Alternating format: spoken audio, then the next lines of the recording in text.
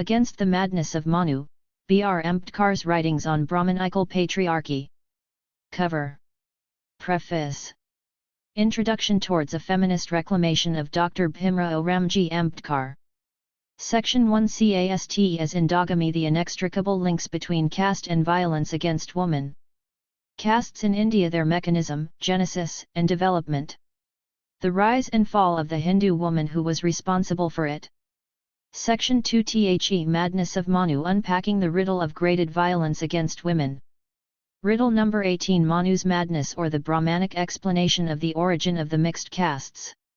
Riddle number 19 The change from paternity to maternity, what did the Brahmins wish to gain by it?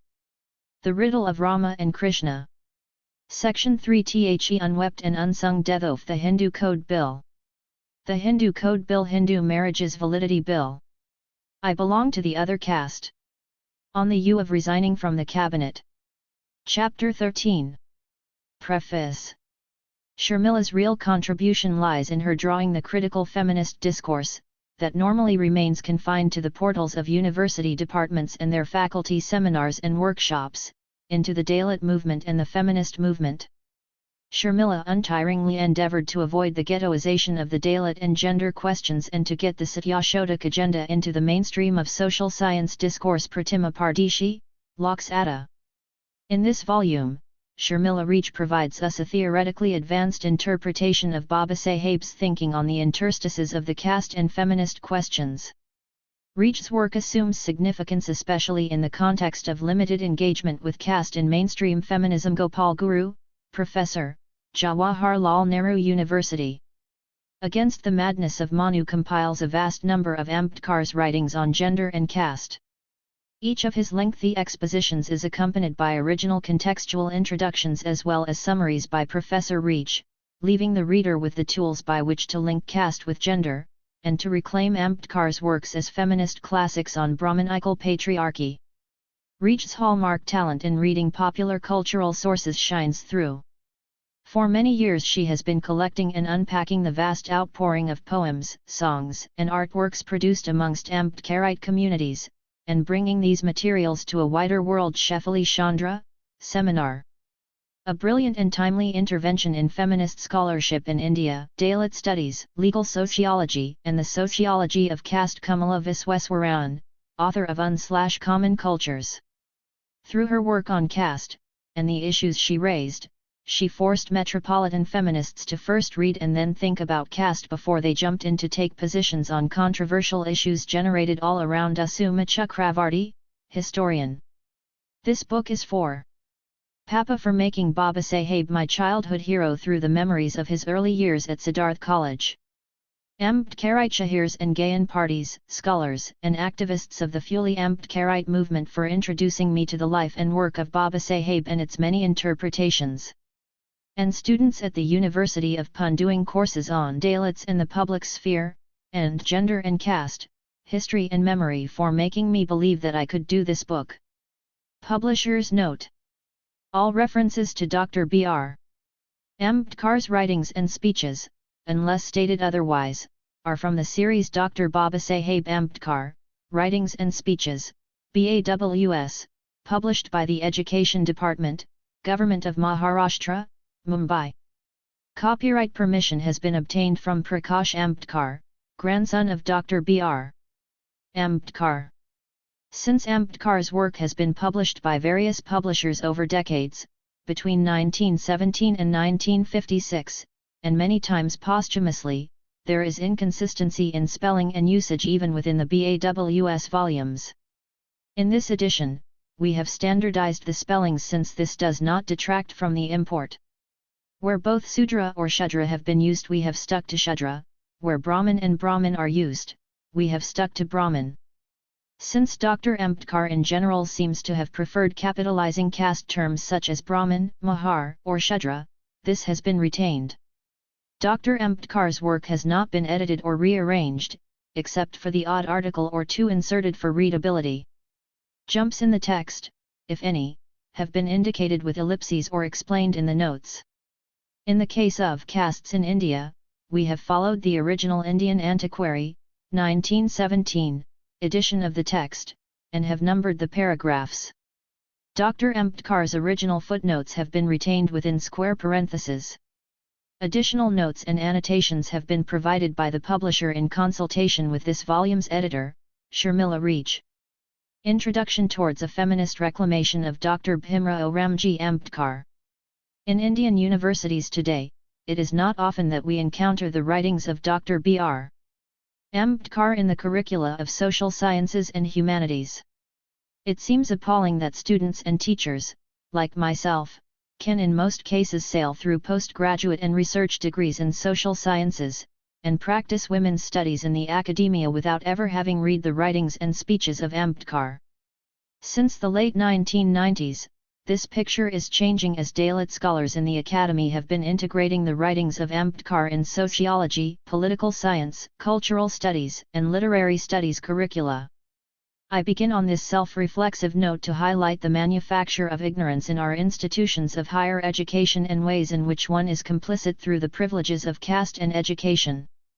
This is also to place on record my debt to teachers in the Fully Ambedkarite movement, activists, writers, shahirs, bards, and Gayan parties, musical troupes, whose work continues to introduce me and others to the writings and works of Ambedkar and to the varied ways of interpreting them.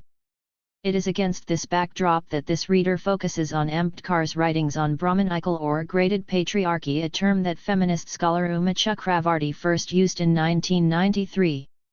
It seeks to drive home the urgency of a feminist turn to Ambedkar by drawing attention to three seemingly disjunctive instances from the political past and present. Each of these instances projects a distinct relation between caste and gender, albeit on sites disparate in time and space. The first site refers to Brahman Parishads, conference of Brahmins, both imagined and real. The second concerns a dialogue between non-Dalit and Dalit feminists. The third is about the rhetoric of rape and compensation for Dalit women in contemporary state politics. In the first instance, let us consider resolutions 3 and 4 in the Brahman Parishad of 1950, a text set in the imaginary future, written by Dinkarao Javakar, one of the best-known leaders of the non-Brahmin movement in Maharashtra in the 1920s. Javakar outlines the fictitious resolutions of the Brahmin conference. Many cases of Brahmin women beating up their husbands are being registered in court. Hence a law must be made to protect the Brahmin husband. I feel ashamed to tell you that in their blind imitation of the Europeans, Brahmin women smoke, perform in theatres, and shave in salons. In fact, the entire Bhavankani, the red light area dating to the Peshwa period, is full of Brahmin women. One Brahmin prostitute has even put up a board declaring herself to be a Peshwa pedigree. Fadka 1984, 149, translation mine. Javakar, writing in the wake of B.G. Tilak's fierce opposition to a bill introduced by Vithalbhai Patel in 1918 to legalize intercaste marriages, describes Brahmin women of the 1950s as husband beaters, smokers, and prostitutes entering into mixed marriages with non-Brahmin men. The Brahmin men, no longer capable of controlling their women, are thus reduced to women with mustaches. Ibid. 148. More than 50 years after the projected period of the imagined Parishad, the multilingual Brahmin mega-convention organized in Pune in 2009 resolved that in order to protect the purity of the Brahmin community and in the larger interest of the country, all brothers and sisters of the community should give priority to marriage within the community itself. Further, the same mega-convention, in a published code of conduct for Brahmins for the changing times, spelled out a dress code for women and stressed their duties to the family and community. This points not only to the unrelenting anxiety over mixed marriages in caste society but also to a paradoxical continuity between contemporary elite reactions and early 20th century non-Brahmin assertions that sexualized Brahmin women. However, this ridicule of Brahmin women emerged from the non-Brahmin publics, which placed the central opposition in society as being between the virtuous Hindus and the non-virtuous Brahmin. In this, the non-Brahmin publics were departing from Jyotirao Phule's 1827-90 position. For Phule, the primary opposition was between Shudra, Atishudra, and women on the one hand and Shetji Baji, moneylenders priests, on the other, and thus his critique of the ideology of caste radically reconceptualizes gender codes too.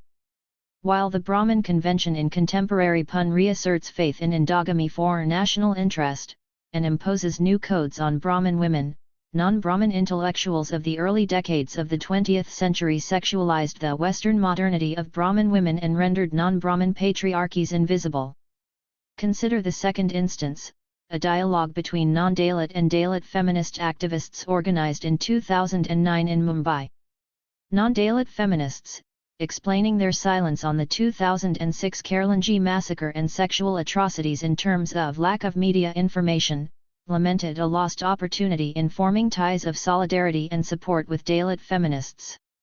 Dalit feminist activists critiqued the absence of feminist protests on violence against Dalit women. They also critiqued the non-Dalit feminist position on sex work and bar dancing for its failure to recognize the structural violence in terms of caste-ordained linkages between sexuality and labor. Some Dalit feminists also detailed the increasing domestication of wives of Dalit male activists and critically engaged the position of some Dalit men who see women's liberation as being inauthentic for Dalit women. The report of this dialogue between Dalit and non-Dalit feminists focuses more on the sameness of patriarchy than on relations of power between non-Dalit and Dalit feminists. Non-Dalit feminists thus tend to once again pose for Dalit women activists a choice between feminism and community. The potential of such dialogues to become critical sites of coalition between Dalit feminists, Dalit male activists and non-Dalit feminists would require a sustained historical reflection on the critique and discord expressed by Dalit feminists. The third instance in which caste and gender appear in opposition refers to media and civil society responses to the recent politics of rape and compensation of Dalit women in Uttar Pradesh. In 2009, the Chief Minister of Uttar Pradesh, Mayawati, in an event organized by the state, distributed legally mandated relief to rape victims under the Prevention of Atrocities Act. The President of the Uttar Pradesh Congress, Rita Bahuguna, criticizing this policy as the condoning of rape by payment of compensation, proposed that the Dalit Chief Minister be raped and offered compensation in exchange. In what followed, one set of responses to this incident lamented that both politicians, despite being women, had at one time or another deployed the rhetoric of rape. Another set pointed to an opposition between the two women in terms of their caste. Accentuating either the sameness of gender or difference of caste between Mayawati and Rita Bahuguna, a Brahmin, obscures the modes through which the state and political parties naturalize sexual violence against Dalit women in building their political platforms around the issue. The three disparate instances discussed above chart the limitations posed by assumed binaries of Brahmin/non-Brahmin, feminism/community, and caste/women in feminist politics. The ongoing debate over the Women's Reservation Bill has amply demonstrated how the false binary between woman and caste may be a strategy to withhold the aspirations of the backward classes and of women of different castes within political parties. These instances from our political past and present foreground the historically placed opposition between the rights of women and those of subordinated castes. They emphasize the need to tackle the collusion of caste and gender in India and thus bring us to the urgency of a feminist reading of Ambedkar. Currently, feminist debate and curricula are almost entirely disengaged from Ambedkar's writings and politics. In contrast, Gandhi, Nehru, and Lohia enjoy a long-standing place in the same discourse. Baburao Bagul, the well-known Dalit writer and intellectual, credits the academic neglect of Ambedkar's writings to the tendency to turn the national movement into a form of historical, mythological movement of ancestor worship and label the Fully Ambedkar discourse as anti-national and ideologically particularistic. Further, in the 1970s, the challenges posed to the academia by the Dalit Panther ideology and activities, and by Dalit literature at least in Maharashtra came to be co-opted. Research and curricular frameworks in social science and literature departments included studies on Dalits or Dalit writings while completely evading the epistemological challenges posed by the Dalit Panthers. However, since the late 1990s, Dalit studies has emerged, shaped by the secular upsurge of caste at the national level and the emergence of the caste question in international forums like the United Nations World Conference Against Racism. Its interface with local Dalit movements and the assertion of Dalit feminisms is charting out diverse trajectories of Dalit studies in different regions in India. Feminist readings of Ambedkar are enabled by this conjuncture that has opened up possibilities of a new dialogue between fully Ambedkarite, Dalit feminist, and non-Dalit feminist perspectives. The historical legacy of the nationalist imagination that posed an opposition between the rights of women and rights of depressed classes and minorities continues to haunt us. While Dalit Bahujan male intellectuals like Kancha Ilaya have valorized the difference of Dalit Bahujan patriarchies as essentially democratic, non-Dalit feminists tend to highlight the essential sameness of Dalit patriarchy in its personal and political practices. The increasing violence against Dalit women and the involvement of dominant caste women in this violence often comes to be framed either within terms of global discourses like CEDAW, Convention on the Elimination of All Forms of Discrimination Against Women, or is reduced to a particular/local case of for Dalit women. Reports by the National Federation of Dalit Women, NFDW, and National Campaign on Dalit Human Rights, NCDHR, aptly titled Dalit Women Speak Out, establish the impossibility of separating the experience of sexual assault from a range of derogations economic, civil, and social. In the absence of adequate focus on the links between caste and gender, the 2006 Kerlanji case has once again proved how the violence against Dalit women comes to be inscribed as either caste atrocity or sexual atrocity. The challenge therefore is to reclaim Ambedkar's theoretical legacy that viewed caste and gender as entangled, but never just easily equated, and move beyond the binaries of sameness/difference. Merely pluralizing the term patriarchy is not enough. The task is to map the ways in which woman as a category is being differently reconstituted within patriarchal relations of graded caste inequalities. A feminist turn to Ambedkar thus seeks to reclaim and renovate his theoretical articulations to understand how Brahmanical patriarchy fashions sameness, intersection, discreteness, and interdependent differences along a gradation of ascending reverence and descending contempt. Such an approach to Ambedkar can help produce a generative structure through which an alliance between feminist and anti-caste/Dalit groups with visions of liberatory politics can be engaged both within and outside the academy. Since the late 1980s, important connections between feminist theorization and political campaigns in India became apparent. This has been demonstrated by various rewritings of partition histories following feminist-motivated relief work after the anti-Sikh riots of 1984, and that of nation and nationalism after the Babri Masjid demolition and the 2002 Gujarat riots. One would expect similar projects rewriting the histories of caste and gender to unfold in the aftermath of Mandal or Dalit feminist assertions of the 1990s. As the social historian Janaki Nair's inquiry into the troubled relationship of feminism and history reveals, the significant scholarship that identifies caste as something that dismantles assumptions of the nation continues to either ignore gender or merely allude to it. In the aftermath of Mandal, feminist scholars such as Uma Chakravarti and V. Geetha felt the imperative to engender histories of caste, and end-caste gender, whereas Dalit feminist scholar Abhinay Ramesh pointed to the limits of border crossing through a detailing of structures and processes of Brahmanical surveillance. What implications does this have for the dominant methodology and critiques of feminism? In other words, did these feminist interpretations of the caste question confront the accepted meanings of violence, sexuality, or labor in women's studies? The answer is yes and no. At the same time, invoking the intersection of caste, class, and gender has become a mantra that is repeated as if it were a guide to method. The truth is we are still wanting in engaged debates on Brahmanical patriarchy in its various historical and cultural manifestations.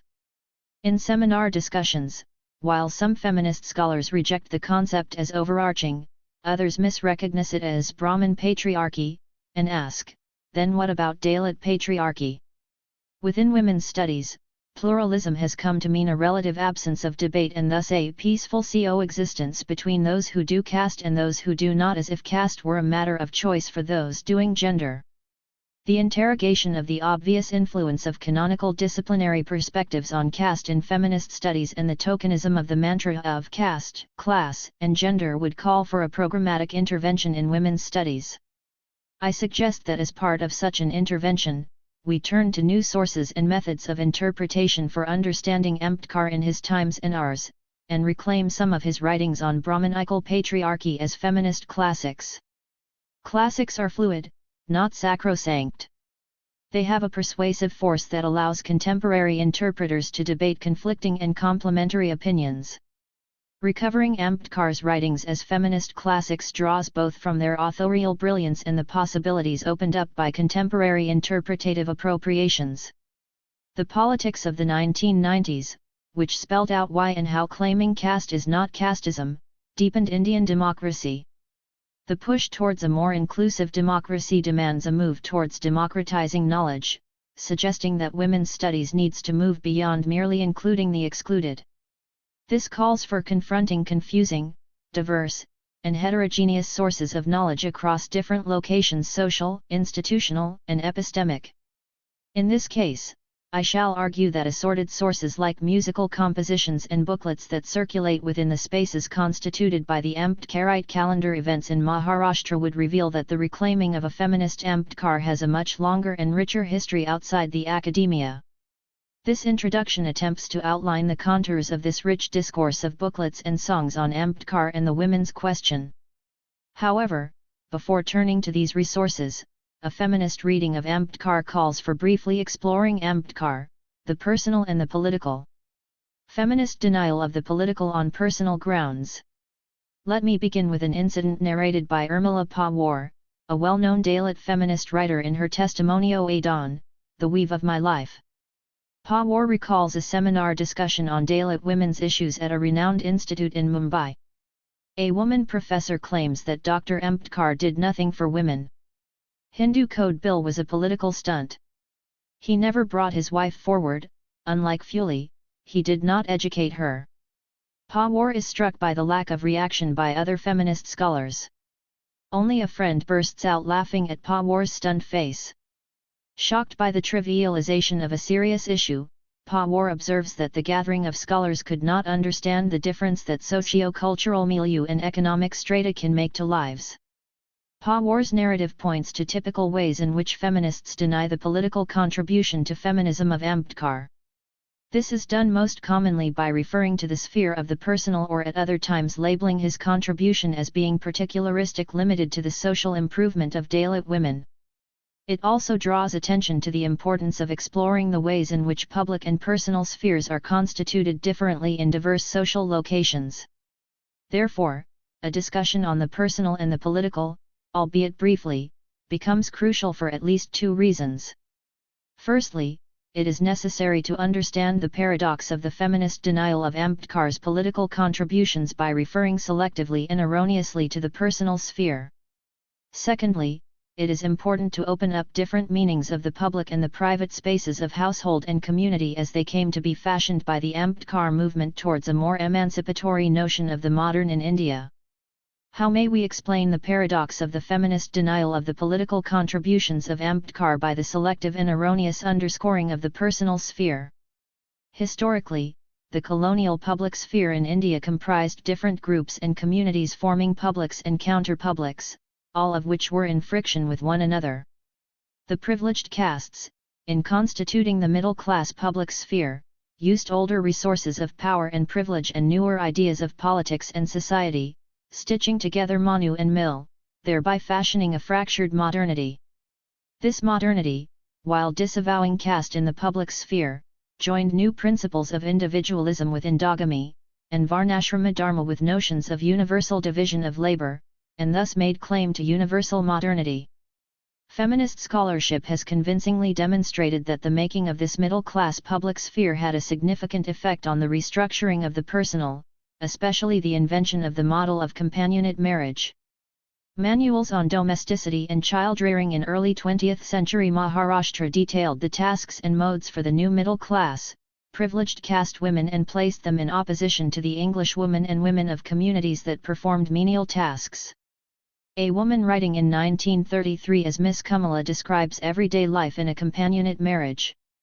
There was ample to eat and drink in these families, fine life, and that is why the boys of the reformist families became lawyers, doctors, barristers, some ICS, Indian Civil Service and IMS. Indian medical service and girls became accomplished women keeping neat and tidy homes, cooking fine food and attaining culinary skills, and at times they could converse enough for the need of the moment. Carve 2009, 206, translation mine. Marathi women's autobiographies written between 1910 and 1950 offer varying narratives of companionate marriage. Caste rarely figures here. And if it does, it appears as belonging to someone else, women in the mills or vegetable vendors, or to women of a time gone past. Thus the dominant narrative of gender and modernity, that has concealed the complicity of Brahmin women in class privilege and Brahmanical patriarchy, highlights privileged caste women's struggle with tradition and their desire to be modern. Non-Dalit feminists have not been unaffected by the splintered modernity of their class. They perceive the absence of a dominant model of companionate marriage in Ambedkar's life as prioritizing community over wife, and by extension over women's issues, and for that reason not feminist enough. In contrast, Ambedkar fashioned a notion of the modern that combined new Western ideas and emancipatory materialist traditions like Buddhism from Indian history. He did so by underlining the historical character of caste-based exploitation, rejecting the Varna order, and advocating the annihilation of caste as the only path to egalitarian society. In seeking a rational re-examination of the core values of Hindu metaphysics, he heralded an Indian enlightenment, which imagined new caste and gender codes and radical meanings of modernity.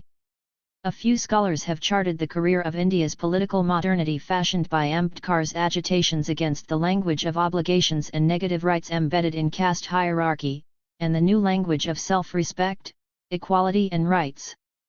Urmila Pawar and Meenakshi Moon's studies of Ambedkarite women have reinstated the agency of Dalit women in the making of anti-caste modernity. However, we are yet to explore fully how gendered ideologies and practices of the public/private mediated the constitution of alternate modernities that sought to move beyond the binaries of political/social, colonial/national, Indian tradition/Western modernity, and community/nation. For instance, how were conjugal relations and the household recast in the light of tensions between nation and caste amidst upheavals in the Ambedkarite counterpublics? How did challenges to the Brahmanical caste order question principles of kinship, the conflict between given and chosen relations? How did the articulation of collective interest produce new households and sociality? A comparative reading of the lives, biographies and autobiographies, of leaders of the nationalist and anti-caste movements in colonial India may facilitate an understanding of the processes that defined the personal and the public spheres in diverse social locations. Within the academia, the relationship between biography and history has gradually become the subject of serious study with two distinct foci. While there is a serious engagement with autobiographies by and biographies of great leaders such as Gandhi, Nehru, and Sarvepalli Radhakrishnan, there is a neglect of those political leaders who differed with the aims of the nationalist elite. In a much-needed biography of Ambedkar, Gail Omvid talks about the impact of his unique background on his political aims. The early death of his mother, after giving birth to 14 children out of whom only 7 survived, his elder brother's death after working as a laborer to maintain the family, the death of 4 of his 5 children, was an experience different from the nationalist elite. Omvid puts Nehru's and Gandhi's respective choices of sacrificing for the sake of the nation within the context of the parallel comfort of their families. In contrast, Ambedkar's household had to struggle for economic survival. Most significantly, she foregrounds caste and the experiences of untouchability as structuring the contradictions between Ambedkar's life and those of Gandhi and Nehru. Omvid argues, Ambedkar himself experienced some discrimination as an Indian and colonial, and expressed his own nationalism. But these were minor compared to the experiences of untouchability. Such discrimination, being forced to sit separately, unable to study the courses he wanted, ostracized by other students and unable to find a place to live and work respectably, was experienced as an outrage and not as an expected part of a long-ordained place in society. These experiences exposed Ambedkar to the all-pervasive character of caste discrimination, thus making untouchability and the Brahmanical forces that generated it the defining framework of his writings and politics. Life histories of the middle class and privileged castes are typically structured by a dyad of those days and these days, suggesting nostalgia for an ideal past. In contrast, the writing of lives stemming from socially oppressed caste locations may have to be postponed due to the urgency of transforming the oppression and humiliation of those days into greater self-respect, equality, and rights for these days. We know from the 12-volume Marathi biography of Ambedkar written by C.B. Kermode that Ambedkar intended to write an autobiography in English and also a biography of Gandhi. Shankara Okarat, National Joint Secretary of the Scheduled Caste Federation and well-known Dalit Marathi writer, mentions that 3 notebooks marked for 3 parts of the proposed autobiography were found in Ambedkar's study after his death. Probably the urgencies of making a political community, rewriting dominant Brahmanical history, drafting the constitution, and drafting the Hindu Code Bill, and defending it, did not leave any time for Ambedkar to write about his life. No doubt this constitutes a major loss for our understanding of history, though voluminous biographies and numerous musical compositions by shahirs continue to illuminate Ambedkar's personal and political life. Reading the different writings and speeches in which Ambedkar reminisces on his life, be it experiences of humiliation of untouchability during his childhood in Satara, being thrown out of the Parsi Inn while working for the Maharaja of Baroda on his return from Columbia University in 1917, or a 1929 incident when he is tossed off a tonga ridden by an amateur driver in Kalis-Gaon when the local untouchables cannot find a regular cart driver. It is apparent that personal experience is not the origin of explanation of the social. Rather, he focuses on processes that define experience and open up new ways of thinking about change. It is in this sense of the Ambedkarite conceptualization of the relation between experience, knowledge, and change that an inquiry into the differential structuring of spheres of the political and personal in political movements assumes importance. To begin, let us consider 2 images drawn from the rich visual histories of the Ambedkar movement. One is a photograph of the Ambedkar household. Ramabai is at the center. Ambedkar and their son Yashwant flank her to the viewer's left. Her sister-in-law Laxmabai and her son Mukund, both of whom continued to live in the household after the death of Ambedkar's brother Anandro, appear to the viewer's right. Ambedkar's pet dog is at Ramabai's feet. The other image is a popular poster, used on the cover of this book, that imagines a grand wedding reception for Ambedkar and Ramabai, who are shown sitting on velvet-cushioned, gold-embossed chairs. Ambedkar is featured holding a book. We know from Kermode's biography that marriage rites were performed perfunctorily in the Bikola vegetable market. The family photograph provides a human insight into Ambedkar's family milieu outside of his remarkable politics and feats. It enables us, on the one hand, to imagine that extraordinary men were also engaged with the ordinary everyday of the household. On the other hand, it tells little about the everyday joys and tribulations that make and break households. For instance, the tensions over the domestic budget caused by Ambedkar's love for books, or those over Balaram, Ambedkar's brother, setting up separate residence. There are moments of humor that the household shared over the huge quantities of vegetables and fish that Ambedkar bought after being admonished for spending too much on books. There is immense grief over the death of Rajratna, the couple's son, in 1926. Following the child's death, Ambedkar handles the doctor's advice that Ramabai should avoid further pregnancies sensitively. Kermode details Ambedkar's anger over Ramabai's refusal to educate herself as well as the disagreements over her wish to undertake the annual pilgrimage to Andharpur. Most poignant is Kermode's account of Ambedkar's inconsolable grief at Ramabai's death. A shaven-headed Ambedkar in a kafani as if in renunciation and his regret at his neglect of Ramabai's and Yashwant's health. The Ambedkar household, with Ramabai at the center. A popular poster that reimagines Ambedkar's wedding. Ambedkar in a kafani after Ramabai's death. The titles of 2 chapters in Volume 2 of Kermode's biography of Ambedkar, Ramabaicha Sansar, the household of Ramabai, and Nava Sansar, the new household, urge us to explore the relation between the household kept together by Ramabai and the new, extended household and emergent political community of Ambedkarites. This calls for an examination of the overlap of memory, biography, imaginary, the way in which relationships have a life in imagination and thoughts, and relationality, though the immediate object now is to study the feminist denial of Ambedkar's contributions represented by Urmila Pawar's narrative. With this in mind, let us consider the second image, a popular poster that circulates at all Ambedkarite gatherings. Ambedkarite popular culture is home to some of the more confusing and diverse imaginations of Ambedkar's personal sphere. Why is Ambedkar shown holding a book in the imagined wedding poster? The book has the words Indian law written clearly in gold and yellow. This is interesting because this portrait depicts a moment in Ambedkar's life well before he turned to drafting laws and the constitution. Is he holding a book pertaining to law just like his statues which show him holding a copy of the Constitution of India? The presence of the law book at Ambedkar's imagined wedding reception within the space of the private/conjugal raises interesting possibilities. Is it an indirect recording of Ramabai's contribution to his writings or her selling of jewelry to build a house that could accommodate Ambedkar's ever-increasing book collection?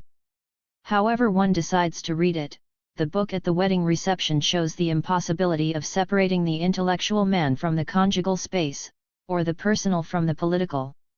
Importantly, Ramabai appears comfortable and happy, not at all troubled by the book on his lap. The poster in imagining the grand reception, in inserting the presence of the constitution and the image of Buddha blessing the couple before Ambedkar really embraced Buddhism moves beyond the constraints of real space and time. Crucially, this popular poster registers an imagination that sees Ramabai as central to Ambedkar's political contributions, be it the constitution or the conversion to Buddhism. Further, Ramabai's inseparability from Ambedkar's political projects is reiterated through booklets, songs, and cassettes on the life of Ramabai that continue to be produced and circulated every year till date. The musical compositions represent Ramabai as mother to all Dalits, extol her invisible contributions to Ambedkar's character and politics, chart milestones in her life, frame her uniqueness as truly extraordinary, and deploy these aspects as benchmarks in urging young women to follow Ramabai's lead. Though fewer in number and quality, there are also booklets and songs on Savitabai/Mai Sahib, or Sharda Kabir, the Brahmin medical doctor Ambedkar married in 1948, 13 years after Ramabai's death. A majority of the booklet writers condemn her as a betrayer. Some call her a murderess. On Savitabai's death in 2003, various people have sought a rational debate on her role in Ambedkar's life and death. Some of the booklets on Ramabai Ambedkar sold at Ambedkarite calendar events. Some of the audio cassettes on Ramabai Ambedkar. Let us turn our attention to the contrasting interpretations of Ramabai as Ramai, the mother of the community, and the suspicion and debate heaped on Savitabai's role in Ambedkar's life to argue that the representations of the personal/conjugal in the Ambedkarite booklets and musical compositions question the dominant ideal of companionate marriage that constituted Brahmanical middle-class modernity. In the musical compositions on the life of Ambedkar and Ramabai, companionship transcends the realm of the private. It suggests that community, the household, and the political realm are inseparable. The depiction of Ramabai's life in the booklets and songs does not suggest a model of an inherently sacrificing wife and mother. Rather, they highlight transformation from Rami, the young orphaned girl who marries Ambedkar, to Ramai, the political community's mother figure. Descriptions both in the songs and the booklets highlight her initial expectations that Ambedkar would become a householder on returning from the United States, that he would lead a normative life with his job as lecturer at Sydenham College in Bombay. She questions his aspirations for further studies, is angry, and gives up on any conversation with him for days on end. But Ramabai eventually recognizes his aspirations and goes on to offer unconditional support, organizing the household economy with 50 rupees a month and even managing to save 5 rupees towards contingency expenses.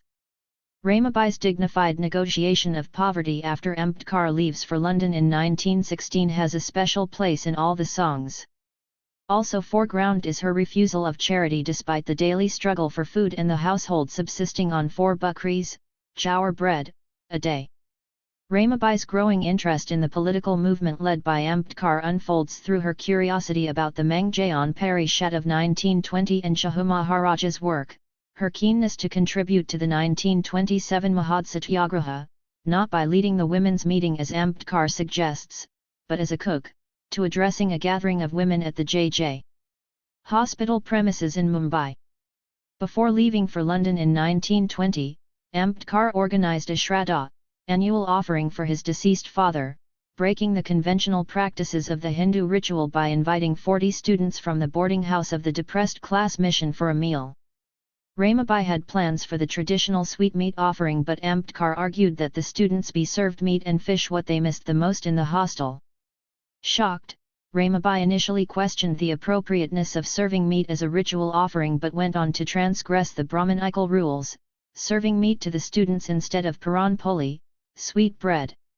Whether it is this incident or others like Ramabai's desire to visit religious places of worship, and Ambedkar's efforts to convince her with rational arguments against the same, the musical and printed accounts of the Ambedkarites do not present the relationship between Ambedkar and Ramabai as a given.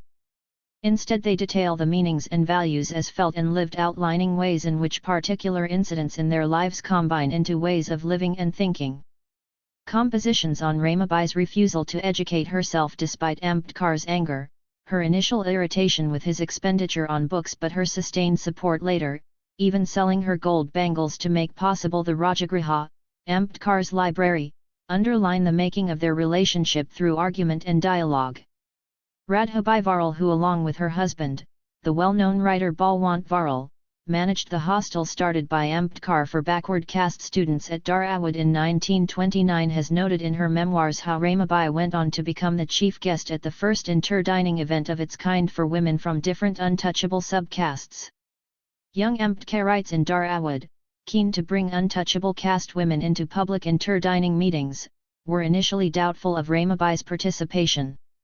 Ramabai hailed from the Konkan region known for strict caste rules pertaining to exchange and consumption of food.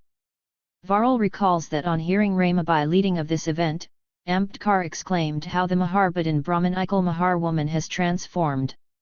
Several compositions on Ramabai describe her efforts to extend the household to accommodate members of the kinship network. She had welcomed into her home an 8-year-old boy of the Mang caste and helped sustain a hostel for backward caste students by pawning her jewelry, suggesting that she allowed her household to encompass a political community. The compositions detail Ramabai's contributions as emerging from her love, dedication, and admiration for her extraordinary husband. Yet she is not seen as a mindless follower, but as someone who developed political convictions of her own. Ambedkar's complete dependence on Ramabai is highlighted in all the compositions, which emphasize his grief over her death. His dedication to her in his book Pakistan or the Partition of India reads, "As a token of my appreciation of her goodness of heart, her nobility of mind and her purity of character, and also for the cool fortitude and readiness to suffer along with me which she showed in those friendless days of want and worries which fell to our lot." Ramabai is thus credited with the making of a Yug Purush, man of the epoch, by drawing on a common social lineage with Yashodhara, Buddha's wife, and Savitribai, Jyotiba Phule's wife. In contrast to this is the Ambedkarite community's suspicion and anger towards, or sometimes a studied silence on, Savitribai Ambedkar. This is born out of Savitribai's stated intent to write an autobiography 3 decades after Ambedkar's death. She claimed wanting to write it in order to put facts before the community and to clear the clouds of suspicion cast on her role in the demise of Ambedkar. Writing in a defensive mode, Savitribai stresses Ambedkar's feelings for her by including their private correspondence and recounting episodes from their years together in terms of an ideal companionate marriage. She concludes that vested political interests planted doubt and suspicion in Yashwant's mind and in the community. Some booklets published following Savitribai's death in 2003 seek to undertake a rational critique of the truth and falsehood surrounding her role in Ambedkar's demise. One such booklet stresses the individualized nature of her relationship with Ambedkar, a relationship that does not always see building bridges between the household and the political community as an integral part of the conjugal, thus bringing rejection from the community. The musical and printed reconstructions of Ambedkar's life with Ramabai and Savitribai provide 2 contrasting models of conjugality. In the memoirs of Gakwad Guruji, one of the many school teachers active in the Ambedkar movement, we find documentation of songs composed by Dalit women during Ambedkar's lifetime. Some of these songs seem to reconcile the seemingly opposed models of conjugality represented by Ramabai and Savitabai. Ambedkar met and married Savitabai 13 years after Ramabai died. One song imagines a sisterhood between Ramabai and Savitabai, though the two had obviously never met. Ramabai and Savitabai, though both of different castes, eat in the same plate, it's for their Bhima's sake. In another song, a Dalit woman advises Savitabai, the Brahmin girl, to learn the ways of the Dalit community. O girl from Brahmin family, drape your sari well to cover yourself. Baba is busy with his work sitting on the chair, he's not looking at you. Translations mine. More recent songs recorded on audio cassettes produced by Ambedkarite Gayan parties in the 1990s typically articulate anxieties generated by tensions between modern education and lifestyles and commitment to the political community through a gendered discourse. Many examples, as noted earlier, while urging young women to be like Ramabai, do not carry similar appeals to young men to follow in Baba Saheb's footsteps. Likewise, the Brahmin wife takes on the aspect of a Vishakanya, the poison-spewing seductress who lures the man away from his obligation to the community. In contrast to the non-Dalit feminist position, noted earlier in Urmila Pawar's account, the articulations of the Ambedkarite community on conjugality suggest that studying the personal and the political in Ambedkar's life cannot be an exercise in stating self-evident truths. Against the conflicting pressures on Dalits to claim selfhood and collectivity, life histories of the Ambedkar household provide dynamic models to make and remake public and private selves. The absence of absolute conclusions when interpreting Ambedkar's personal life is best described by Shingabai, a Dalit woman composer/singer from Murtijapur. My father called him father. My mother calls him father. I call him father. My son too calls him father. Try searching in the world. One such relation. Does anyone share this kind of relation? Like the one we share with my Bhima? Sadhus and saints have come and gone. My vows and prayers to none bore fruit. Where were you yesterday? Today you have come so far. In your hands smeared with cow dung. He placed a pen. This earnest preoccupation with Ambedkar's personal life in the booklet and music cultures clearly indicates that Ambedkarites have a head start over the academia's still limited interest in Ambedkar's position on women's rights and gender issues. Barring notable exceptions, most academic literature including readers on Ambedkar and Ambedkarism continue to ignore his contribution to feminism in India. Listening to and learning from the counter-publics. The first robust flowering of Ambedkarite booklet literature and music pertaining to Ambedkar and Srimukti, Ambedkar and women's liberation, began in the late 1990s. Today, the booklets and music I refer to circulate mainly at events relevant to the Ambedkarite Almanac. Middle-class common sense deems these events irrational/emotional and criticizes them for causing civic problems related to traffic and hygiene, opinions that unexpectedly resonate among social scientists. Barring a few, most social scientists associate these publics with the deification of Ambedkar or manipulation of the masses by the leadership. As such, Dalit masses are seen as excessively emotional and lacking in a rational grasp of history.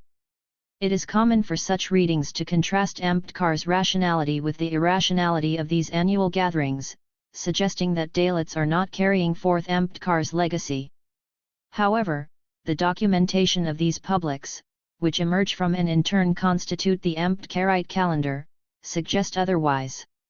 An empathetic examination of the Ambedkarite calendar events documented over the last decade suggests that the criticism of unmarked publics at mass gatherings in Nagpur and Mumbai on grounds of traffic nuisance, packed trains, and public littering may be read as a contempt for the marked occupation of unmarked public spaces on certain days.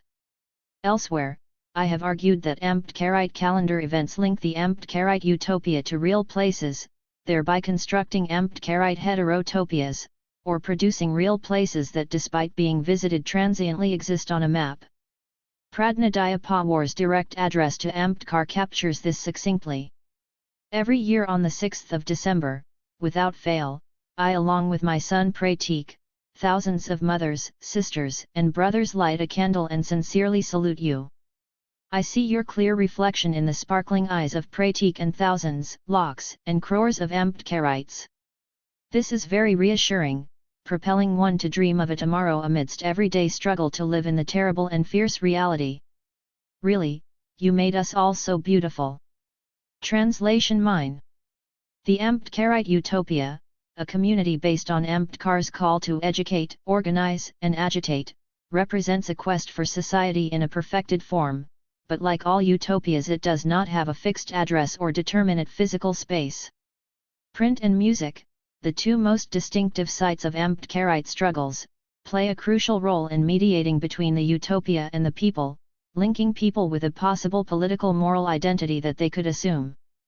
We can see the booklets and music as constituting a distinctly recognizable Ambedkarite counterpublic for their oppositional claims and their alliance with alternative institutional dissemination. Counterpublic writings on Ambedkar and women's liberation began circulating in the 1990s, arguably enabled by an accord between autonomous Dalit women's organizations, the formation of national-level federations and forums of Dalit women, and the subsequent revival of the women's wing of Dalit political parties such as the Bharatiya Republican Party, Bahujan Mahasan and Republican Party of India. The Vikas Vanchit Dalit Mahila Parishad, Conference of Dalit Women Excluded from Development, which was organized at Chandrapur by Dr. Pramila Leela Sampath in December 1996, by forwarding a proposal for commemorating December 25 as Bharatiya Stree Mukti Divas, Indian Women's Liberation Day, foregrounded the ideological and functional tensions within the women's movement regarding Ambedkar and feminism. A few years after this conference, some Ambedkarite calendars important sites of reiterating, reinterpreting, and reindexing the Ambedkar movement began marking December 25 as Bharatiya Stree Mukti Divas, Indian Women's Liberation Day. In the 1990s, various booklets, souvenirs, and special issues of magazines with differing ideological positions on Ambedkar and women's liberation have been in circulation.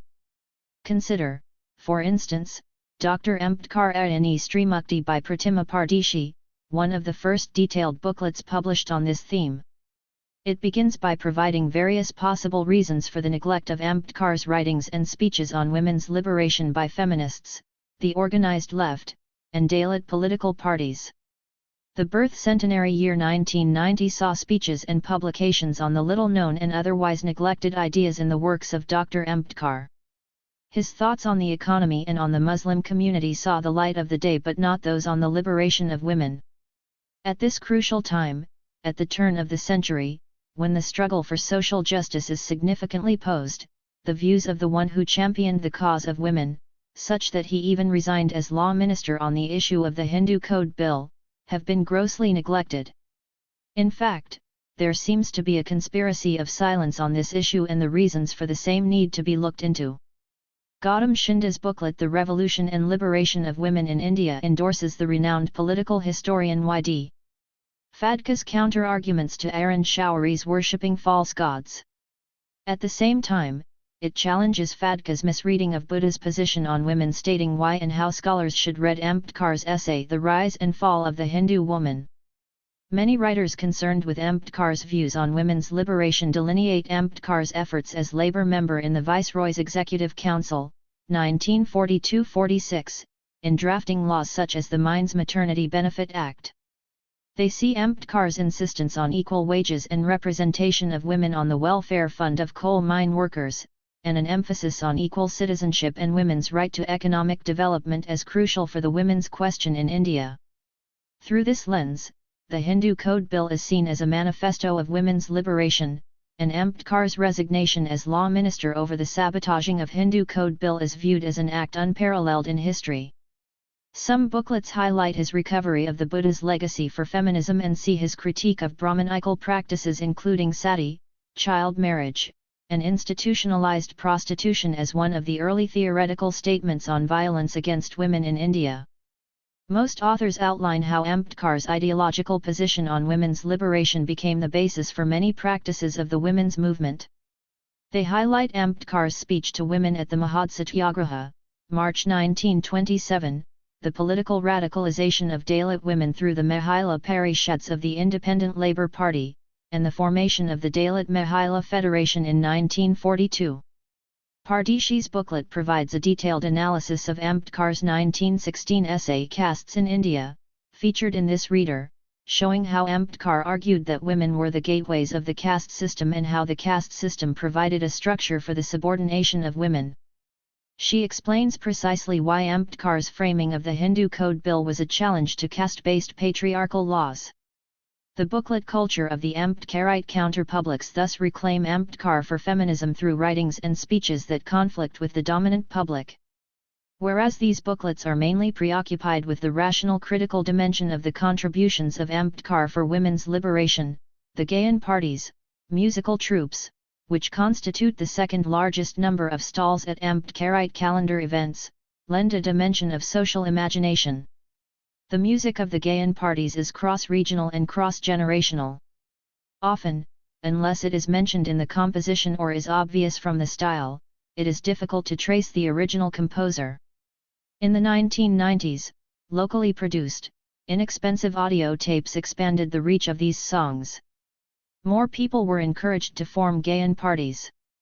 This led to a revolution in quantity and musical variety. More women singers and troupes became prominent without eroding the popularity of live performances. Reconstructions of events in modern Indian history, especially the Pune Pact of 1932, and the struggles both in the everyday life of Ambedkar and the socio-political domain are recurrent themes in the audio cassettes that circulate at Ambedkarite calendar events. Since 2000, new compositions like Holy Mainism Ridish, setting the Manu Smriti aflame, make an appearance. This is concomitant with the increase in the number of women composers and singers and the growing popularity of December 25 as Bharatiya Srimukti Divas in different regions in Maharashtra.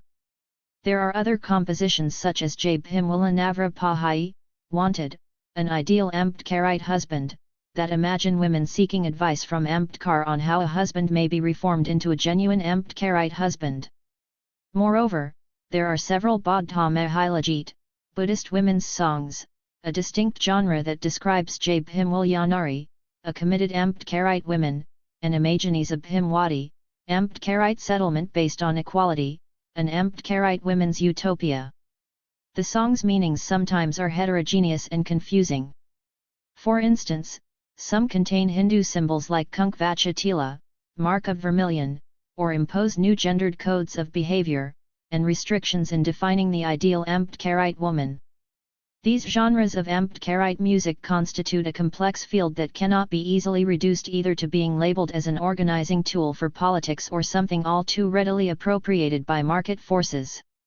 The creation of simplistic binaries of emotional/rational and instrumental/expressive that operate in research on Dalit collective action coincide with the commonsensical understanding of the Marathi middle-class public sphere that sees the booklets and musical meanings as being rhetorical and irrational bhakti. These dynamic resources remain relatively neglected by the academia. As argued earlier, printed and musical meanings do constitute new issues like anti-caste feminism within Ambedkarite counter-publics. Research on Dalit collective action thus needs to look beyond easily reached conclusions about the emotive iconization of Ambedkar and explore these emotions both individual and collective more seriously. The possible routes of circulation and translation of meanings of social imaginaries like Jai Bhimwali Nari, Ambedkarite woman, or Bhimwadi, Ambedkarite utopia, need further exploration.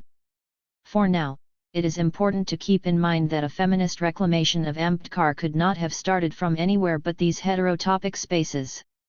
Drawing upon these print and musical cultures, the next section introduces a selection of Ambedkar's writings as feminist classics.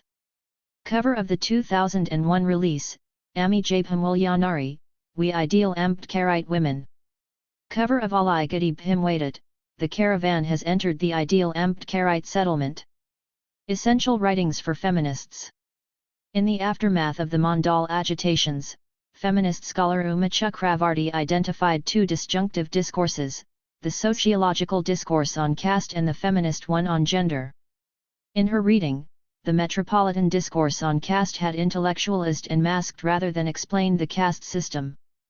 Within this context, Chakravarti's explicit intention of developing a feminist analysis of caste enabled her to foreground Ambedkar's formulation of caste as a system of graded inequalities.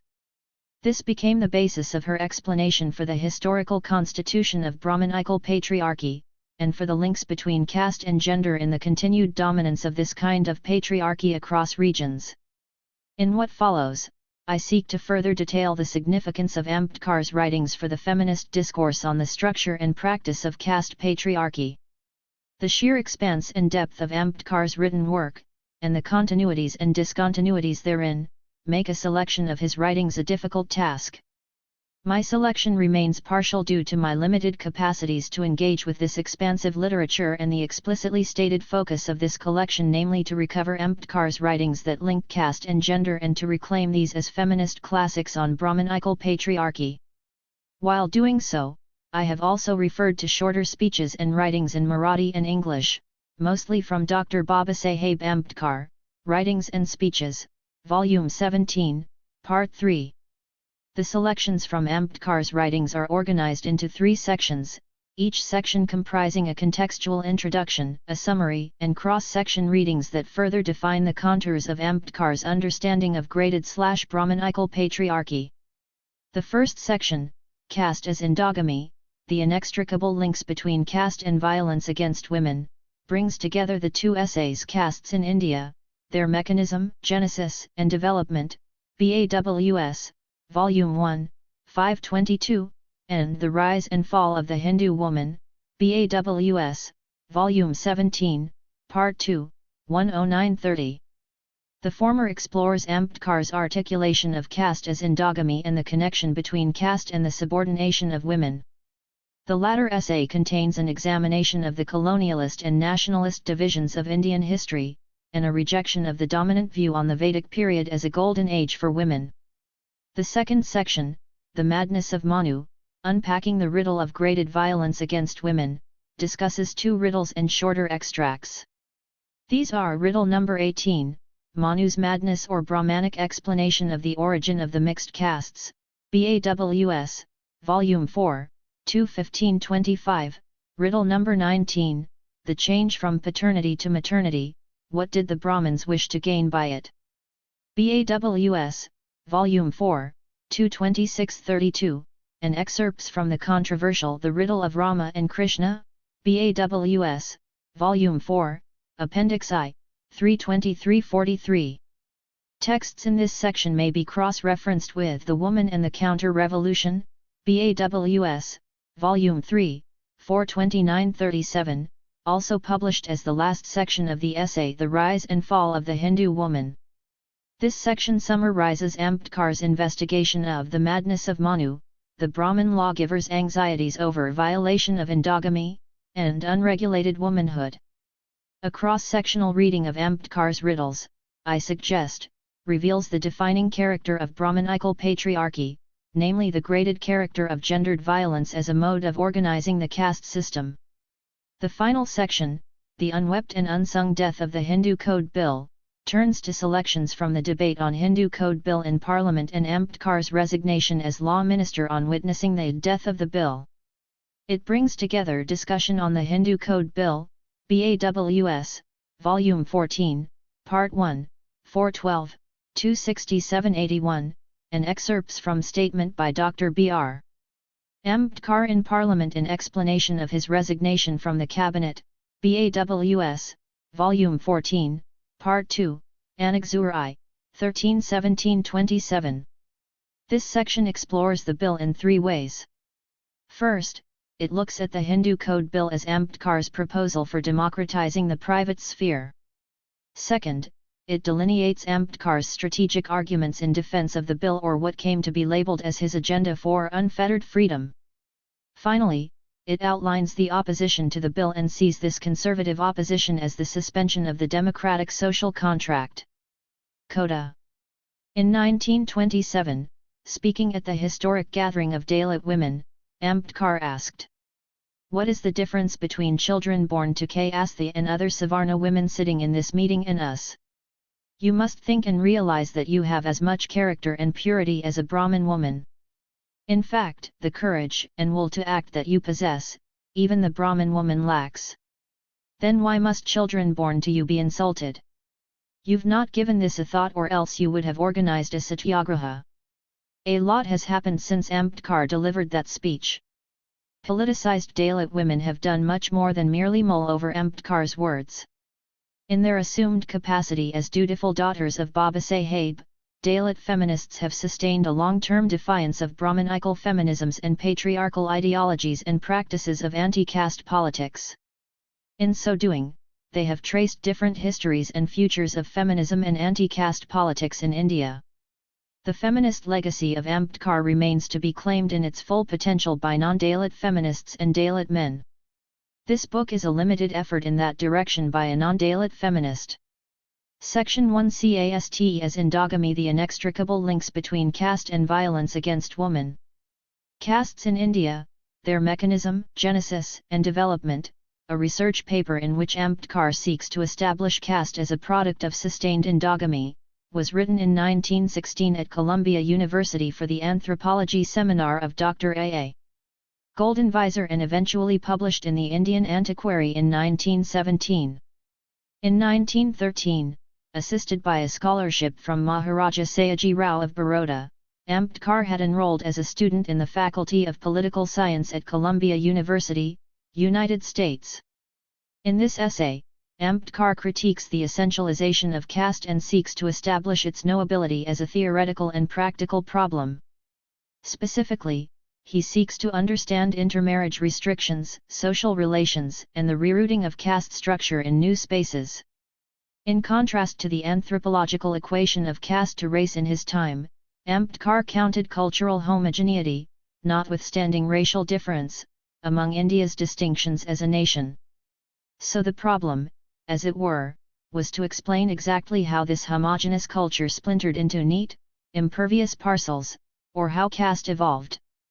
To start, he brackets the origin of intellectual positions on caste formation. By his lights, with regard to existing colonial discourse on race and cultural evolution, biography and origin more than justifiably slant anthropologists' ideas, such that color either gains undue influence or occupation, migration, and new beliefs are located at the very core of caste formation.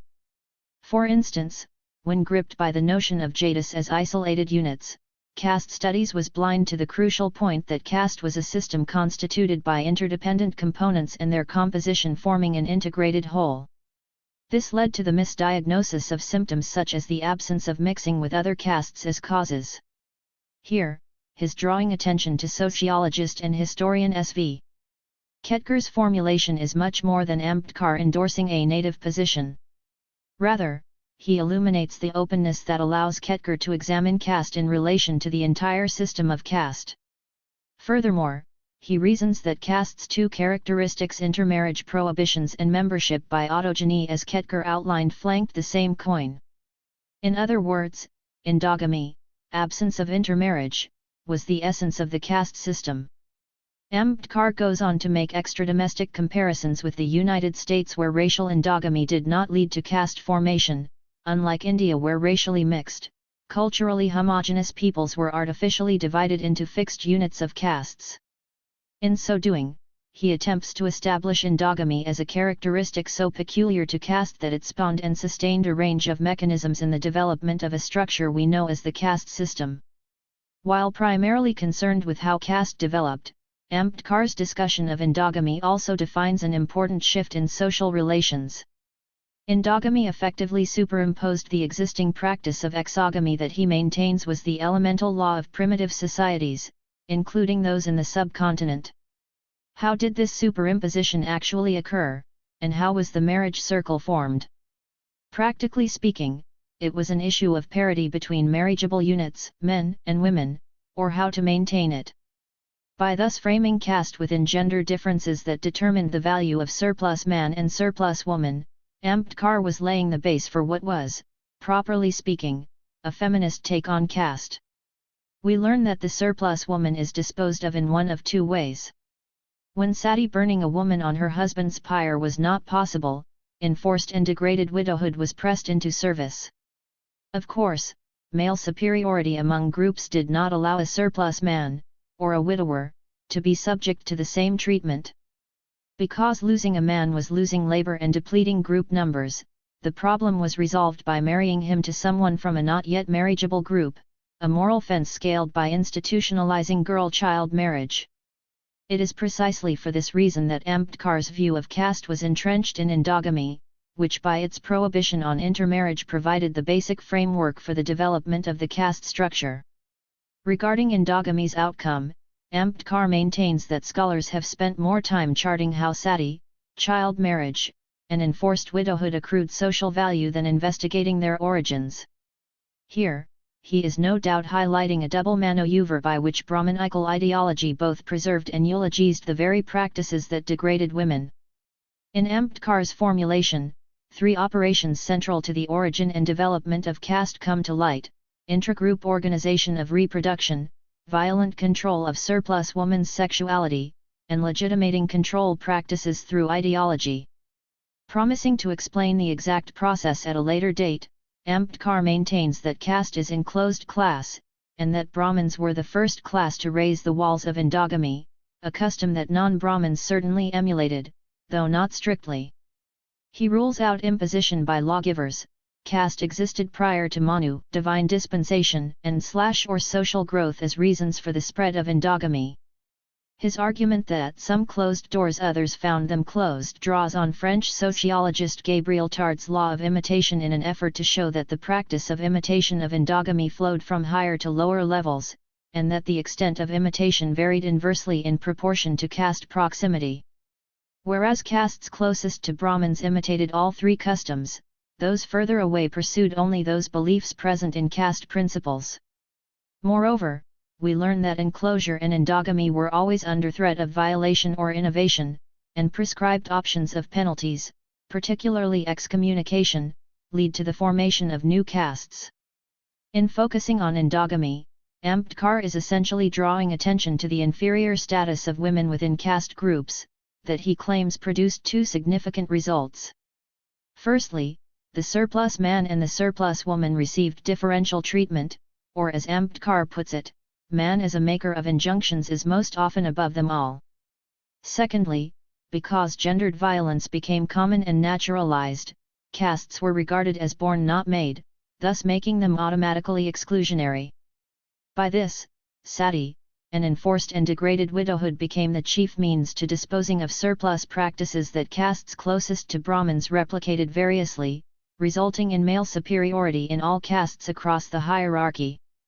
It is for this reason that Ambedkar saw castes' exclusionary violence and subjugation of women inherent in the very processes that lead to caste formation.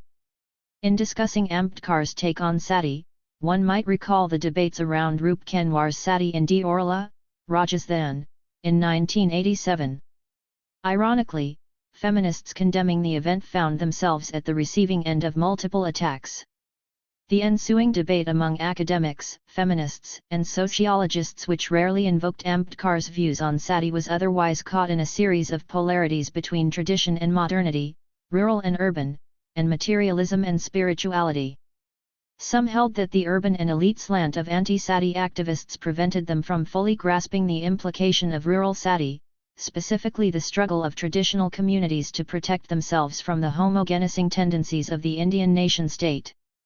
Eminent critical thinker Ashish Nandi, for example, while criticizing the interventions by women's groups that catalyzed anti-sati legislation, the Commission of Sati Prevention Act 1987 also distinguished between sati in mythical time and sati in historical time, namely between event, ghatana, and custom, pritha.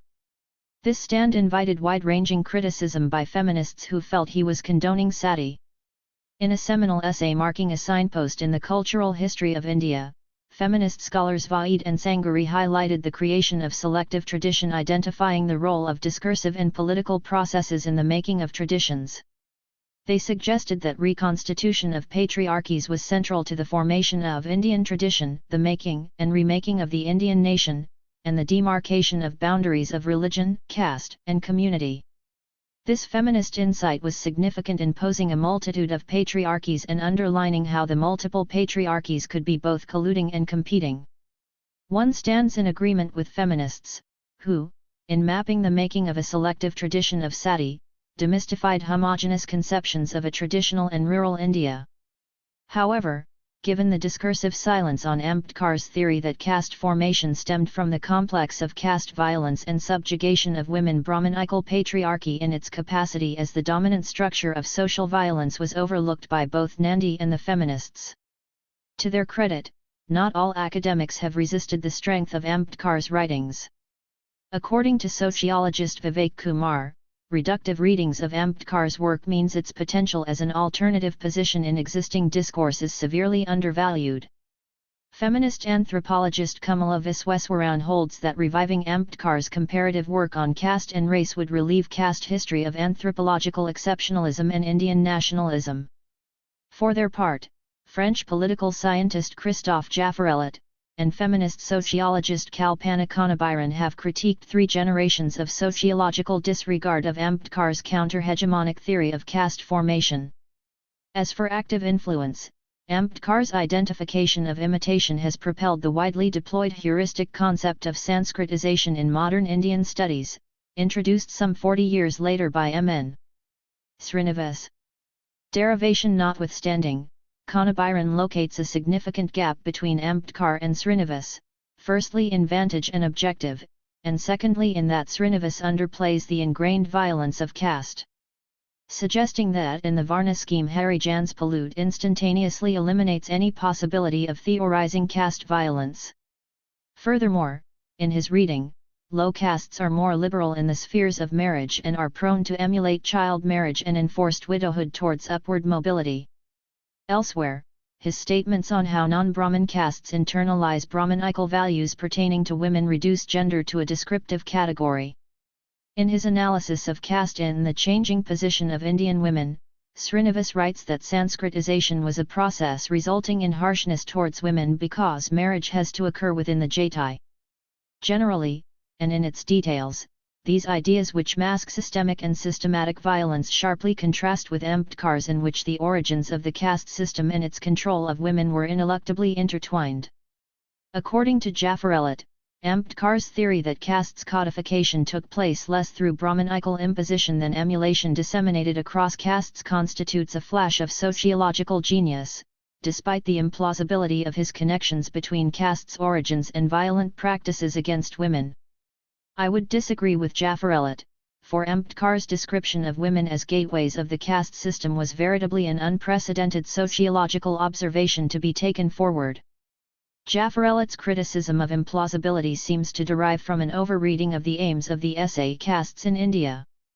It may be recalled that the essay was primarily aimed to contest racial assumptions in colonial anthropological and nationalist discourse on the origins of the caste system, an analysis of its functioning, and possible causal factors. It did not aim to unravel historical development. Sociologist M.S.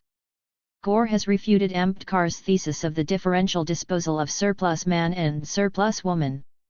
Gore argues that the prevalence of polygamy among the Hindus puts the very concept of surplus woman into question.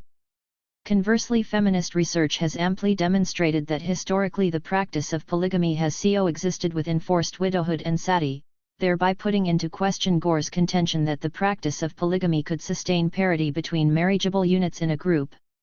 Moreover, polygamy was circumscribed by caste, such that polygamous unions across castes were governed by differential rules of affinity and social paternity that Ambedkar later addressed in Riddle No. 18, The Shift from Paternity to Maternity. Demystifying the Vedic Golden Age. At the Depressed Classes Conference at Ila in 1935, Ambedkar had made a now oft-cited speech, "I was born a Hindu and have suffered the consequences of untouchability. I will not die a Hindu." In Annihilation of Caste, 1936, Ambedkar had questioned socialists by denying the singular capacity of property to define power in favor of religion and social status, which history had proven had been equally defining for authority. In 1942, during his tenure as Labour member of the Viceroy's Executive Council, Ambedkar more thoroughly and rationally pursued these issues by evaluating the changing dynamic between caste, Brahmanism, and power. In the 1940s, Hindu identity was varyingly mobilized for the nationalist cause. Whereas the Hindu Mahasabha imagined a Hindu nation, the Congress, even as it projected a secular identity, had assumed untouchables to be Hindus. By 1945, one of Ambedkar's major works, What Congress and Gandhi Have Done to the Untouchables, had lambasted the Pune Pact's facilitation of an electoral system that further underscored the capacity of caste Hindu society to control untouchable candidates elected in reserved seats. Located within this milieu, The Rise and Fall of the Hindu Woman, a classic Enlightenment-style text that charts the descent of women's status in society, has suffered neglect at the hands of academics. Given that Ambedkar's historical writings are characterized by continuity of ideas and purpose, it is only fitting that The Rise and Fall of the Hindu Woman be read in intersection with his analysis of the origins of Shudras and untouchables and his examination of the periodization of history. Ambedkar dedicated his historically slanted Who Were the Shudras? To Jyotirao Phule, the 19th-century radical theorist. Though Ambedkar's project of history writing departs from Jyotirao Phule's racial theory of caste, it was influenced by Phule's historical analysis in Gulamgiri, Slavery, 1872. Ambedkar's own search for the historical origins of the Shudras and the untouchables lead him to reject both the racial theory of Aryan invasion and the Purusha Sukta theory of divine origin. In 1946, he argued that Shudras were a subset of the Kshatriyas demoted by Brahmins by denying them Upanayana, sacred initiation, and thus dooming them to social degradation, ignorance, and poverty. This interpretation was based on an intertextual reading of the Shudra even performing sacrifice in the Shanti Parva of the Mahabharata and on a comparative reading of the presence and absence of Shudras and Dasas and Dasyas respectively in early and later Vedic literature. A year later, he grapples with the identity of untouchables and why they became such via the link between two events in ancient Indian history. The first occurred when a Brahmin commander, Pushyamitra Sangha, killed a Mauryan king. The second was the writing of the Manu Smriti. In a remarkably complex argument, he defines the core focus of Indian history in the conflict between Buddhism and Brahmanism and thereby attempts to establish untouchables as broken men, or as defeated tribes outside the caste system that were hostile to its logic and that refused to leave Buddhism under Brahmin pressure. In this reading, therefore, untouchability is defined on the lines of broken men resisting Brahmanism and refusing to give up consumption of beef despite the evolving Brahmin pronouncement of the cow as a sacred animal. Subsequently, in The Revolution and Counter-Revolution in India, 1956, he questions scholars pronouncing Brahmanism, Buddhism, and Jainism non-antagonistic, as well as those who explain all conflict exclusively in terms of political dynasties without factoring in social antagonisms. He proposes an alternate periodization of history under the umbrella of Brahmanic India, Buddhist India, and Hindu India. The first, Ambedkar characterizes as a barbarian phase of Aryan society of the Vedic period. The second, as a phase of rise of civilization and the Buddhist revolution of the Maurya empires of Magadha. The third phase, marked by the rise of Pushyamitra Sangha to power and the writing of the Manu Smriti, Ambedkar designates as a period of counter-revolution, for this was marked by the triumph of caste and the subordination of women and Shudras. In Castes in India, Ambedkar propounded the theoretical links between the origins of the caste system, its functioning, and the subjugation of women. In Revolution and Counter-Revolution in India he unravels the historical development of this link through a comparative study of Buddhist and Brahmanical texts. Focusing on the Buddhist narrative tradition, he argues that if Buddhism's emergence in India resembled a revolution, Brahmanism's subsequent triumph represented a counter-revolution. In The Woman and Counter-Revolution, he claims that this counter-revolution after imposing untouchability on broken men also clamped down on women denying them freedoms they enjoyed under Buddhism. The Rise and Fall of the Hindu Woman, published in the journal Mahabodhi in 1951, was Ambedkar's response to an article published in the magazine Eves Weekly that blamed the Buddha for the fall of women from the golden position.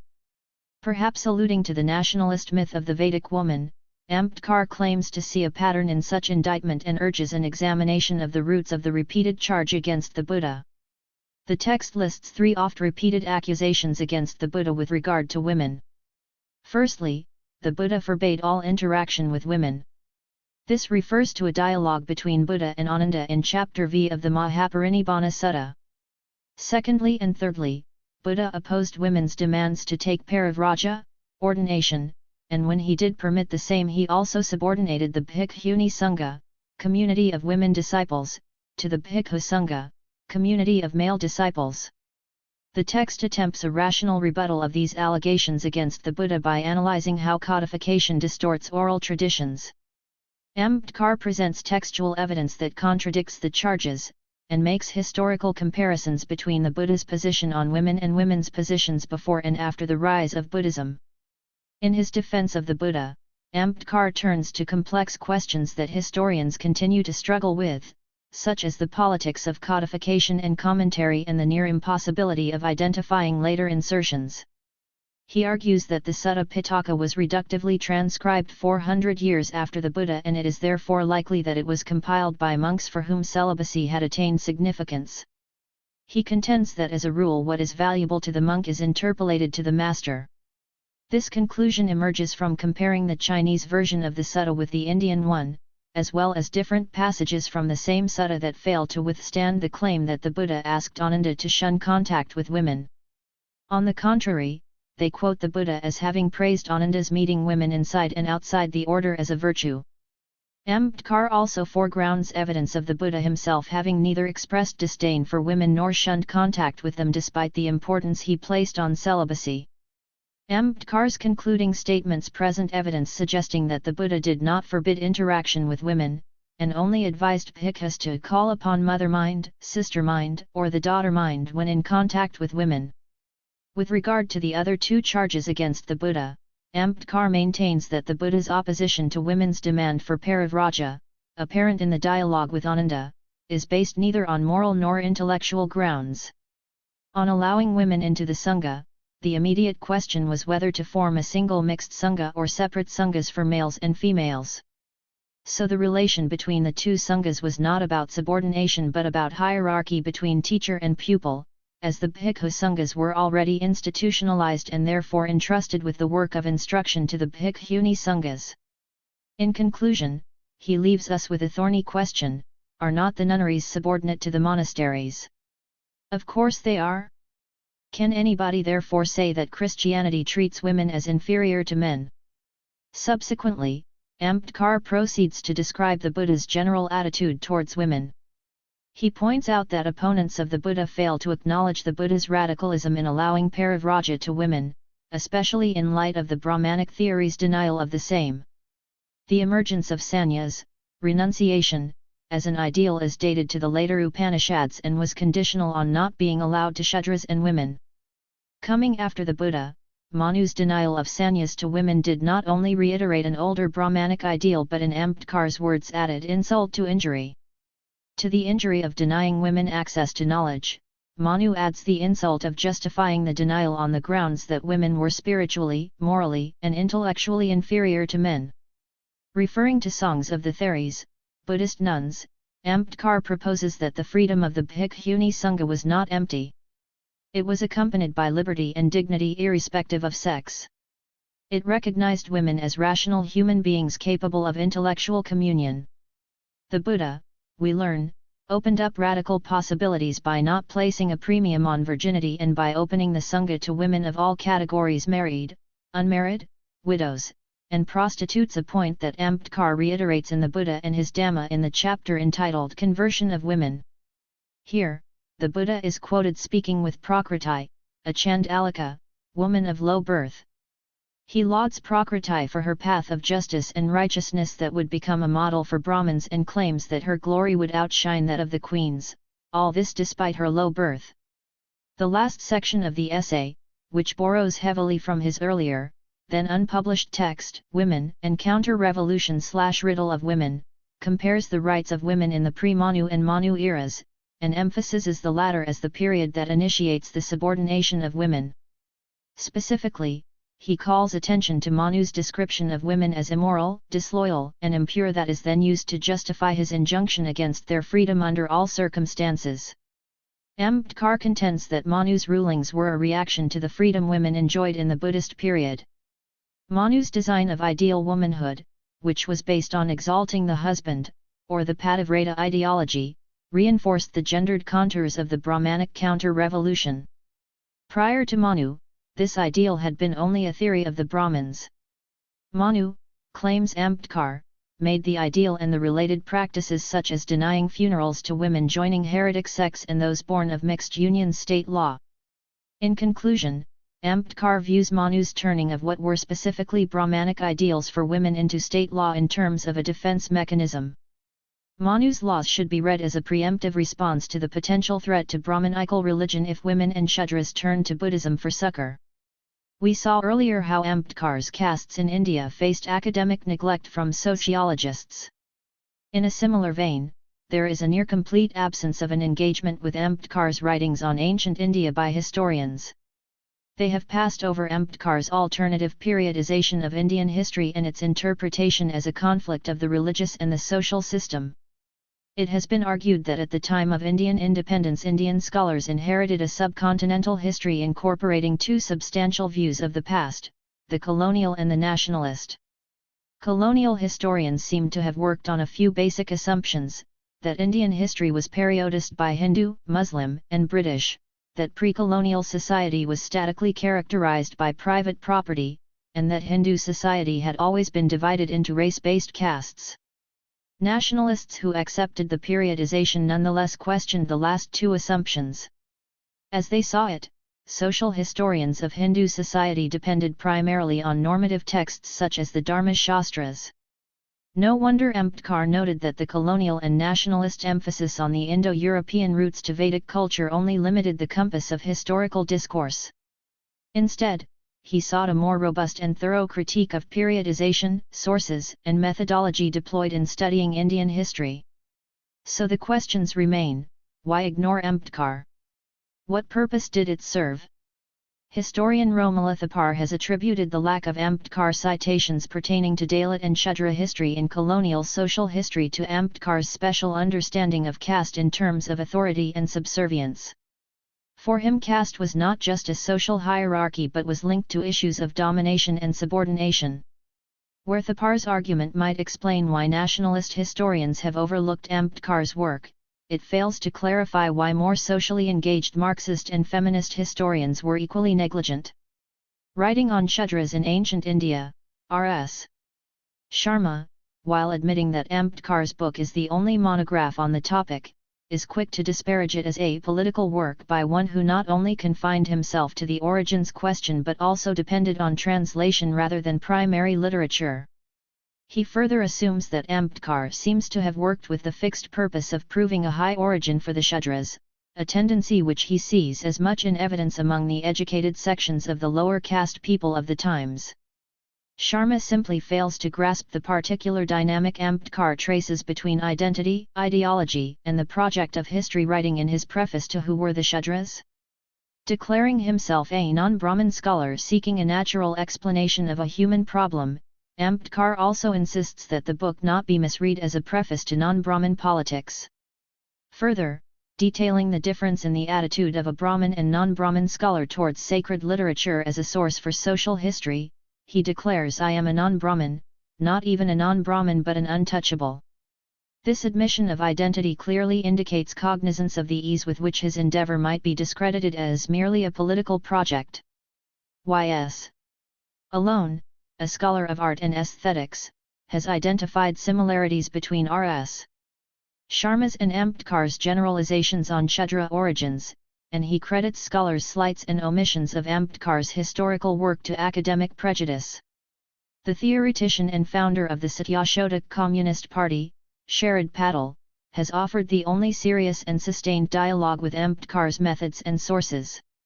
Indian feminist scholarship has had significant results from questioning the assumptions that have determined the kind of facts and explanations offered for changes in the status of women in ancient India. It is a forerunner in suggesting a more nuanced understanding of the contradictions of reform and nationalism in recuperating patriarchal structures and ideologies. However, obsessive engagements with colonial discourses and focus on the limitations of West-inspired reform initiatives have typically obscured how domination varies across caste and gender, and to an extent deterred a feminist appraisal of the writings of Ambedkar on Indian history. In the late 1980s, against the backdrop of rising Hindutva politics, Uma Chakravarti's pertinent essay Whatever Happened to the Vedic Dasi brought under scrutiny the hypervisibility of the Aryan woman and disappearance of the woman in servitude, Dasi, in 19th-century Hindu liberal and conservative discourses. More recently, feminist historians such as Kumkum Roy have drawn attention to the resurgence of the Vedic woman in writings concerning gender relations in early India. These writings by feminist historians call for further feminist engagement on the many constructions and reconstructions of the myth of the Vedic period as a golden age for women. Ambedkar's history of revolution and counter-revolution in the rise and fall of the Hindu woman, which sets the nationalist construction of the Golden Vedic Age theory on its head, justifiably should be regarded as one of the proto-feminist approaches to writings on ancient India. At the end of this essay, Ambedkar states that those seeking the truth will not place the blame for the downfall of women on the Buddha but on Manu. Indeed, in the past decade, in the aftermath of the implementation of the recommendations of the Mandal Commission and the assertion of Dalit feminism, feminist scholarship has sought to unravel the truth of Brahmanical patriarchy and therefore taken Manu to task by exploring the possibilities Buddhism offered to women. A feminist reclamation of the rise and fall of the Hindu woman would lead to a fruitful discussion between Ambedkar's Buddha and contemporary feminist positions on the question of whether Buddhism provides a viable alternative to Brahmanical patriarchy. Castes in India, their mechanism, genesis, and development. This paper was first read before the anthropology seminar of Dr. A.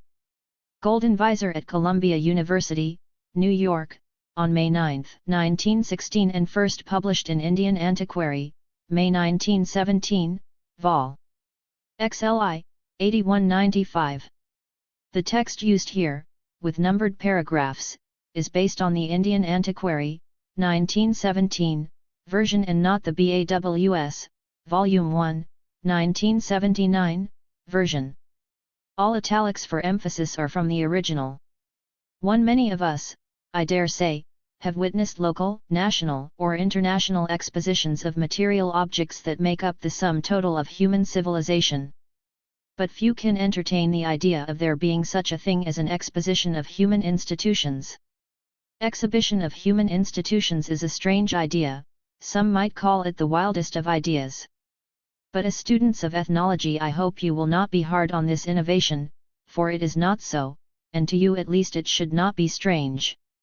Too, you all have visited, I believe, some historic place like the ruins of Pompeii, and listened with curiosity to the history of the remains as it flowed from the glib tongue of the guide. In my opinion, a student of ethnology, in one sense at least, is much like the guide. Like his prototype, he holds up, perhaps with more seriousness and desire of self-instruction, the social institutions to view, with all the objectiveness humanly possible, and inquires into their origin and function. Most of our fellow students in this seminar, which concerns itself with primitive versus modern society, have ably acquitted themselves along these lines by giving lucid expositions of the various institutions, modern or primitive, in which they are interested. It is my turn now, this evening, to entertain you, as best I can, with a paper on castes in India, their mechanism, genesis, and development. For I need hardly remind you of the complexity of the subject I intend to handle. Subtler minds and abler pens than mine have been brought to the task of unraveling the mysteries of caste, but unfortunately it still remains in the domain of the unexplained, not to say of the ununderstood. I am quite alive to the complex intricacies of a hoary institution like caste, for I believe it can be known. The caste problem is a vast one, both theoretically and practically. Practically, it is an institution that portends tremendous consequences. It is a local problem, but one capable of much wider mischief, for as long as caste in India does exist, Hindus will hardly intermarry or have any social intercourse with outsiders, and if Hindus migrate to other regions on earth, Indian caste would become a world problem. Theoretically, it has defied a great many scholars who have taken upon themselves, as a labor of love, to dig into its origin. Such being the case, I cannot treat the problem in its entirety. Time, space, and acumen, I am afraid, would all fail me, if I attempted to do otherwise than limit myself to a phase of it, namely, the genesis, mechanism and spread of the caste system. I will strictly observe this rule, and will dwell on extraneous matters only when it is necessary to clarify or support a point in my thesis. 5. To proceed with the subject. According to well-known ethnologists, the population of India is a mixture of Aryans, Dravidians, Mongolians, and Scythians. All these stocks of people came into India from various directions and with various cultures, centuries ago, when they were in a tribal state. They all in turn elbowed their entry into the country by fighting with their predecessors, and after a stomachful of it, settled down as peaceful neighbors. Through constant contact and mutual intercourse they evolved a common culture that superseded their distinctive cultures. It may be granted that there has not been a thorough amalgamation of the various stocks that make up the people of India, and to a traveller from within the boundaries of India the East presents a marked contrast in physique and even in colour to the West, as does the South to the North. But amalgamation can never be the sole criterion of homogeneity as predicated of any people. Ethnically all people are heterogeneous. It is the unity of culture that is the basis of homogeneity. Taking this for granted, I venture to say that there is no country that can rival the Indian peninsula with respect to the unity of its culture. It has not only a geographic unity, but has over and above all a deeper and a much more fundamental unity, the indubitable cultural unity that covers the land from end to end. But it is because of this homogeneity that caste becomes a problem so difficult to be explained. If Hindu society were a mere federation of mutually exclusive units, the matter would be simple enough. But caste is a parcelling of an already homogeneous unit, and the explanation of the genesis of caste is the explanation of this process of parcelling. 6. Before launching into our field of inquiry, it is better to advise ourselves regarding the nature of a caste. I will therefore draw upon a few of the best students of caste for their definitions of it. 1. Mr. Senart, a French authority, defines a caste as a close corporation, in theory at any rate rigorously hereditary, equipped with a certain traditional and independent organization, including a chief and a council, meeting on occasion in assemblies of more or less plenary authority and joining together at certain festivals, bound together by common occupations, which relate more particularly to marriage and to food and to questions of ceremonial pollution, and ruling its members by the exercise of jurisdiction, the extent of which varies, but which succeeds in making the authority of the community more felt by the sanction of certain penalties and, above all, by final irrevocable exclusion from the group. 2. Mr. Nesfield defines a caste as a class of the community which disowns any connection with any other class and can neither intermarry nor eat nor drink with any but person of their own community. 3. According to Sir H. Risley, a caste may be defined as a collection of families or groups of families bearing a common name which usually denotes or is associated with specific occupation, claiming common descent from a mythical ancestor, human or divine, professing to follow the same professional callings and are regarded by those who are competent to give an opinion as forming a single homogeneous community. 4. Dr. Ketker defines caste as a social group having two characteristics. I. Membership is confined to those who are born of members and includes all persons so born. 2. The members are forbidden by an inexorable social law to marry outside the group. 7. To review these definitions is of great importance for our purpose. It will be noticed that taken individually the definitions of 3 of the writers include too much or too little, none is complete or correct by itself, and all have missed the central point in the mechanism of the caste system. Their mistake lies in trying to define caste as an isolated unit by itself, and not as a group within, and with definite relations to, the system of caste as a whole. Yet collectively all of them are complementary to one another, each one emphasizing what has been obscured in the other. By way of criticism, therefore, I will take only those points common to all castes in each of the above definitions which are regarded as peculiarities of caste and evaluate them as such. 8. To start with Mr. Senart. He draws attention to the idea of pollution as a characteristic of caste. With regard to this point, it may be safely said that it is by no means a peculiarity of caste as such. It usually originates in priestly ceremonialism and is a particular case of the general belief in purity.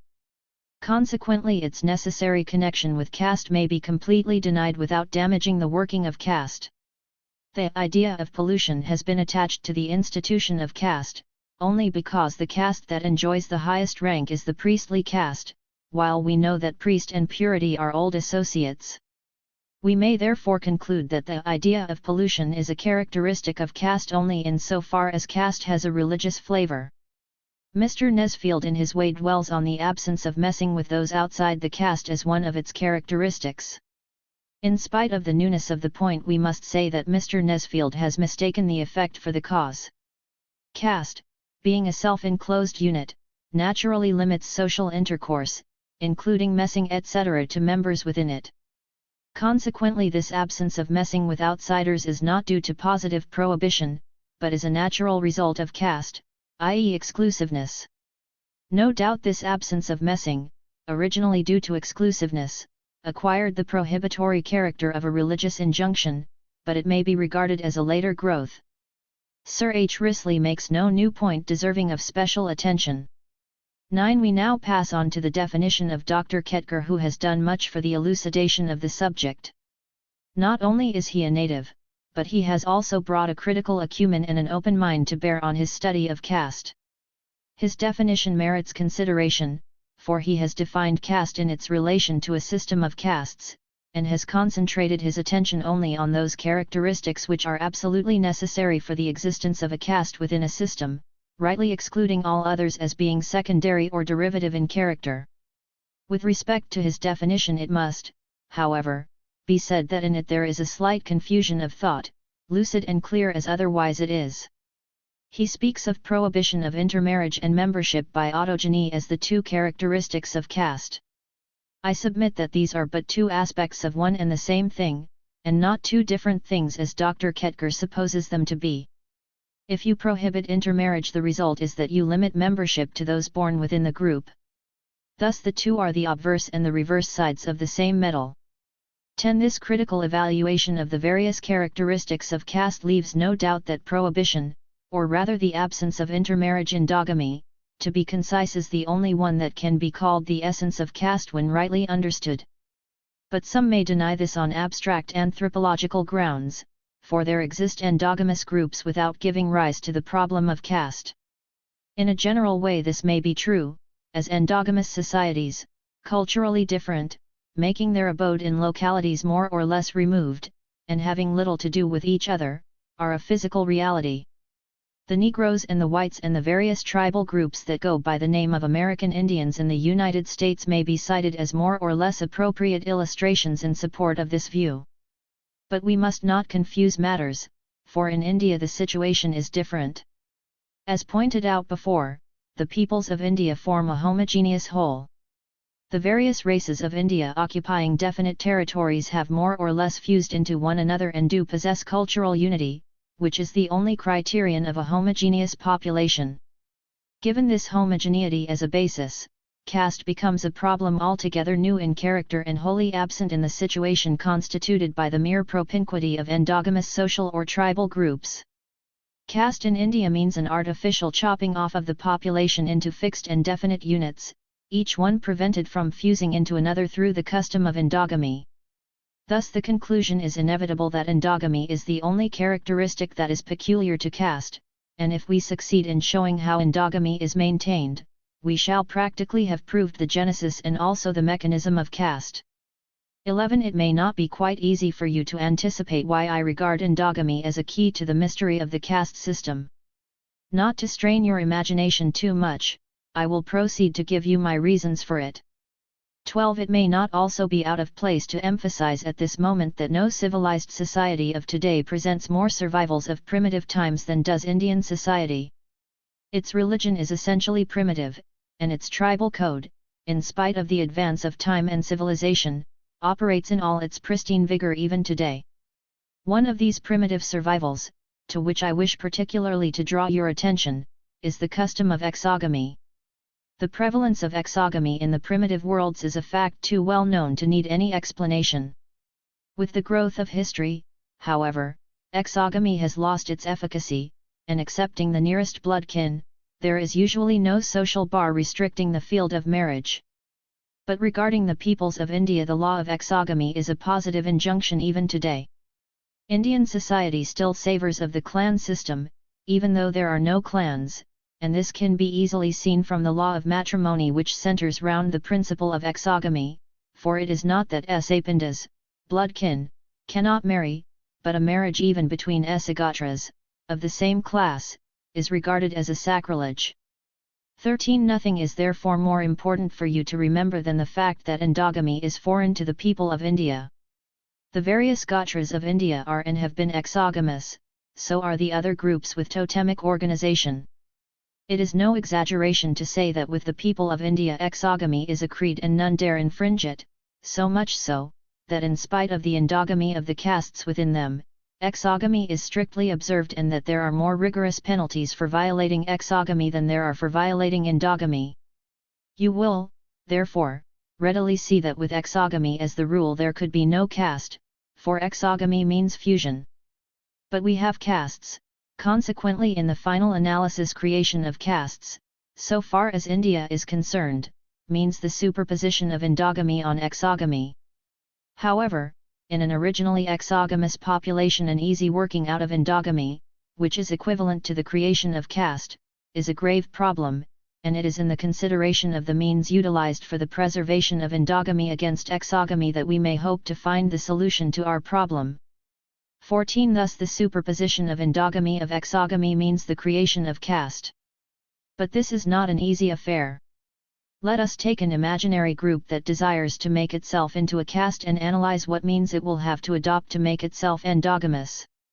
If a group desires to make itself endogamous, a formal injunction against intermarriage with outside groups will be of no avail, especially if prior to the introduction of endogamy, exogamy had been the rule in all matrimonial relations. Again, there is a tendency in all groups lying in close contact with one another to assimilate and amalgamate, and thus consolidate into a homogeneous society. If this tendency is to be strongly counteracted in the interest of caste formation, it is absolutely necessary to circumscribe a circle outside which people should not contract marriages. 15. Nevertheless, this encircling to prevent marriages from without creates problems from within which are not very easy of solution. Roughly speaking, in a normal group the two sexes are more or less evenly distributed, and generally speaking there is equality between those of the same age. The equality is, however, never quite realized in actual societies. At the same time, to the group that is desirous of making itself into a caste, the maintenance of equality between the sexes becomes the ultimate goal, for without it, endogamy can no longer subsist. In other words, if endogamy is to be preserved, conjugal rights from within have to be provided for, otherwise members of the group will be driven out of the circle to take care of themselves in any way they can. But in order that the conjugal rights be provided for from within, it is absolutely necessary to maintain a numerical equality between the marriageable units of the two sexes within the group desirous of making itself into a caste. It is only through the maintenance of such equality that the necessary endogamy of the group can be kept intact, and a very large disparity is sure to break it. 16. The problem of caste, then, ultimately resolves itself into one of repairing the disparity between the marriageable units of the two sexes within it. Left to nature, the much-needed parity between the units can be realized only when a couple dies simultaneously. But this is a rare contingency. The husband may die before the wife and create a surplus woman, who must be disposed of, else through intermarriage she will violate the endogamy of the group. In like manner the husband may survive his wife and be a surplus man, whom the group, while it may sympathize with him for the sad bereavement, has to dispose of, else he will marry outside the caste and will break the endogamy. Thus both the surplus man and the surplus woman constitute a menace to the caste if not taken care of, for not finding suitable partners inside their prescribed circle, and left to themselves they cannot find any, for if the matter be not regulated there can only be just enough pairs to go round, very likely they will transgress the boundary, marry outside and import offspring that is foreign to the caste. 17. Let us see what our imaginary group is likely to do with this surplus man and surplus woman. We will first take up the case of the surplus woman. She can be disposed of in two different ways so as to preserve the endogamy of the caste. 18. First, burn her on the funeral pyre of her deceased husband and get rid of her. This, however, is rather an impracticable way of solving the problem of sex disparity. In some cases it may work, in others it may not. Consequently, every surplus woman cannot thus be disposed of, because it is an easy solution but a hard realization. And so the surplus woman, equals widow, if not disposed of, remains in the group, but in her very existence lies a double danger. She may marry outside the caste and violate endogamy, or she may marry within the caste and through competition encroach upon the chances of marriage that must be reserved for the potential brides in the caste. She is therefore a menace in any case, and something must be done to her if she cannot be burned along with her deceased husband. 19. The second remedy is to enforce widowhood on her for the rest of her life. So far as the objective results are concerned, burning is a better solution than enforcing widowhood. Burning the widow eliminates all the three evils that a surplus woman is fraught with. Being dead and gone, she creates no problem of remarriage either inside or outside the caste. But compulsory widowhood is superior to burning because it is more practicable. Besides being comparatively humane, it also guards against the evils of remarriage as does burning, but it fails to guard the morals of the group. No doubt under compulsory widowhood the woman remains, and just because she is deprived of her natural right of being a legitimate wife in future, the incentive to immoral conduct is increased. But this is by no means an insuperable difficulty. She can be degraded to a condition in which she is no longer a source of allurement. 20. The problem of surplus man, equals widower, is much more important and much more difficult than that of the surplus woman in a group that desires to make itself into a caste. From time immemorial, man as compared with woman has had the upper hand. He is a dominant figure in every group, and of the two sexes has greater prestige. With this traditional superiority of man over woman, his wishes have always been consulted. Woman, on the other hand, has been an easy prey to all kinds of iniquitous injunctions, religious, social, or economic. But man as a maker of injunctions is most often above them all. Such being the case, you cannot accord the same kind of treatment to a surplus man as you can to a surplus woman in a caste. 21. The project of burning him with his decreased wife is hazardous in two ways. First of all, it cannot be done, simply because he is a man. Secondly, if done, a sturdy soul is lost to the caste. There remain then only two solutions which can conveniently dispose of him. I say conveniently, because he is an asset to the group. 22. Important as he is to the group, endogamy is still more important, and the solution must assure both these ends. Under these circumstances he may be forced, or I should say induced, after the manner of the widow, to remain a widower for the rest of his life.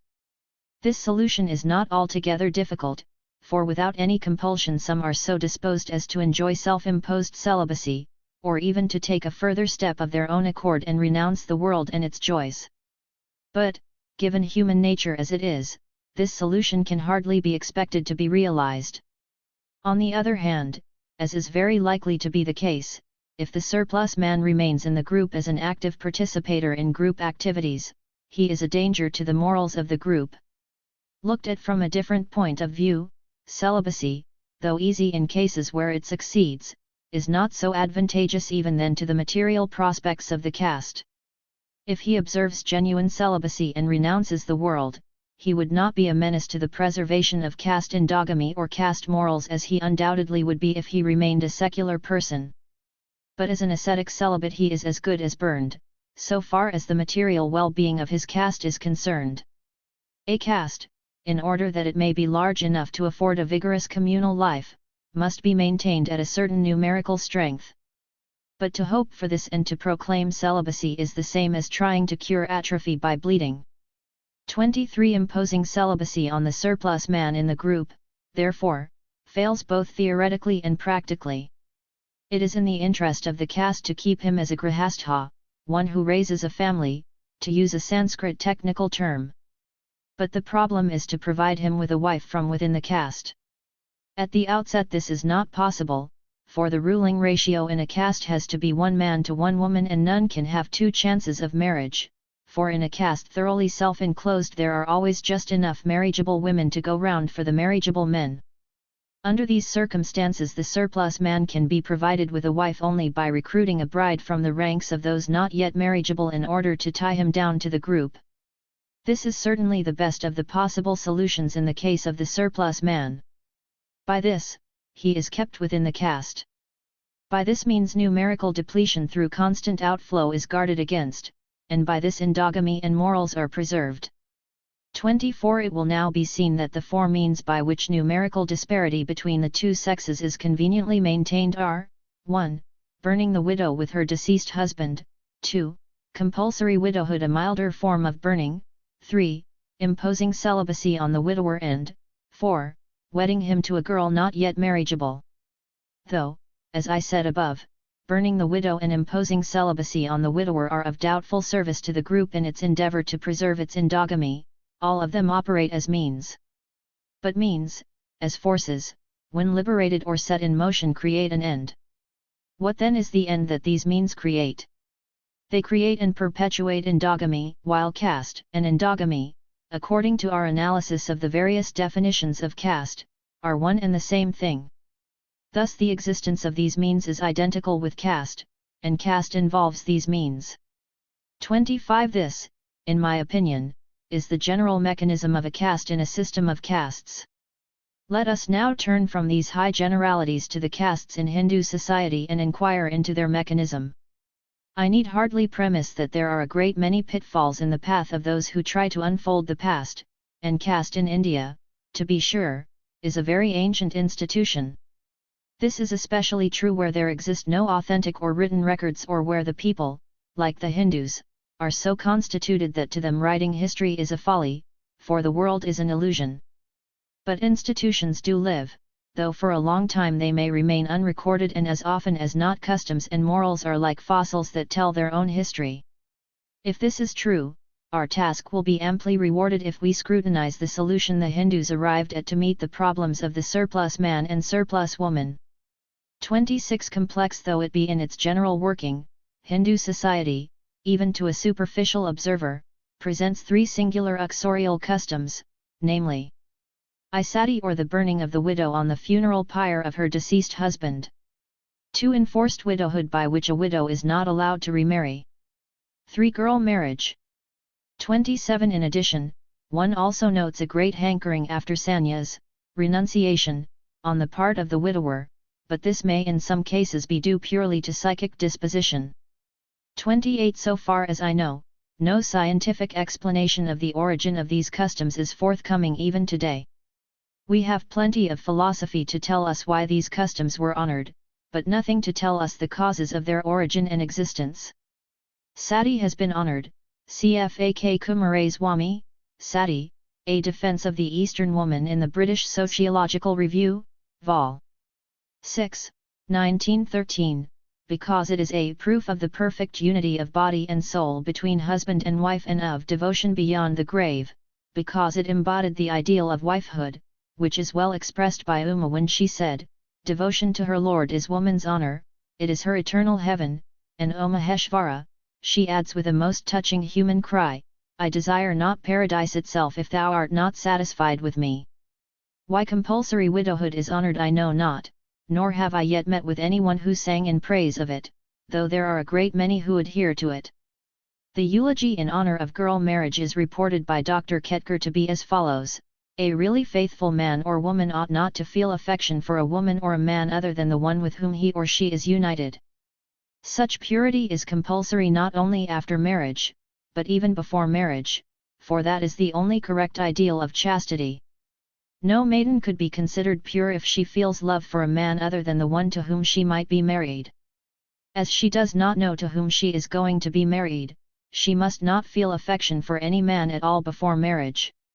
If she does so, it is a sin.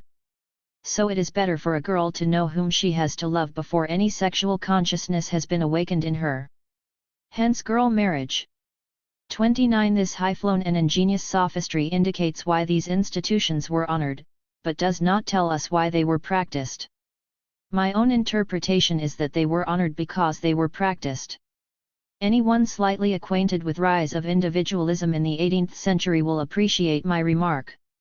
At all times, it is the movement that is most important, and the philosophies grow around it long afterwards to justify it and give it a moral support. In like manner I urge that the very fact that these customs were so highly eulogized proves that they needed eulogy for their prevalence. Regarding the question as to why they arose, I submit that they were needed to create the structure of caste, and the philosophies in honor of them were intended to popularize them, or to gild the pill, as we might say, for they must have been so abominable and shocking to the moral sense of the unsophisticated that they needed a great deal of sweetening. These customs are essentially of the nature of means, though they are represented as ideals. But this should not blind us from understanding the results that flow from them.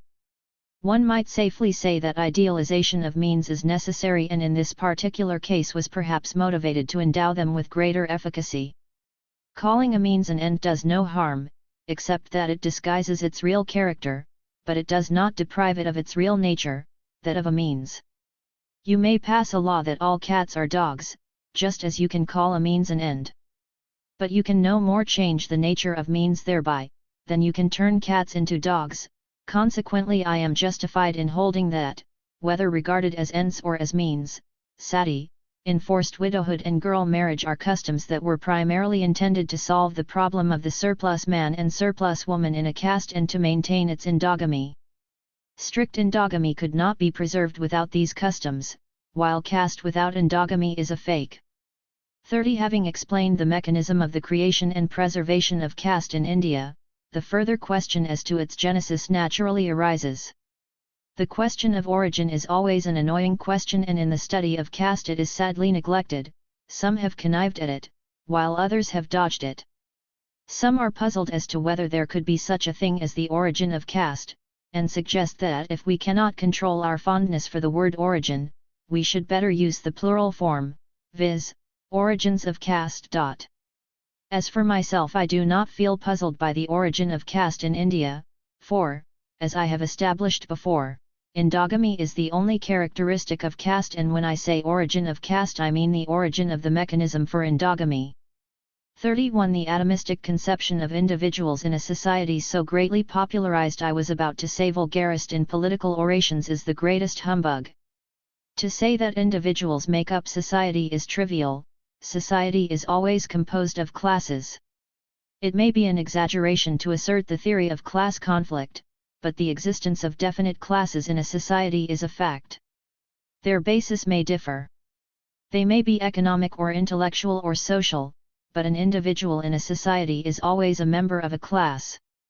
This is a universal fact, and early Hindu society could not have been an exception to this rule, and, as a matter of fact, we know it was not. If we bear this generalization in mind, our study of the genesis of caste would be very much facilitated, for we have only to determine what was the class that first made itself into a caste, for class and caste, so to say, are next door neighbors, and it is only a span that separates the two. A caste is an enclosed class. 32. The study of the origin of caste must furnish us with an answer to the question, what is the class that raised this enclosure around itself? The question may seem too inquisitorial, but it is pertinent, and an answer to this will serve us to elucidate the mystery of the growth and development of castes all over India. Unfortunately, a direct answer to this question is not within my power. I can answer it only indirectly.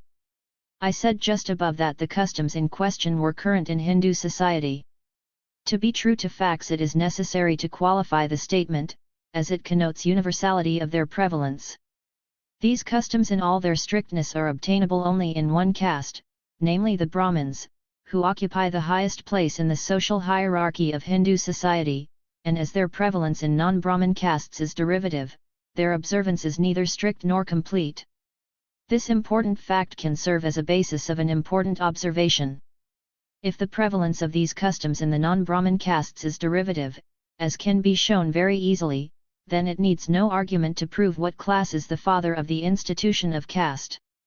Why the Brahmin class should have enclosed itself into a caste is a different question, which may be left as an employment for another occasion. But the strict observance of these customs and the social superiority arrogated by the priestly class in all ancient civilizations are sufficient to prove that they were the originators of this unnatural institution founded and maintained through these unnatural means. 33. I now come to the third part of my paper regarding the question of the growth and spread of the caste system all over India. The question I have to answer is, how did the institution of caste spread among the rest of the non-Brahmin population of the country? The question of the spread of the castes all over India has suffered a worse fate than the question of Genesis. And the main cause, as it seems to me, is that the two questions of spread and of origin are not separated. This is because of the common belief among scholars that the caste system has either been imposed upon the docile population of India by a lawgiver as a divine dispensation, or that it has grown according to some law of social growth peculiar to the Indian people. 34. I first propose to handle the lawgiver of India.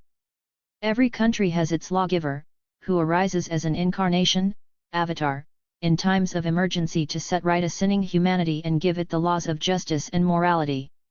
Manu, the lawgiver of India, if he did exist, was certainly an audacious person. If the story that he gave the law of caste be credited, then Manu must have been a daredevil fellow, and the humanity that accepted his dispensation must be a humanity quite different from the one we are acquainted with. It is unimaginable that the law of caste was given. It is hardly an exaggeration to say that Manu could not have outlived his law, for what is that class that can submit to be degraded to the status of brutes by the pen of a man, and suffer him to raise another class to the pinnacle? Unless he was a tyrant who held all the population in subjection, it cannot be imagined that he could have been allowed to dispense his patronage in this grossly unjust manner, as may be easily seen by a mere glance at his institutes. I may seem hard on Manu, but I am sure my force is not strong enough to kill his ghost. He lives like a disembodied spirit and is appealed to, and I am afraid will yet live long. One thing I want to impress upon you is that Manu did not give the law of caste, and that he could not do so. Caste existed long before Manu. He was an upholder of it and therefore philosophized about it, but certainly he did not and could not ordain the present order of Hindu society. His work ended with the codification of existing caste rules and the preaching of caste dharma. The spread and growth of the caste system is too gigantic a task to be achieved by the power or cunning of an individual or of a class. Similar in argument is the theory that the Brahmins created the caste system. After what I have said regarding Manu, I need hardly say anything more, except to point out that it is incorrect in thought and malicious in intent. The Brahmins may have been guilty of many things, and I dare say they were, but the imposing of the caste system on the non-Brahmin population was beyond their mettle. They may have helped the process by their glib philosophy, but they certainly could not have pushed their scheme beyond their own confines. To fashion society after one's own pattern. How glorious! How hard! One can take pleasure and eulogize its furtherance, but cannot further it very far. The vehemence of my attack may seem to be unnecessary, but I can assure you that it is not uncalled for. There is a strong belief in the mind of orthodox Hindus that Hindu society was somehow molded into the framework of the caste system, and that it is an organization consciously created by the Shastras. Not only does this belief exist, but it is being justified on the ground that it cannot but be good, because it is ordained by the Shastras, and the Shastras cannot be wrong. I have urged so much on the adverse side of this attitude, not because the religious sanctity is grounded on scientific basis, nor to help those reformers who are preaching against it. Preaching did not make the caste system, neither will it unmake it. My aim is to show the falsity of the attitude that has exalted religious sanction to the position of a scientific explanation. 35. Thus the great man theory does not help us very far in solving the spread of castes in India. Western scholars, probably not much given to hero worship, have attempted other explanations. The nuclei, round which have formed the various castes in India, are, according to them, 1. Occupation, 2. Survival of tribal organizations, etc., 3. The rise of new belief, 4. Crossbreeding, and 5. Migration. 36. The question may be asked whether these nuclei do not exist in other societies and whether they are peculiar to India. If they are not peculiar to India, but are common to the world, why is it that they did not form caste on other parts of this planet? Is it because those parts are holier than the land of the Vedas, or that the professors are mistaken? I am afraid that the latter is the truth. 37. In spite of the high theoretic value claimed by the several authors for their respective theories based on one or other of the above nuclei, one regrets to say that on close examination they are nothing more than filling illustrations what Matthew Arnold means by the grand name without the grand thing in it.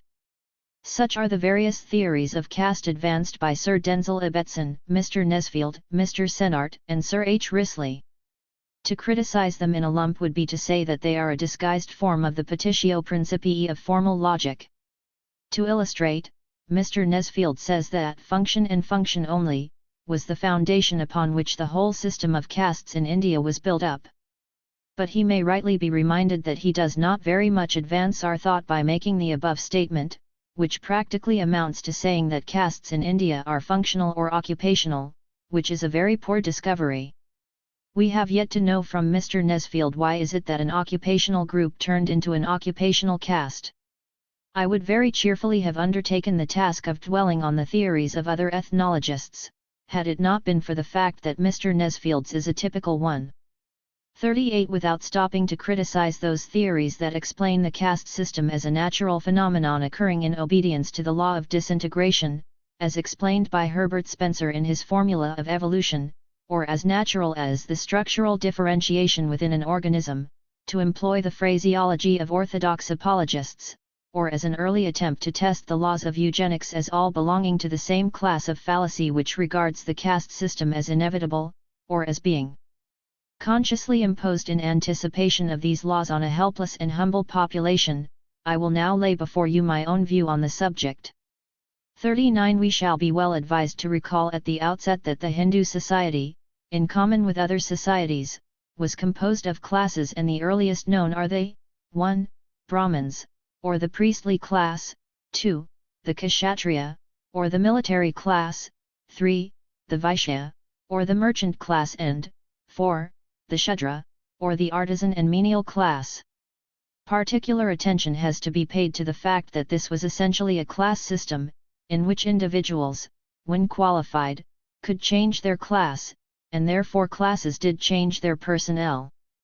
At some time in the history of the Hindus, the priestly class socially detached itself from the rest of the body of people and through a closed-door policy became a caste by itself. The other classes, being subject to the law of social division of labor, underwent differentiation, some into large, others into very minute groups. The Vaishya and Shudra classes were the original inchoate plasm, which formed the sources of the numerous castes of today. As the military occupation does not very easily lend itself to very minute subdivision, the Kshatriya class could have differentiated into soldiers and administrators. 40. This subdivision of a society is quite natural. But the unnatural thing about these subdivisions is that they have lost the open-door character of the class system and have become self-enclosed units called castes. The question is, were they compelled to close their doors and become endogamous, or did they close them of their own accord? I submit that there is a double line of answer: some closed the door, others found it closed against them. The one is a psychological interpretation and the other is mechanistic, but they are complementary and both are necessary to explain the phenomena of caste formation in its entirety. 41. I will first take up the psychological interpretation. The question we have to answer in this connection is, why did these subdivisions or classes, if you please, industrial, religious or otherwise, become self-enclosed or endogamous? My answer is because the Brahmins were so. Endogamy, or the closed-door system, was a fashion in Hindu society, and as it had originated from the Brahmin caste, it was wholeheartedly imitated by all the non-Brahmin subdivisions or classes, who, in their turn, became endogamous castes. It is the infection of imitation that caught all these subdivisions on their onward march of differentiation and has turned them into castes. The propensity to imitate is a deep-seated one in the human mind and need not be deemed an inadequate explanation for the formation of the various castes in India. It is so deep-seated that Walter Bagehot argues that, we must not think of imitation as voluntary, or even conscious. On the contrary, it has its seat mainly in very obscure parts of the minds, whose notions, so far from being consciously produced, are hardly felt to exist, so far from being conceived beforehand, are not even felt at the time. The main seat of the imitative part of our nature is our belief, and the causes predisposing us to believe this are disinclining us to believe that are among the obscurest part of our nature. But as to the imitative nature of credulity there can be no doubt. This propensity to imitate has been made the subject of a scientific study by Gabriel Tarde, who lays down 3 laws of imitation. One of his 3 laws is that imitation flows from the higher to the lower, or, to quote his own words, given the opportunity, nobility will always and everywhere imitate its leaders, its kings or sovereigns, and the people likewise, given the opportunity, its nobility. Another of Tarde's laws of imitation is, that the extent or intensity of imitation varies inversely in proportion to distance, or in his own words, the thing that is most imitated is the most superior one of those that are nearest. In fact, the influence of the model's example is efficacious inversely to its distance as well as directly to its superiority. Distance is understood here in its sociological meaning. However distant in space a stranger may be, he is close by. From this point of view, if we have numerous and daily relations with him and if we have every facility to satisfy our desire to imitate him. This law of the imitation of the nearest, of the least distant, explains the gradual and consecutive character of the spread of an example that has been set by the higher social ranks. 42. In order to prove my thesis, which really needs no proof, that some castes were formed by imitation, the best way, it seems to me, is to find out whether or not the vital conditions for the formation of castes by imitation exist in the Hindu society. The conditions for imitation, according to this standard authority, are 1. That the source of imitation must enjoy prestige in the group, and 2. That there must be numerous and daily relations among members of a group. That these conditions were present in India there is little reason to doubt. The Brahmin is a semi-god and very nearly a demigod. He sets up a mode and molds the rest. His prestige is unquestionable and he is the fountainhead of bliss and good. Can such a being, idolized by scriptures and venerated by the priest-ridden multitude, fail to project his personality on the suppliant humanity? Why, if the story be true, he is believed to be the very end of creation.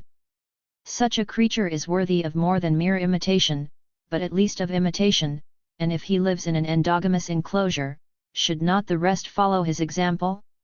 Frail humanity.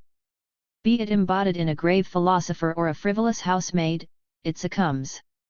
It cannot be otherwise. Imitation is easy and invention is difficult. 43. Yet, another way of demonstrating the play of imitation in the formation of castes is to understand the attitude of non-Brahmin classes towards those customs which supported the structure of caste in its nascent days until, in the course of history, it became embedded in the Hindu mind and hangs there to this day without any support, for now it needs no prop but belief, like a weed on the surface of a pond. In a way, but only in a way, the status of a caste in Hindu society varies directly with the extent of the observance of the customs of sati, enforced widowhood, and girl marriage. But observance of these customs varies directly with the distance, I am using the word in the Tardean sense, that separates the caste. Those castes that are nearest to the Brahmins have imitated all the 3 customs and insist on the strict observance thereof. Those that are less near have imitated enforced widowhood and girl marriage, others, a little further off, have only girl marriage, and those furthest off have imitated only the belief in the caste principle.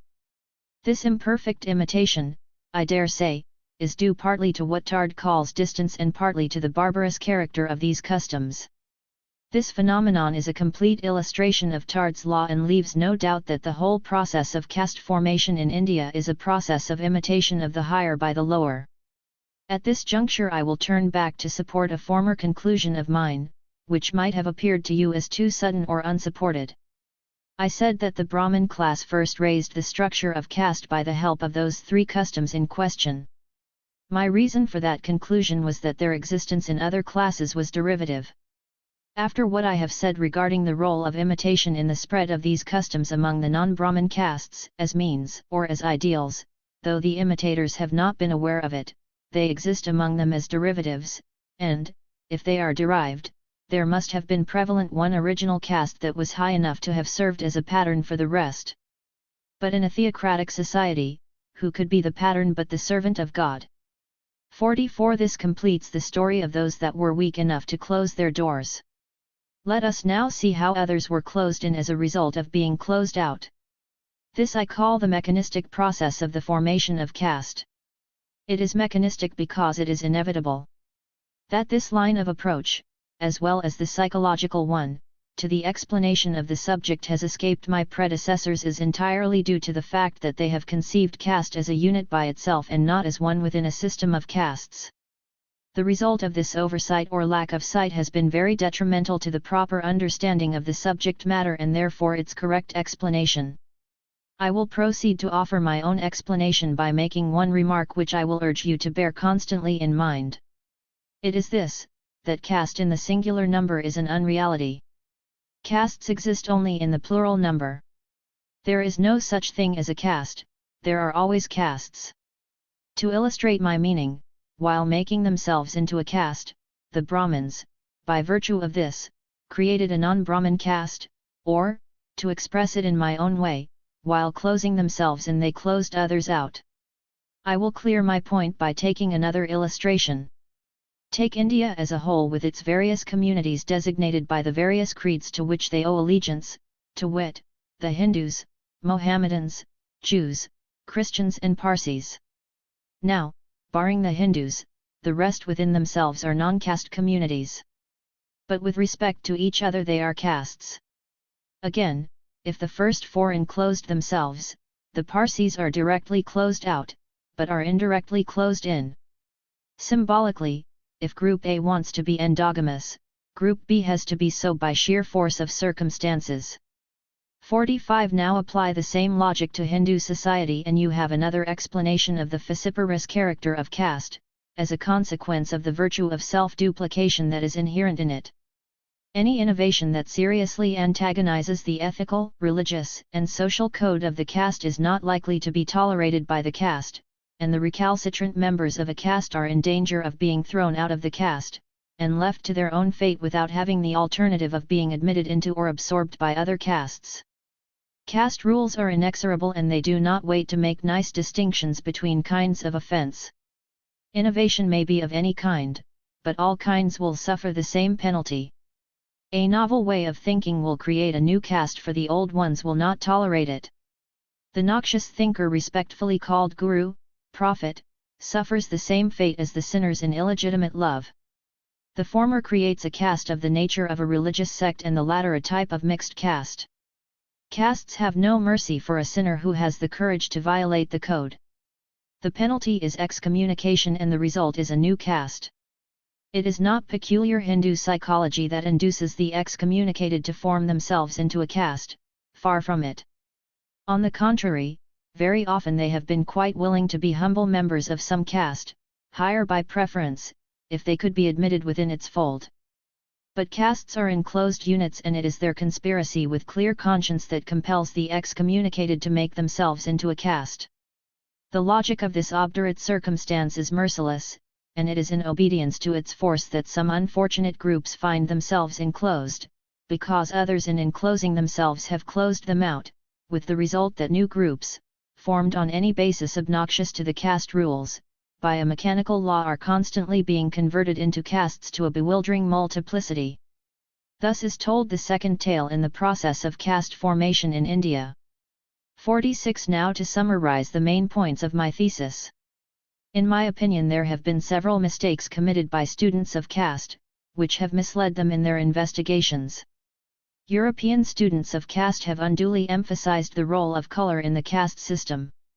Themselves impregnated by color prejudices, they very readily imagined it to be the chief factor in the caste problem. But nothing can be farther from the truth, and Dr. Ketker is correct when he insists that all the princes, whether they belonged to the so-called Aryan race, or the so-called Dravidian race, were Aryas. Whether a tribe or a family was racially Aryan or Dravidian was a question which never troubled the people of India, until foreign scholars came in and began to draw the line. The color of the skin had long ceased to be a matter of importance. Again, they have mistaken mere descriptions for explanation and fought over them as though they were theories of origin. There are occupational, religious etc. castes, it is true, but it is by no means an explanation of the origin of caste. We have yet to find out why occupational groups are castes, but this question has never been raised. Lastly, they have taken caste very lightly as though a breath had made it. On the contrary, caste, as I have explained it, is almost impossible to be sustained, for the difficulties that it involves are tremendous. It is true that caste rests on belief, but before belief comes to be the foundation of an institution, the institution itself needs to be perpetuated and fortified. My study of the caste problem involves 4 main points. 1. That in spite of the composite makeup of the Hindu population, there is a deep cultural unity. 2. That caste is a parceling into bits of a larger cultural unit. 3. That there was one caste to start with, and 4. That classes have become castes through imitation and excommunication. 47 Peculiar interest attaches to the problem of caste in India today, as persistent attempts are being made to do away with this unnatural institution. Such attempts at reform, however, have aroused a great deal of controversy regarding its origin, as to whether it is due to the conscious command of a supreme authority, or is an unconscious growth in the life of a human society under peculiar circumstances. Those who hold the latter view will, I hope, find some food for thought in the standpoint adopted in this paper. Apart from its practical importance, the subject of caste is an all-absorbing problem, and the interest aroused in me regarding its theoretic foundations has moved me to put before you some of the conclusions, which seem to me well-founded, and the grounds upon which they may be supported. I am not, however, so presumptuous as to think them in any way final, or anything more than a contribution to a discussion of the subject. It seems to me that the car has been shunted on wrong lines, and the primary object of the paper is to indicate what I regard to be the right path of investigation, with a view to arrive at a serviceable truth. We must, however, guard against approaching the subject with a bias. Sentiment must be outlawed from the domain of science, and things should be judged from an objective standpoint. For myself, I shall find as much pleasure in a positive destruction of my own ideology, as in a rational disagreement on a topic, which, notwithstanding many learned disquisitions, is likely to remain controversial forever.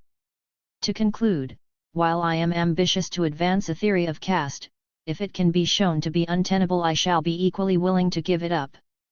The Rise and Fall of the Hindu Woman Who Was Responsible for It. In the Journal of the Mahabodhi. For March 1950 there appeared an article on the position of women in Hinduism and Buddhism by Lama Govinda. His article was a rejoinder to an article which had appeared in Eve's Weekly of January 21, 1950, and in which the Buddha was charged as being the man whose teachings were mainly responsible for the downfall of women in India. Lama Govinda did his duty, as every Buddhist must, in coming forward to refute the charge. But the matter cannot be allowed to rest there. This is not the first time such a charge is made against the Buddha. It is often made by interested parties who cannot bear his greatness, and comes from quarters weightier in authority than the writer in Eve's Weekly can claim. It is therefore necessary to go to the root of the matter and examine the very foundation of this oft-repeated charge. The charge is so grave and so vile that the readers of the Mahabodhi will, I am sure, welcome a further examination of it. Such a charge against the Buddha can be supported on 2 grounds only. The first possible ground may be the reply which the Buddha is reported, in Chapter V of Mahaparinibbana Sutta, to have given to a question put to him by Ananda. It reads as follows. 9. How are we to conduct ourselves, asked Ananda, with regard to womankind, as not seeing them, Ananda? But if we should see them, what are we to do? But if they should speak to us, Lord, what are we to do? Keep wide awake, Ananda. There is no denying that the passage in question is to be found in the text of the Mahaparinibbana Sutta as published by the Oxford University Press. The point, however, is not whether the passage exists or not. The point is that if any argument is to be built upon this passage, is it not necessary to prove that the text is original and genuine and not a later interpolation by the bhikkhus? Anyone who knows the central teachings of the Buddha is quite bewildered after reading the Sutta Pitaka. As we find it now wrapped about by the mythical drapery, disfigured by additions of purely Brahmanic ideas entirely foreign to the Buddhist thought and distorted by the twists and turns given to it by monastic ideas intended to enforce monastic ideals. So much so that one is inclined to join in wonder with Rhys Davids and ask, where in these pages of the Sutta Pitaka is Gautama? How much of them, how little, is a blend of, it may be, original sayings clearly or confusedly reproduced, of fillings by ages of successive narrators, of memory schemes drawn up by teachers, not teachers of the multitude but of orally learning pupils, of efforts, often clumsy, by editors to set down in writing much that had long been more fluently told. And all of them, narrators, teachers, editors, were men whose choice of ideals of life differed from that of the rest of the world, differed the more in proportion as they were sincerely not of the world as well as not in it. Through this distorting medium he has to read, and ask himself which sayings, put into the mouth of a certain accredited teacher and way shower of truth, are likely to have come from such a man as he is recorded to have been? There is therefore nothing very extravagant in the suggestion that this passage is a later interpolation by the Bhikkhus. In the first place, the Sutta Pitaka was not reduced to writing till 400 years had passed after the death of the Buddha. Secondly, the editors who compiled and edited them were monks, and the monk editors compiled and wrote for the monk. The statement attributed to the Buddha is valuable for a monk to preserve his rule of celibacy, and it is not unlikely for the monk editor to interpolate such a rule. There are two other considerations which go to support the suggestion that this passage is a later interpolation. 1. Firstly, from the table given in the introduction to this sutta, to be found on page 72 of the Dingha Nikaya, Part 2, in the SBB series by Davids, it will be noticed that great many of the passages which occur in this sutta also occur in other suttas. It is important to note that this passage does not occur in any other sutta, notwithstanding the fact that they contain so many other passages from this sutta. 2. Secondly, from page XXXVIII of the introduction to this sutta, published in volume 11 of the SBB Davids, it appears that there exists a Chinese version of this sutta. But this Chinese text also does not contain this particular passage. Let us go further and apply the test of probability. Was there any reason why Ananda should have asked such a question? Was it in keeping with the known relationship of Buddha with women? There is evidence to show that such a question could not have been asked by Ananda, and that even if such a question had been asked, the Buddha could not have given such a reply. The conduct of Ananda and of the Buddha towards women as reported in the Pitakas is so contrary to the possibility of such a question being raised and such an answer being given. On the point as to whether there was any necessity for Ananda to ask such a question, it is relevant to note that in the same chapter of the Mahaparinibbana Sutta, only a few gathas removed from those quoted above, the Buddha describes how sweet was Ananda and how he was loved by all. Out of them I quote below the two following gathas. 16 Brethren, there are these four wonderful and marvelous qualities in Ananda. Which are the four? If, brethren, a number of the brethren of the order should come to visit Ananda, they are filled with joy of beholding him, and if Ananda should then preach the truth to them, they are filled with joy at the discourse, while the company of brethren is at ease, brethren, when Ananda is silent.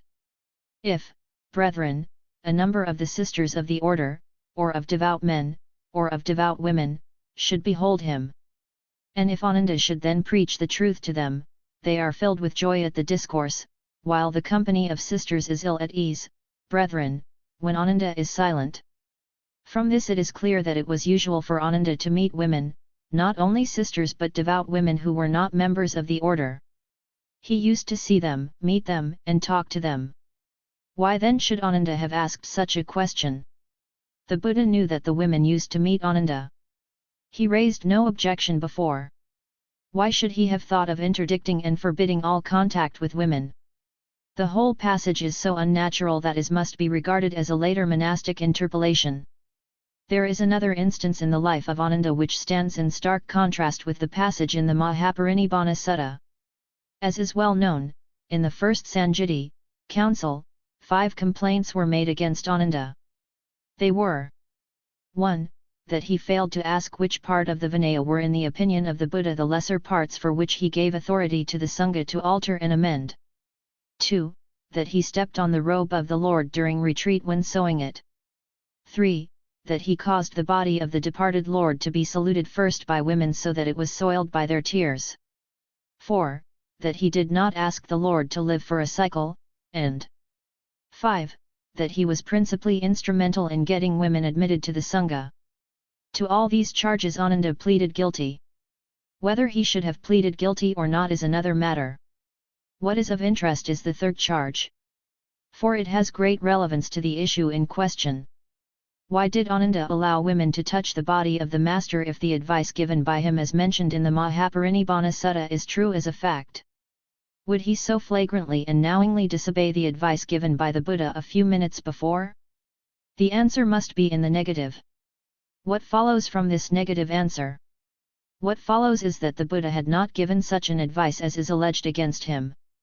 For if he had given such an advice Ananda could not have acted contrary to it. It therefore stands to reason that no such advice had been given by the Buddha. Let us now consider the question from the side of the Buddha. Would it have been natural for the Buddha to give such a reply? The answer to this question must depend upon Buddha's course of conduct towards women. Did the Buddha avoid meeting women as is suggested by the advice he is reported to have given to Ananda? What are the facts? 2 examples at once come to mind. One is that of Visakha. She was one of the 80 chief disciples of the Buddha with the title of Chief of Almsgivers. Did not Visakha at one time go to hear Buddha preach? Did she not enter his monastery? Did the Buddha act towards Visakha in the manner he directed Ananda to act towards women? What did the bhikkhus present at the meeting do? Did they leave the meeting? The second instance that comes to one's mind is that of Amrapali of Vaisali. She went to see the Buddha and gave him and his monks an invitation for a meal at her house. She was a courtesan. She was the most beautiful woman in Vaisali. Did the Buddha and the bhikkhus avoid her? On the other hand, they accepted her invitation, rejecting the invitation of the Likhavas, who felt quite insulted on that account and went to her home and partook of her food. Other examples are not wanting. The Nandakove-da Sutta tells of Mahaprajapati Gautami having brought 500 alms women with her to the Buddha when he was staying at Sravasti with a request that he should instruct them in the doctrine and discipline. Did the Buddha run away from them? The Samyutta Nikaya reports that Kokanada, daughter of Pajana, when the night was far spent, shedding radiance with her effulgent beauty over the whole Mahavana, came into the presence of the Buddha when he was staying at Vaisali. The reports of frequent visits of Queen Malika, wife of King Prasenajit, to the Buddha for religious instructions are scattered in the Pitakas. From these instances it is clear that the Buddha did not shun women and women were not afraid of going to the Buddha. It is true that the Buddha did advise the bhikkhus not to make it a habit to visit families of lay disciples for fear of human weakness yielding to frequent contracts with women. But he did not forbid such visits, nor did he express any disdain about women as such. It is also true that the Buddha was dreadfully keen on maintaining celibacy. He was painfully aware of the fact that, to use his own words, women doth stain life of celibacy. But what did he advise? Did he advise the bhikkhus to shun all contact with women? Not at all. He never put any such interdict. Far from doing any such thing, what he did was to tell the bhikkhus that whenever they met any women, do ye call up the mother mind, the sister mind, or the daughter mind? As the case may be, i.e. regard a woman as you would your own mother, sister, or daughter. The second possible ground which an opponent of the Buddha can rely upon in support of the accusation is the opposition of the Buddha to women joining the Sangha and in making the Bhikkhuni Sangha, when he ultimately allowed it, subordinate to the Bhikkhu Sangha. Here again a further analysis of the situation is necessary. Why did the Buddha oppose the demand of Mahaprajapati to take Parivraja, ordination? Did he oppose it because he was of opinion that women were a low class whose admission would lower the status of the Sangha in public esteem? Or did he oppose it because he was of opinion that women intellectually and morally were incapable of realizing the ideal of his doctrine and his discipline? The second of these two questions was definitely put to the Buddha by Ananda in the course of the argument when he found the Buddha somewhat adamant. The Buddha gave an unequivocal answer, leaving no room for doubt or dispute. He said that women were fully capable of realizing his doctrine and his discipline, and that was not the reason why he refused their demand for taking Parivraja. It is clear from this that the Buddha did not regard woman as inferior to man either in point of intellect or character. That he opposed the admission of women because he held them in low esteem and feared that they might lower the prestige of the Sangha is an argument which is hardly worth mentioning. For if that was his feeling, he would never have admitted them at all. To the argument that he made the Bhikkhuni Sangha subordinate to the Bhikkhu Sangha, the answer is there was no consideration as to superiority or inferiority. What lay behind this arrangement were considerations of purely practical character. In admitting women to be parivrahas, nuns, the Buddha had to face two questions. Should there be only one Sangha for men and women? He decided to have two separate Sanghas. He was afraid that in a confraternity of men and women parivrahas the rule of celibacy would be completely lost. While therefore admitting women, he thought, it was necessary to use his own words to create a dike between them by creating two separate organizations.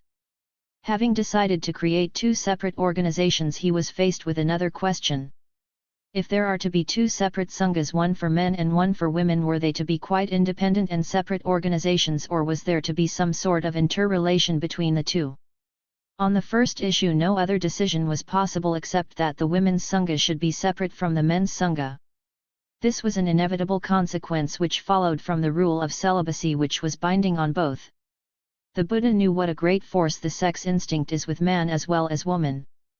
To use the Buddha's own words, it is this instinct which drives a man in woman's bondage and a woman in man's bondage. This force, if given an opportunity to have its full force, the rule of celibacy could not last for a minute. To save the rule of celibacy, he had to organize two separate Sanghas. To take up the second issue, was any decision possible other than the one the Buddha took? The women who joined his faith were raw women. They had to be instructed in his doctrine and they had to be trained in his rules of discipline. Who could undertake this task? To whom else could he have entrusted this work? To none except the male bhikkhus of his order. For they were already instructed in his doctrine and trained in his discipline. And this is what he did. Now what was the relationship that was forged between the bhikkhus and bhikkhunis by entrusting the work of instruction of the latter to the former? This is a necessary question to raise. Without it, the explanation of the subordination of the Bhikkhuni Sangha to the Bhikkhu Sangha does not become quite clear. The obvious answer to this question is that by entrusting the work of training the Bhikkhunis to the Bhikkhus, their relationship became one of teacher and pupil.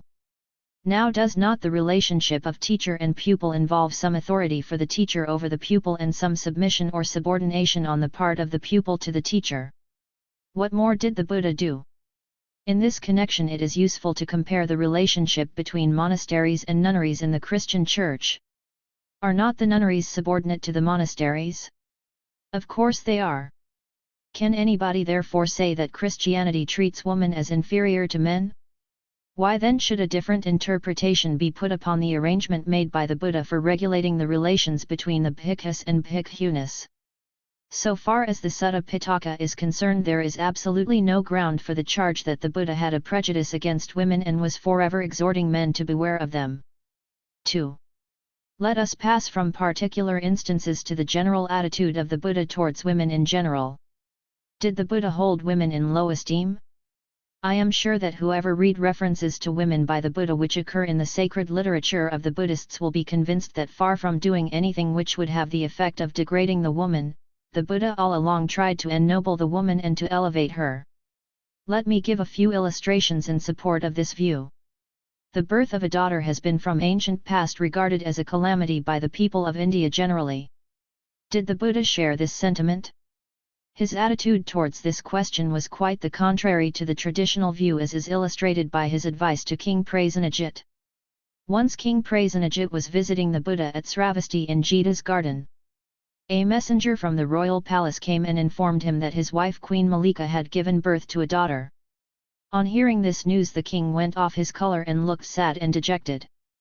The Buddha noticed this change on his face and asked him for the cause of it. On being informed of it, the Buddha said, "Why be sorry?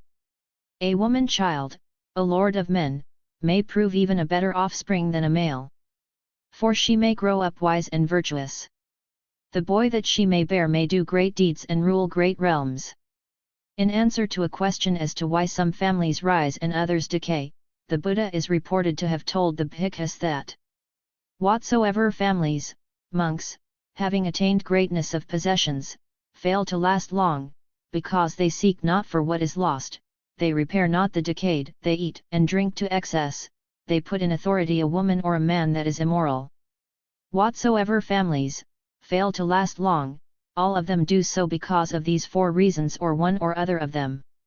Whatsoever families, monks, do last long, all of them do so because they seek for what is lost, repair the decayed, eat and drink in moderation, and put in authority a virtuous woman or man.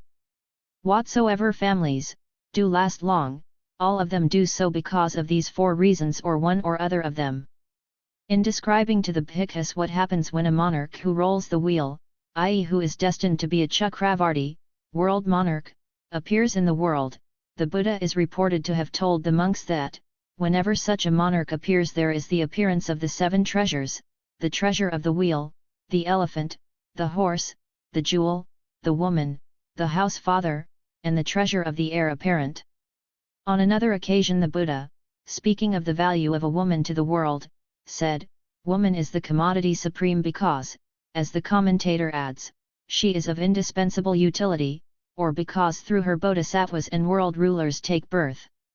How can a person in whose view the birth of a daughter was not an occasion for sorrow and might well be an occasion of joy, who held the view that those families are saved from a downfall which place a woman in authority over their affairs, who had no hesitation in describing woman as one of the seven treasures and a thing of supreme value, be described as a hater or despiser of woman? These statements are typical of the general sentiments entertained by Buddha towards womankind. Can anybody say that they are calculated to bring the woman into ridicule and contempt? 3. Those who see a social wrong in the Buddha placing the bhikkhunus under the authority of the bhikkhus do not realize what a revolutionary act it was on the part of the Buddha to have allowed women to take sannyas or parivraja, monkhood.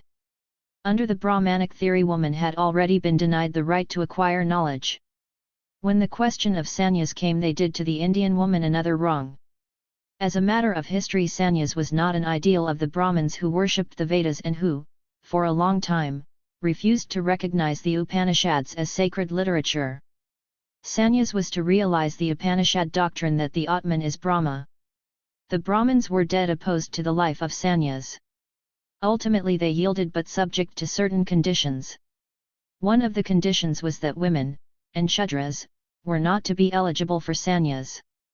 It is important to understand the reason why the Brahmins debarred women from taking sannyas because it helps to understand the attitude of the Brahmins towards women which was in sharp contrast with that of the Buddha.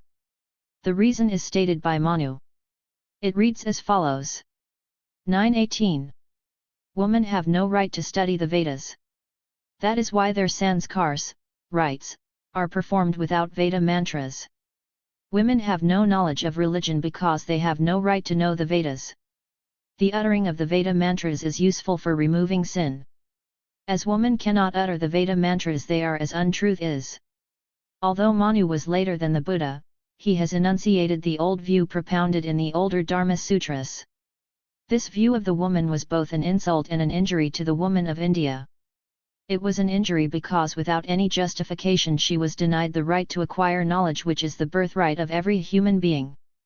It was an insult because after denying her opportunity to acquire knowledge she was declared to be as unclean as untruth for want of knowledge and therefore not to be allowed to take sannyas which was regarded as a path to reach Brahma.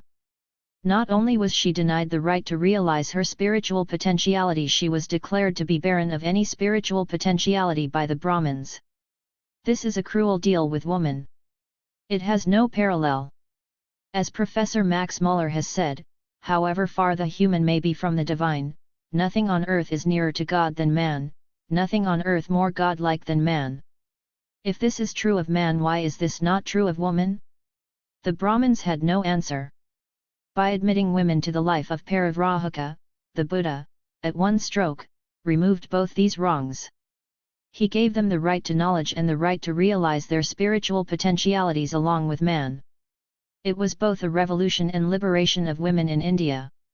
To quote the words of Professor Max Muller, "The history of India teaches us that the galling fetters of the old Brahmanic law were broken at last, for there can be little doubt that we have to recognize in Buddhism an assertion of the rights of individual liberty, and more particularly, of the right of rising above the trammels of society, of going, as it were, into the forest, and of living a life of perfect spiritual freedom, whenever a desire for such freedom arose.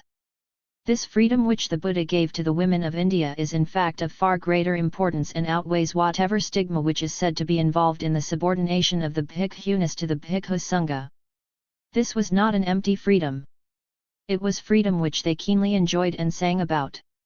Oh, free indeed! Oh, gloriously free am I, sang Mutta, a bhikkhuni who was a Brahmin girl. Medika, another bhikkhuni, also a Brahmin girl, sang, so sit I here upon a rock, and over my spirit sweeps the breath of liberty. As Mrs. Rhys Davids says, to gain this freedom mobility, they, like their later Christian sisters, had laid down all social position, all domestic success, they had lost their world. But in exchange they had won the status of an individual in place of being adjuncts, however much admired, fostered and sheltered they might, as such, have been. With shaven head, wrapped in their robe, a dress indistinguishable, it would seem, from the swathed undergarments of the male religio, the sister was free to come and go, to dive along into the depths of the wood, or climb aloft. In allowing women to become bhikkhunis, the Buddha not only opened for them the way to liberty, he also allowed them to acquire dignity independent of sex. To her freedom she could, in the words of Mrs. Rhys Davids, wed the other austere joy of being recognized, at least by her brother Arahants, as a rational being, without reference to sex. As such she breathed the spiritual atmosphere, she shared the intellectual communion of that religious aristocracy called in the Pitakas, Aryas, with whom she claimed that power of seeing all things as they really are, i.e., have come to be, Sabanyathabhutan Disva, which the Buddhist called being awake Buddho. How should the woman's nature hinder us Aryas, says Soma, a bhikkhuni? What can that signify to one in whom insight doth truly comprehend the norm? To one for whom the question doth arise, am I a woman in such matters, or am I a man? Or what not am I, then? To such an one is Mara fit to talk. This is not all. The Buddha, in allowing women to become bhikkhunis, he opened them the way to equality with man. As observed by Mrs. Rhys Davids, it is true that the bhikkhunis were, technically, appointed juniors in perpetuity to the bhikkhus. It is equally clear that, by intellectual and more eminence, a theory might claim equality with the highest of the fraternity. In the Psalms an instance occurs, in XXXVII, where Bada associates herself in spiritual attainment with the great Kassap, successor, as head of the order, to the founder himself. In this connection it should be noted that the Buddha did not place any premium on virginity as such. He kept his way open to all classes of women, married, unmarried, widows and even to prostitutes. All could acquire merit, freedom, dignity, and equality along with man. 4. There can be no doubt that there has been an utter downfall in position of women in India from what it once was. One cannot say much about the part they played in ancient time in statecraft. But there is no doubt that they did occupy a very high position in the intellectual and social life of the country. That at one time a woman was entitled to Upanayan is clear from the Atharva Veda, where a girl is spoken of as being eligible for marriage having finished her brahmacharya. From the Shraddha Sutras, it is clear that women could repeat the mantras of the Vedas, and that women were taught to read the Vedas. Panini's Ashtadhyayi bears testimony to the fact that women attended Gurukul, college, and studied the various shakas, sections, of the Veda and became expert in Mimamsa. Patanjali's Mahabhashya shows that women were teachers and taught Vedas to girl students. The stories of women entering into public discussion with men on most abstruse subjects of religion, philosophy, and metaphysics are by no means few. The story of public disputation between Janaka and Sulabha, between Yajnavalkya and Gargi, between Yajnavalkya and Maitreyi, and between Sankaracharya and Vidyadhari shows that Indian women in pre-Manu's time could rise to the highest pinnacle of learning and education. That at one time women were highly respected cannot be disputed. Among the Ratnas, who played so prominent a part in the coronation of the king in ancient India, was the queen, and the king made her an offering, as he did to the others. Not only the king-elect did homage to the queen, he worshipped his other wives of lower castes. In the same way the king offers salutation after the coronation ceremony to the ladies of the chiefs of the Srinas, guilds. This is a very high position for women in any part of the world. Who was responsible for their fall? It was Manu, the lawgiver of the Hindus. There can be no other answer. To leave no room for doubt, let me quote some of the laws made by Manu regarding women and that are to be found in the Manu Smriti. 213. It is the nature of women to seduce man in this world. For that reason the wise are never unguarded in the company of females. 214. For women are able to lead astray in this world not only a fool, but even a learned man, and to make him a slave of desire and anger. 215. One should not sit in a lonely place with one's mother, sister, or daughter, for the senses are powerful, and master even a learned man. 914. Women do not care for beauty, nor is their attention fixed on age, thinking, it is enough that he is a man. They give themselves to the handsome and to the ugly. 9.15. Through their passion for men, through their mutable temper, through their natural heartlessness, they become disloyal towards their husbands, however carefully they may be guarded in this world. 9.16. Knowing their disposition, which the Lord of creatures laid in them at the creation to be such, every man should most strenuously exert himself to guard them. 9.17. When creating them, Manu allotted to women a love of their seat and of ornament, impure desires, wrath, dishonesty, malice, and bad conduct. This shows how low was woman in the opinion of Manu. The laws of Manu against women are of a piece with this view. Women are not to be free under any circumstances. In the opinion of Manu. 9.2. Day and night women must be kept in dependence by the males of their families, and if they attach themselves to sensual enjoyments, they must be kept under one's control. 9.3. Her father protects her in childhood, her husband protects her in youth, and her sons protect her in old age. A woman is never for independence. 9.5. Women must particularly be guarded against evil inclinations, however trifling they may appear. If they are not guarded, they will bring sorrow on two families. 9.6. Considering that the highest duty of all castes, even weak husbands, must strive to guard their wives. v. 147. By a girl, by a young woman, or even by an aged one, nothing must be done independently, even in her own house. v. 148. In childhood a female must be subject to her father, in youth to her husband, when her lord is dead to her sons. A woman must never be independent. v. 149. She must not seek to separate herself from her father, husband, or sons. By leaving them she would make both her own and her husband's families contemptible. Woman is not to have a right to divorce. 945. The husband is declared to be one with the wife, which means that there could be no separation once a woman is married. Many Hindus stop here as though this is the whole story regarding Manu's law of divorce and keep on idolizing it by comforting their conscience with the thought that Manu regarded marriage as a sacrament and therefore did not allow divorce. This of course is far from the truth. His law against divorce had a very different motive. It was not to tie up a man to a woman, but it was to tie up the woman to a man to leave the man free. For Manu does not prevent a man from giving up his wife. Indeed, he not only allows him to abandon his wife but he also permits him to sell her. But what he does is to prevent the wife from becoming free. See what Manu says. 946. Neither by sale nor by repudiation is a wife released from her husband. The meaning is that a wife, sold or repudiated by her husband, can never become the legitimate wife of another who may have bought or received her after she was repudiated. If this is not monstrous, nothing can be.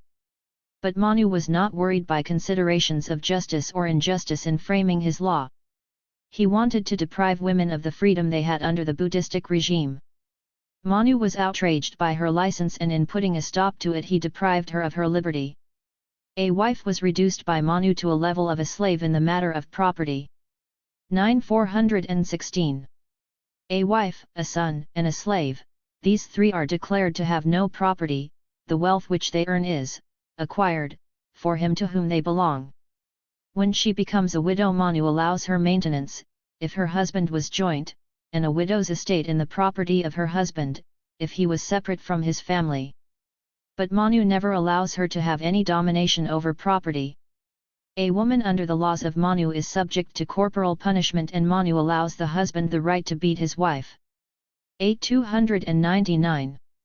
A wife, a son, a slave, a pupil, and a younger brother of the full blood, who have committed faults, may be beaten with a rope or a split bamboo. Under Manu a woman had no right to knowledge. The study of the Veda was forbidden to her by Manu. 266. Even for a woman the performance of the sanskaras are necessary, and they should be performed. But they should be performed without uttering the Veda mantras. Offering sacrifices according to Brahmanism formed the very soul of religion. Manu forbids women from performing sacrifices. Manu ordains that 1136-37. A woman shall not perform the daily sacrifices prescribed by the Vedas. If she does it, she will go to hell. To disable her from performing such sacrifices, Manu prevents her from getting the aid and services of a Brahmin priest. 42056. A Brahmin must never eat food given at a sacrifice performed by a woman. Sacrifices performed by women are inauspicious and not acceptable to God. They should therefore be avoided. Finally, a word regarding the ideal of life, Manu has sought to place before a woman. It had better be stated in his own words. V151. Him to whom her father may give her, or her brother with the father's permission, she shall obey as long as he lives, and when he is dead, she must not insult his memory. V154. Though destitute of virtue, or seeking pleasure elsewhere, or devoid of good qualities, yet a husband must be constantly worshipped as a god by a faithful wife. V155. No sacrifice, no vow, no fast must be performed by women, apart from their husbands. If a wife obeys her husband, she will for that reason alone be exalted in heaven. Then comes the choicest texts which form the pith and the marrow of this ideal which Manu prescribes for women. V153. The husband who wedded her with sacred mantras, is always a source of happiness to his wife, both in season and out of season, in this world and in the next. V150. She must always be cheerful, clever in the management of her household affairs, careful in cleaning her utensils, and economical in expenditure. This the Hindus regard as a very lofty ideal for a woman. As though to put a coping stone on his edifice of disabilities of women, Manu declared a new rule that killing a woman was only a nyupapataka, i.e. it was a minor offence. 1167. Liquor, slaying women, Shudras, Vaishyas, or Kshatriyas, and atheists, are all minor offences. One can quite understand why Manu should have said that the killing of a Shudra, Vaishya, or a Kshatriya was only a nyupapataka. He was trying to establish that the Brahmin was superior to all these, and only the killing of a Brahmin was a mahapataka. But why did he apply the same rule to women? Only because a woman, in the eyes of Manu, was a thing of no value. In the face of these quotations, can anybody doubt that it was Manu who was responsible for the degradation of women in India? Most people are perhaps aware of this. But they do not seem to know two things. They do not know what is peculiar in Manu. There is nothing new or startling in the laws of Manu about woman. They are the views of the Brahmins ever since Brahmanism was born in India. Before Manu, they existed only as a matter of social theory. What Manu did was to convert what was a social theory into the law of the state. The second thing they do not know is the reason which led Manu to impose these disabilities upon women.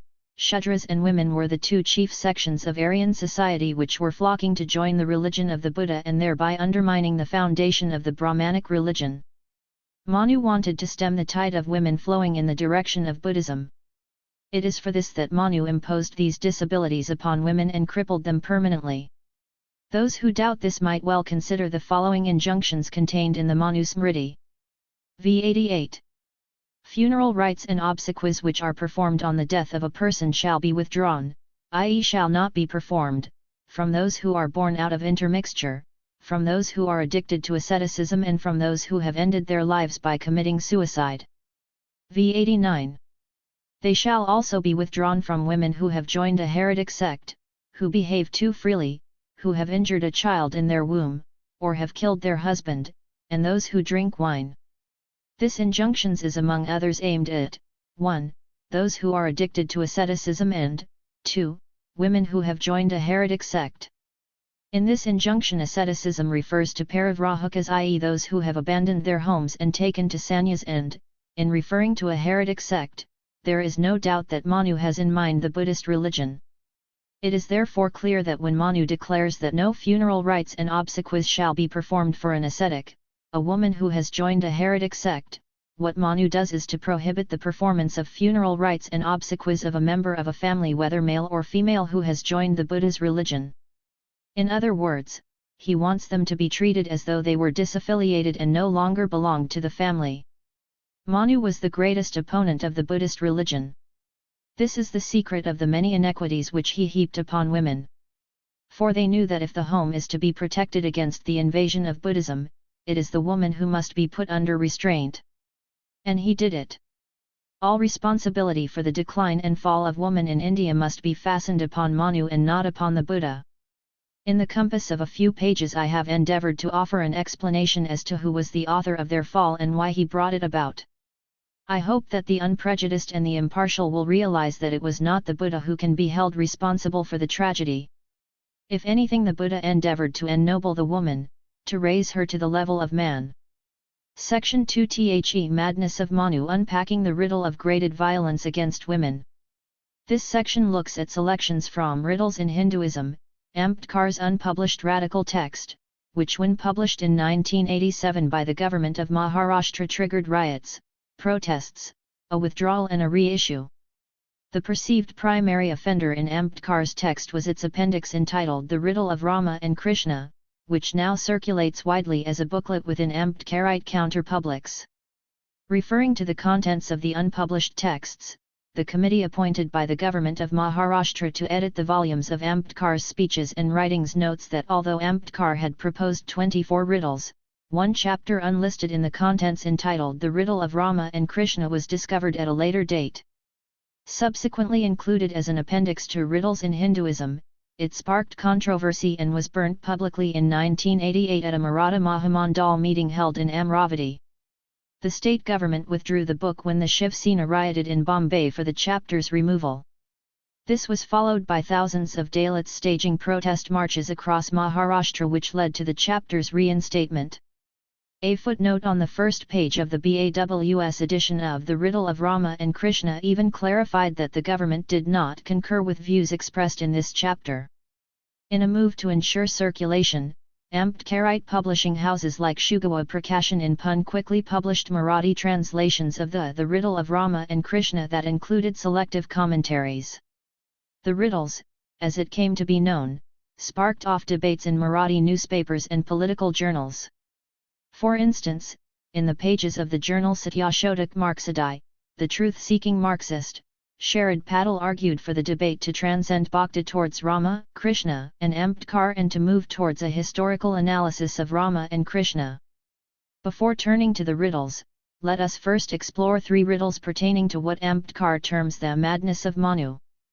These riddles contain Ambedkar's explanation for why violence against women in a Brahmanical patriarchal society is graded in nature. When it comes to academic caste debates, it is common to find Homo hierarchicus, first published 1966, English translation 1970, as the central treatise, and much of the last 40 years of sociological and anthropological caste discourse has been a dialogue or debate with its author, Louis Dumont. Specifically, the terms Homo equalus and Homo hierarchicus draw attention to Dumont's antithetical notions of the West and India, the former based on individualism and equality and the latter on caste hierarchy. Anthropologist R.S. Carre, in an overview and evaluation of Dumont's works, draws attention to the missing element in Dumont's schema, Homo justus, or Dalits in India struggling for social justice. This is particularly surprising since Dumont arrived in the late 1940s to India, the decade in which Ambedkar's anti-caste struggle was at its peak. Dumont's silence on social justice issues contrasts with Ambedkar's understanding of caste as graded inequality. Since caste, as Ambedkar saw it, was not a harmonious division of labor but a division of laborers, it was also necessarily distinct from the traditional inequality of the Ancien regime and industrial societies in the West. In the system of graded inequality there is no such class as a completely unprivileged class except the one which is at the base of the social pyramid. The privileges of the rest are graded. Even the low is privileged as compared with lower. Each class being privileged, every class is interested in maintaining the system. This idea in castes in India, that caste hierarchy's origin in graded inequality challenges the formation of social coalitions by the discriminated, rounds out more fully when read against three riddles relevantly focusing on endogamy. Here I am referring to Manu's madness or the Brahmanic explanation of the origin of the mixed castes, riddle number 18, volume 4, the change from paternity to maternity, riddle number 19, volume 4, and the woman and the counter-revolution / the riddle of women, volume 3. In Castes in India, written when Ambedkar was 25, the practice of endogamy is used to critique the divine and racial theory of caste origin. In the riddles written subsequently, Ambedkar reports on endogamy's relegation from a powerful tool of social control to a violated practice that led Manu to express concerns about the rise of mixed castes and freedom for women. Let us take riddle number 18 where Ambedkar emphasizes the need to carefully read Manu's categorization of castes into Aryan, non-Aryan, those rejecting the Kshatriya order, Vratya, believers turned rebels against the Kshatriya order, fallen, Kshatriyas demoted to Shudras for rejecting rights and / or Brahmin services, and Sankara castes, hybrid castes. No doubt overlong, this listing of castes does two good things. It foregrounds the classing of mixed castes in terms of those born of Aryan annuloma, hypergamous unions, and pratyoloma, hypogamous unions, and Aryan and non-Aryan annuloma and pratyoloma. It also reveals four anomalies in Manu and subsequent Brahmanical commentators.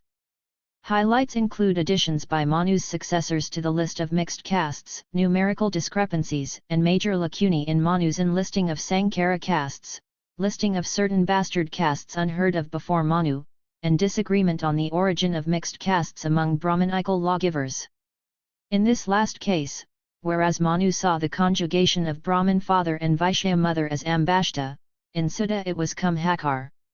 Subsequently, Ambedkar takes up Manu's emphasis on the bastard origin of certain castes to examine what he calls Manu's madness and that of later Smritikaras, writers and commentators of the Brahmanic laws. Mining historical writings on tribes and early dynasties in India, Ambedkar gradually opens up Manu's historical perversion of powerful tribes Abhiras, Ambashtas, Andhras, Magadhas, and Nishadas as bastard castes. This tendency in Manu to malign reveals his unease over the violation of endogamy and the failure of the Kshatriya order to explain the independence of some communities from this system. Wading deeper, Ambedkar exposes that Manu did not in fact grasp the implication of promiscuity inherent in his concepts that given the size of the Chandala population it would take more than every single Brahmin female to be mistress to a Shudra man. This almost bizarre implication is the central weapon in Ambedkar's theory of Manu's madness, whereof Manu indiscriminately lumps not only all women but also the vast majority of men under the umbrella of bastard castes, or those who resisted caste hierarchy. Thereafter, in analyzing anomalies pertaining to the rules of Hindu kinship in riddle number 19, Ambedkar's claim that Hindu law recognized 8 forms of marriage and 13 kinds of sons prepares the ground for his subsequent criticism of multiple marital forms as only euphemisms for seduction and rape. Thus Manu calibrates the types of marriages, with only Asura, Gandharva, and Pisacha forms of marriage as lawful for the lower 2 varnas. Without disaffiliating sons, he instead grades them into 2 categories of heirs and kinsmen but not heirs. In identifying these clusters, Ambedkar foregrounds what he considers a hitherto under-recognized alteration by Manu of a major law of consanguinity. He illustrates how, unlike Manu's gradation, in prior law, when parents did not belong to the same varna, the child's varna was determined not by the mother's but the father's varna. In cases where the mother's varna is one lower than the father's, such as Brahmin father, Kshatriya mother, the child takes the father's varna. But the mother's varna being more than one lower than the father's, Kshatriya father, Shudra mother, immediately disqualifies the child from the father's varna, and as later commentators suggest, this implies that the mother's varna is ascribed to the child. According to Ambedkar, Manu's alteration in this law from the rule of Pitrasavarnya, ascription of father's varna to son, to Matrasavarnya, son to be ascribed mother's varna, bears note because it contradicts the most basic assumption of the patriarchal family in Hindu law. Uncharacteristically playing devil's advocate, Ambedkar points out an unusual flexibility in the otherwise rigid Brahmanical impulse to define the caste system in terms of a closed form, namely the practice of annuloma combined with the Pitrasavarnya system that allowed for relative openness. Rakshasa and Pisacha marriages, which were the lowest forms, were probably pradiloma marriages between lower varna males with higher varna females. By thus allowing indirect mobility in the caste system and the laws of sonship, annuloma union was at any given point capable of transmuting the caste community from a hierarchically divided closed form to a composite entity. For instance, the Brahmin community included children born of Brahmin, Kshatriya, Vaishya, and Shudra mothers. But Manu's intervention transgresses the established Kshetraja rule, man the seed, woman the earth, of patriarchal Hindu law. Manu dictates that in cases outside of marital unions, the ownership of the fruit, progeny, be transferred from seed to earth. Ambedkar holds that Manu's change of law from Pitrasavarnya to Matrasavarnya within a system, where the son's earnings already belonged to the father, was a discriminating measure. It was motivated by the presumed need to defend the caste system against the combined effect of the prohibition of pradiloma and corresponding violations potentially enabled by annuloma. Ambedkar's revelation of the method in Manu's madness is explicated further in his extrication of Manu's degradation of woman, or the riddle of women. The editorial committee of the volumes of Ambedkar's writings and speeches mentions finding 2 copies of Ambedkar's unpublished essay, eventually published posthumously in Volume 3 under one of its titles, The Woman and Counter-Revolution. In a different copy, the essay was entitled The Riddle of Women. The essay begins with a statement, Manu can hardly be said to be more tender to women than he was to the Shudra. It ends with a riddle, in short, in pre-Manu days a woman was a free and equal partner of man. Why did Manu degrade her? I suggest that the essay, published as the last section of The Rise and Fall of the Hindu Woman, be read in fact as Ambedkar's disentanglement of the riddle of women in intersection with riddles number 18 and 19 to unpack the conundrum of graded violence against women. Through extensive citations from the primary text, Ambedkar details Manu's low opinion of women, specifically highlighting his commentary on the inherent seductions by women of men leading to deviance and disloyalty as necessitating control. To the frequent elucidation of Manu's injunction and having sacralized marriage, Ambedkar posits the opposite picture of a misogynist, whose law of divorce neither curbed a man from giving up his wife nor preempted him from abandoning or selling her, which then programmatically thwarted the wife from seeking her own freedom.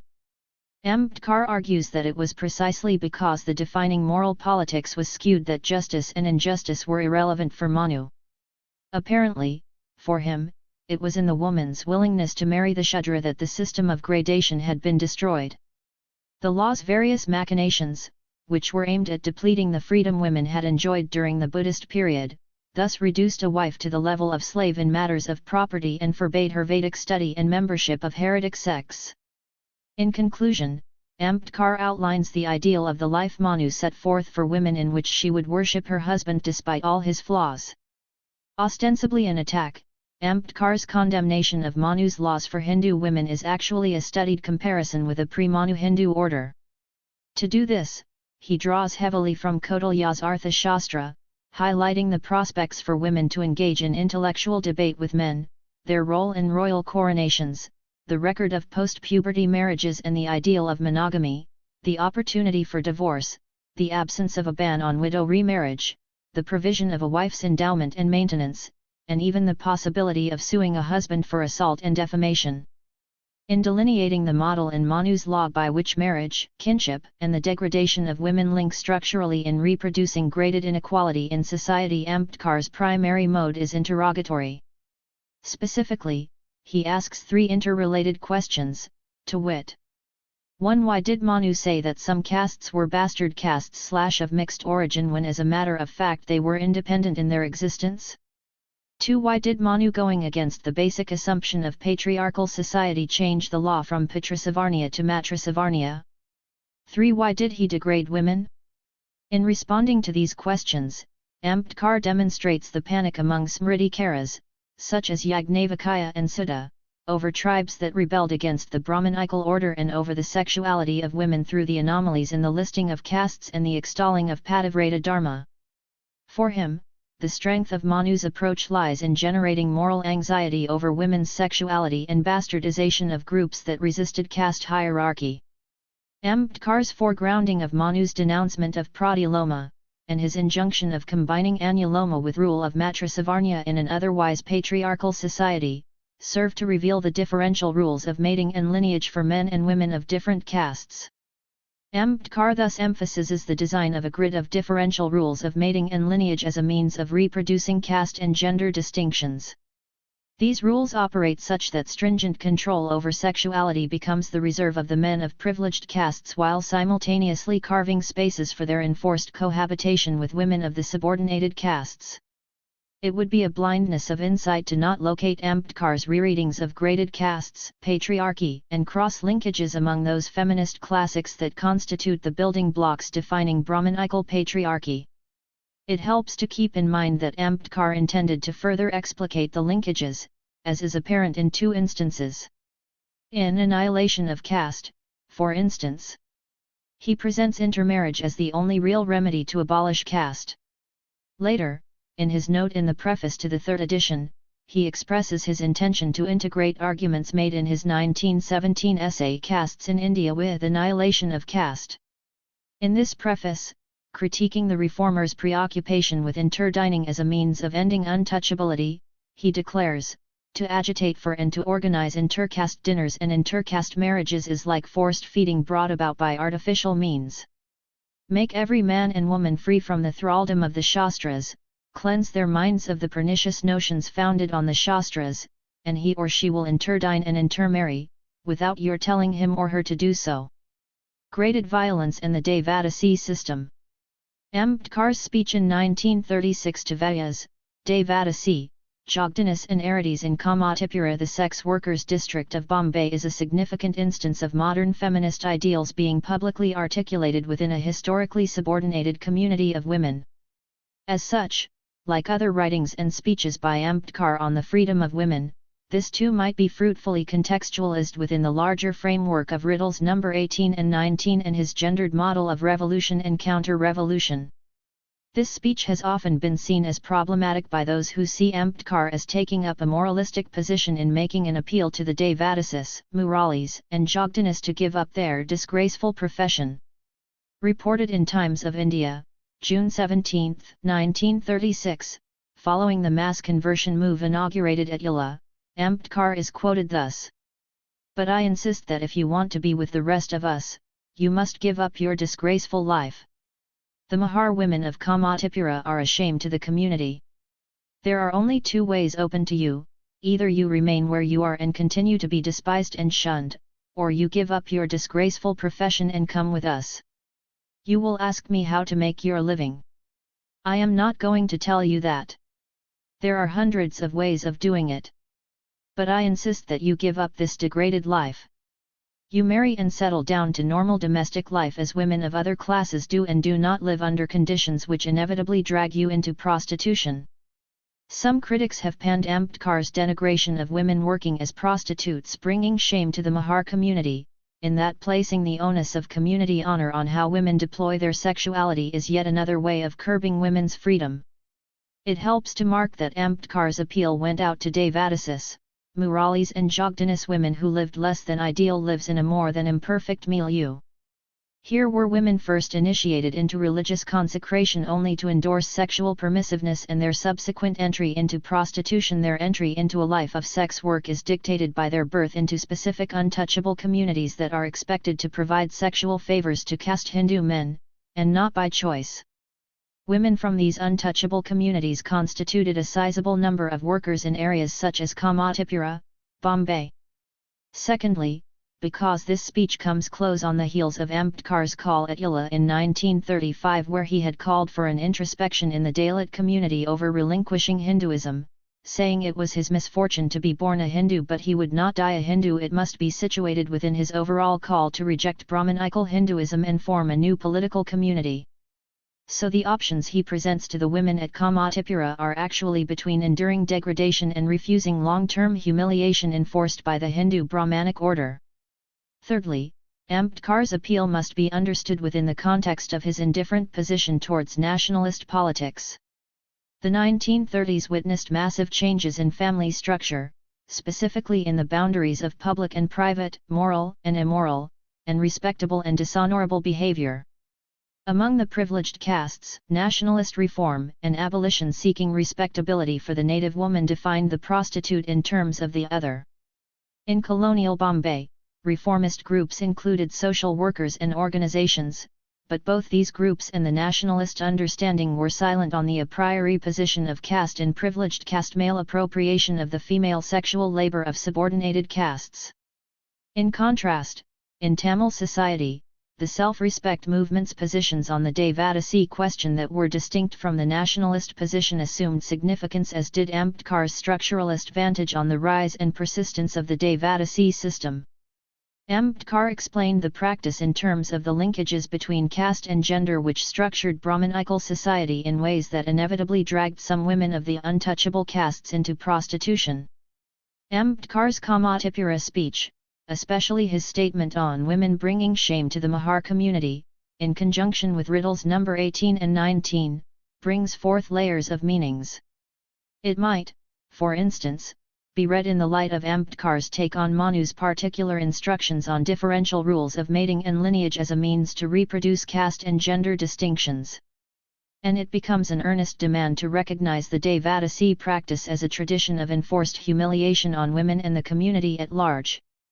The humiliation impacts in two specific ways, in that differential rules of graded caste order drag subordinated castes into prostitution while at once structuring the caste system itself.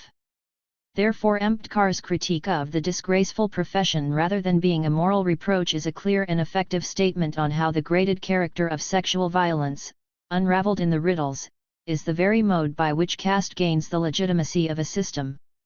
As such, his statement is less about women being the honor of the community than about cultivating self-respect as a mode of protest against the caste patriarchal system. Political theorist Gopal Guru's work on the subject, which takes Maharashtra as its turf, further defines the ideological capacity of the Devadasi system to destroy the moral insight of the tormented. When enforced, the system under the aegis of temple priests and landlords marries subaltern caste females to gods and goddesses under the pretext of providing them the rare opportunity of becoming gods' consorts. Even so, Guru has identified instances in which social activism has effected concrete change. As if following Ambedkar's call from over 6 decades earlier, some modern Devadasis have confronted their humiliation, acted on it by rejecting the system, and subsequently sought an antidote in marriage. Marriage in this context becomes a radical alternative to fight their reduction, though in another context there is danger that heterosexual marriage may reproduce other forms of reduction. For the Devadasi, marriage with a person in lived time and not spiritual time demonstrates the Devadasi's ability to convey to the tormentor that she refuses to participate in her own reduction, and we may add by corollary, that of her community. Ambedkar's appeal to the women to develop an insight into their humiliation is an epistemological act, while asking the Devadasis to convey their viewpoint to the tormentor is a political act. Reading Ambedkar's 1936 speech and the riddles together assumes significance, for in contemporary feminist politics some representations of sex workers overlook the intersecting social structures and processes, focusing solely on the everyday of the sex workers' lives, their agency and alternate lifestyle as critiques of monogamy. The Ambedkarite legacy, in contrast, can be seen reflected in Baburao Bagul's novel Sud, Revenge, wherein the protagonist Janaki, a Murali, a community like Jogdanai and Vaya, is repeatedly sold by her mother, and begins to see her sexual commodification as a mode of human degradation. Bagul depicts Janaki's journey as a complex struggle to discover the self denied by caste and patriarchy in her quest to defend it against the odds. Gods as polygamous, unworthy husbands. This section, dealing with Ambedkar's writings on riddles in Hinduism, which he had subtitled An Exposition to Enlighten the Masses, would be incomplete without a reading of his The Riddle of Rama and Krishna, a text that is feminist in its slant not only because of the protests and counter-protests it set into motion, but more because of the centrality of gender in Ambedkar's moral critique of Rama and Krishna and the debate it opens up for feminist historical interpretations of epic literature. More to the point, Ambedkar's critique pinpoints the importance of subverting traditions by redefining epics in terms of an amalgam of various traditions. Ambedkar, for instance, cites the Buddha Ramayana, in which both Sita and Rama are Dashratha's children, and notes that Valmiki, who disagrees with this story, profiles Sita not as the natural child of Janaka but as an infant found by a farmer ploughing his land. In Ambedkar's reading, Rama's marriage was far from ideal, and contrary to his virtuous reputation, Rama was not monogamous. Notably, after killing Ravana, Rama behaves irresponsibly towards Sita by delaying going to meet her, and when he finally does, ends up questioning her chastity, which suggests that warring with Ravana had more to do with his own honor than protecting his wife. In response, Sita calls Rama lowly before undertaking the trial by fire. On returning to Ayodhya, Rama attempts to salvage his reputation from public censure by abandoning his wife rather than defending her innocence. Demanding yet again that Sita prove her innocence re-emphasizes her tragedy and Rama's attendant crime. Ambedkar's Sita chooses death over a cruel husband. In the Riddle of Krishna, Ambedkar defines women as instruments of Krishna's pleasure. To do so, he draws upon instances of obscenity, such as Vastraharana, Krishna stealing the gopis' robes, which the Brahmanic texts, by their own admission, would surely have deprecated were they extra-mythic. His Krishna is almost pathologically promiscuous, having 8 principal wives won in war or carried away from Swayamvara weddings and 16,108 consorts inherited from the harem of a defeated king. In another vein, Sharad Patil, founder of the Satyashodak Communist Party that espouses a fusing of Marxist, Fulite and Ambedkarite perspectives, reads Ambedkar's critique of Rama and Krishna as a moral whipping from a negative non-Brahmanic vantage, reluctant to recognize the impact of mythic heroes in Indian history. For instance, Rama's case might have played a key role in the abolition of gynocracies and matrilineal Rajakas, monarchical Gana states, in favor of more productive Shaturvarna Rajakas. For Patil, the struggle between Rama and Sita, and the Pandavas and Draupadi is the central dynamic in a historical reading of the epics. In contrast, Kancha Ilaya, in discussing the relation between Hindu gods and Dalit Bahujans, defends Ambedkar's critique of Krishna as having almost single-handedly illuminated how Krishna, owing to his role in the Gita, reinforced Brahmanical ideology. He views the Mahabharata's era as one necessitating a rebuilding of consent to contain Yadava revolts. Further, Ilaya argues, Krishna, despite having grown up in a Yadava milieu, never identified with it, thus taking up the political role of a Kshatriya to defend Brahmanical dharma. He notes that while Krishna's beloved Radha and the Gopikas were Yadavas, his wives were Kshatriyas, a class separation that neatly overlaps the Brahmanical practice by which men might freely have premarital sex with women of subordinated castes but ultimately marry into their own caste. He also reads Ambedkar's critique of the Ramayana narrative as a valuable account of Brahmanism having pervaded southern India, where it codifies women's subordination against a backdrop of patriarchal monogamy stabilizing in Hindu society. Uma Chakravarti has noted that the standard notion of Sita as the quintessence of wifely devotion is a relatively later invention, nowhere borne by versions preceding Valmiki's Ramayana. In earlier versions, the Rama legend provides a model of male valor and honor, and the Sita story that of female chastity, fidelity, and self-sacrifice. Collectively promoting male-owned women and female sexual fidelity as the prime glue in marriage, Rama and Sita, in their capacity as idealized social beings, constitute the underlying foundation of the patriarchal monogamous family. Rereading the riddle of Rama and Krishna enables us to first identify and then locate the largely under-acknowledged elements of Ambedkar's argument within contemporary debates around the epics. Ambedkar's critique of Rama and Krishna as men deploying women as objects for their honor, power, and pleasure crystallizes his central argument in the rise and fall of the Hindu woman and his defense of Buddhism from the vantage of gender. As such, these texts deliver a double blow. Firstly, they debunk the sacrament myth of Hindu marriage, and in so doing they underscore that no one's private sphere, not even that of God's, is free from critique. The democratic focus of this position also forms the foundation of Ambedkar's notion of the personal sphere, as we shall see in the final part of this reader focusing on the Hindu Code Bill. Riddle number 18: Manu's Madness, or the Brahmanic explanation of the origin of the mixed castes. A reader of the Manu Smriti will find that Manu, for the purpose of his discussion, groups the various castes under certain specific heads, namely, 1. Aryan castes, 2. Non-Aryan castes, 3. Vraitya castes, 4. Fallen castes, and 5. Sankara castes. By Aryan castes he means the four Varnas, namely Brahman, Kshatriya, Vaishya, and Shudra. In other words, Manu regards the system of Shaturvarna to be the essence of Aryanism. By non-Aryan castes he means those communities who do not accept the creed of Shaturvarna, and he cites the community called Dasyu as an illustration of those whom he regards as a non-Aryan community. By Vraityas he means those castes who were once believers in the Shaturvarna but who had rebelled against it. The list of Vraityas given by Manu includes the following castes. In the list of fallen castes, Manu includes those Kshatriyas who have become Shudras by reason of the disuse of Aryan rites and ceremonies and loss of services of the Brahmin priests. They are enumerated by Manu as under: 1. Pandrikas, 2. Cholas, 3. Dravidas, 4. Kamhojas, 5. Yavanas, 6. Sakas, 7. Paradas, 8. Palvas, 9. Chinas, 10. Kiritas, 11. Daradas. By Sankara castes Manu means castes the members of which are born of parents who do not belong to the same caste. These mixed castes he divides into various categories: 1. Progeny of different Aryan castes, which he subdivides into two classes, a.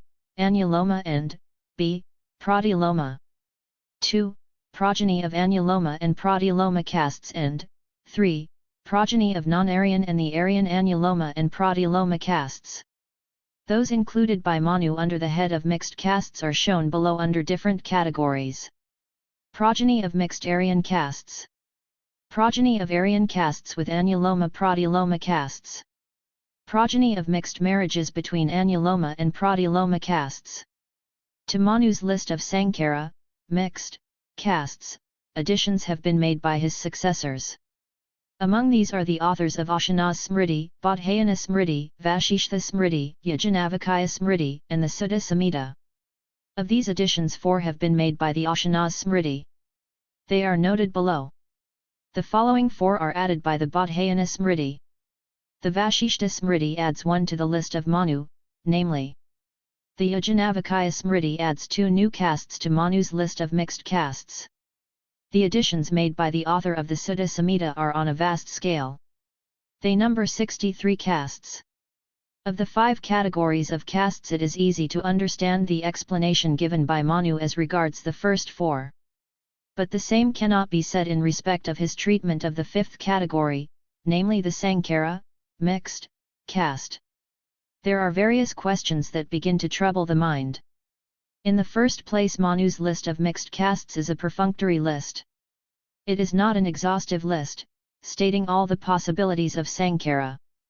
In discussing the mixed castes born out of the mixture of the Aryan castes with the Anuloma-Pratiloma castes, Manu should have specified the names of castes which are the progeny of each of the 4 Aryan castes with each of the 12 Anuloma-Pratiloma castes. If he had done so, we should have had a list of 48 resulting castes. As a matter of fact, he states only the names of 4 castes of mixed marriages of this category. In discussing the progeny of mixed marriages between Anuloma-Pratiloma castes, given the fact that we have 12 of them, Manu should have given the names of 144 resulting castes. As a matter of fact, Manu only gives a list of 11 castes. In the information of these 11 castes, Manu gives 5 possible combinations of 5 castes only. Of these, 1, Vedaha, is outside the Anuloma-Pratiloma list. The cases of the 8 are not considered at all.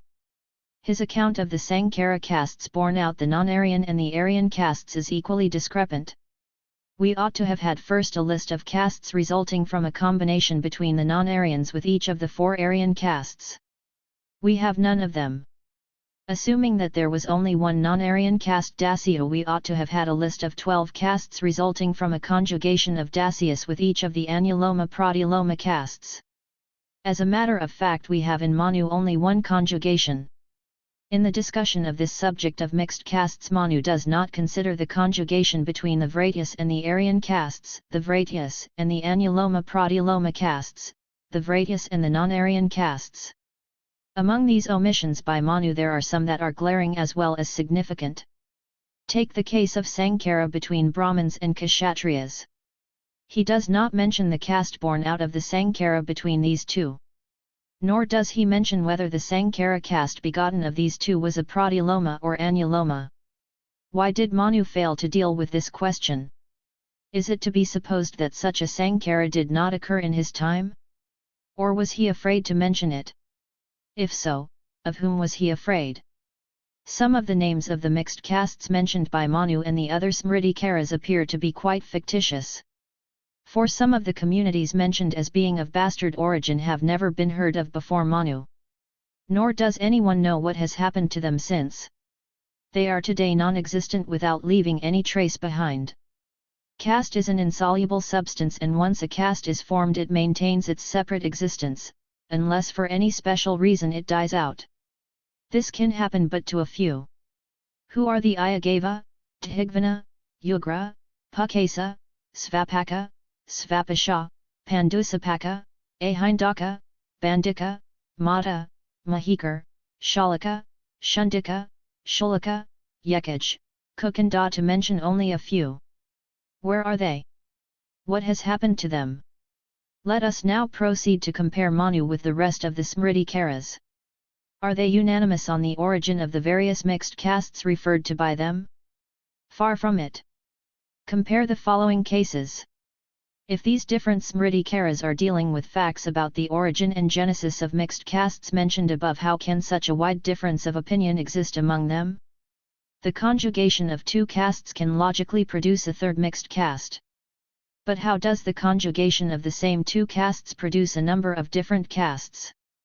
But this is exactly what Manu and his followers seem to be asserting. Consider the following cases. I. Conjugation of Kshatriya father and Vaishya mother. Bodhayana says that the caste of the progeny is Kshatriya. Yajnavalkya says it is Mahishya. Sutta says it is Ambashta. 2. Conjugation of Shudra father and Kshatriya mother.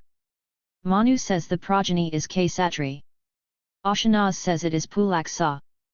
Vashishta says it is Vena. 3. Conjugation of Brahmin father and Vaishya mother. Manu says that the progeny is called Ambashta. Sutta once says it is called Urdhavanapita, but again says it is called Kumhakar. 4. Conjugation of Vaishya father and Kshatriya mother. Manu says that the progeny is called Magadha. Sutta states that 1. Poja, 2. Mleka, 3. Shalak and 4. Pulinda are the progenies of this single conjugation. V. Conjugation of Kshatriya father and Shudra mother. Manu says that the progeny is called Yugra. Sutta says that 1. Dashantya, 2. Dashanti and 3. Sholaka are the progenies of this single conjugation. 6. Conjugation of Shudra father and Vaishya mother. Manu says the progeny is called Ayagava. Sutta says the progeny is 1. Patanjali and 2. Chakri. Let us take up another question. Is Manu's explanation of the genesis of the mixed castes historically true? To begin with the Abhira. According to Manu, the Abhiras are the bastards born of Brahmin males and Ambashta females. What does history say about them? History says that the Abhiras, the corrupt form of which is Ahira, were pastoral tribes which inhabited the lower districts of the northwest as far as Sindh. They were a ruling independent tribe, and according to the Vishnu Purana, the Abhiras conquered Magadha and reigned there for several years. The Ambashta, says Manu, are the bastards born of Brahmin male and Vaishya female. Pantajali speaks of Ambashtas as those who are the natives of a country called Ambashta. That the Ambashtas were an independent tribe is beyond dispute. The Ambashtas are mentioned by Megasthenes, the Greek ambassador at the court of Chandragupta Maurya, as one of the tribes living in the Punjab who fought against Alexander when he invaded India. The Ambashtas are mentioned in the Mahabharata. They were reputed for their political system and for their bravery. The Andhras, says Manu, are bastards of second degree insofar as they are the progeny of Vedahaka male and Karavara female, both of which belong to bastard castes. The testimony of history is quite different. The Andhras are a people who inhabited that part of the country which forms the eastern part of the Deccan Plateau. The Andhras are mentioned by Megasthenes. Pliny the Elder, 77 AD, refers to them as a powerful tribe enjoying paramount sway over their land in the Deccan, possessing numerous villages, 30 walled towns defended by moats and levers, and supplying their king with an immense army consisting of 1,000,000 infantry, 2,000 cavalry and 1,000 elephants. According to Manu, the Magadhas are bastards born of Vaishya male and Kshatriya female. Panini the grammarian gives quite a different derivation of Magadha. According to him, Magadha means a person who comes from the country known as Magadha. Magadha corresponds roughly to the present Patna and Gaya districts of Bihar. The Magadhas have been mentioned as independent sovereign people right from the earliest times. They are first mentioned in the Atharva Veda. The famous Jarasandha was the king of Magadha, who was a contemporary of the Pandavas. According to Manu, the Nishadas are the bastard caste born of Brahmin males and Shudra females. History has quite a different tale to tell. The Nishadas were a native tribe with its own independent territory and its own kings. The Ramayana mentions Guha as the king of Nishadas, whose capital was Sringavarapura and who showed hospitality to Rama when he was undergoing exile in the forest. As to the Vedahaka, Manu says that they are the bastards born of Vaishya male and Brahmin female. Etymologically, Vedahaka means a person who is a native of the country called Videha. Ancient Videha corresponds to the modern districts of Champaran and Darbhanga in Bihar. The country and its people have been known to history from a very remote antiquity. The Yajurveda mentions them. Ramayana refers to them. Sita, the wife of Rama, is the daughter of Janaka, who was the king of Videha and whose capital was Mithila. Many more cases could be examined.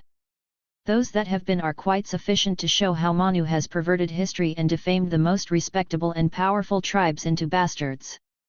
This wholesale bastardization of huge communities Manu did not apply to the Vraityas. But his successors carried the scheme further and bastardized the Vraityas also. Karna in Manu is Vraitya. But the Brahma Vaivarta Purana makes them bastards and says that they are the progeny of Vaishya father and Shudra mother. Pandraka in Manu is Vraitya. But in the Brahma Vaivarta Purana he is a bastard born of Vaishya father and Chundi mother. Mala in Manu is Vraitya. But in the Brahma Vaivarta Purana he is a bastard born of Leda father and Tibera mother. The Viharjaya Katakas are Vrata Brahmanas according to Manu. But in the Gautama Samhita they are bastards born from a Brahmin father and Vaishya mother. The Yavanas were declared by Manu as Vrata Kshatriya. But in Gautama Samhita they are shown as bastards born of a Kshatriya father and Shudra mother. The Kiritas are according to Manu Vrata Kshatriyas. But the Balalacharita makes them bastards born from Vaishya father and Brahmin mother.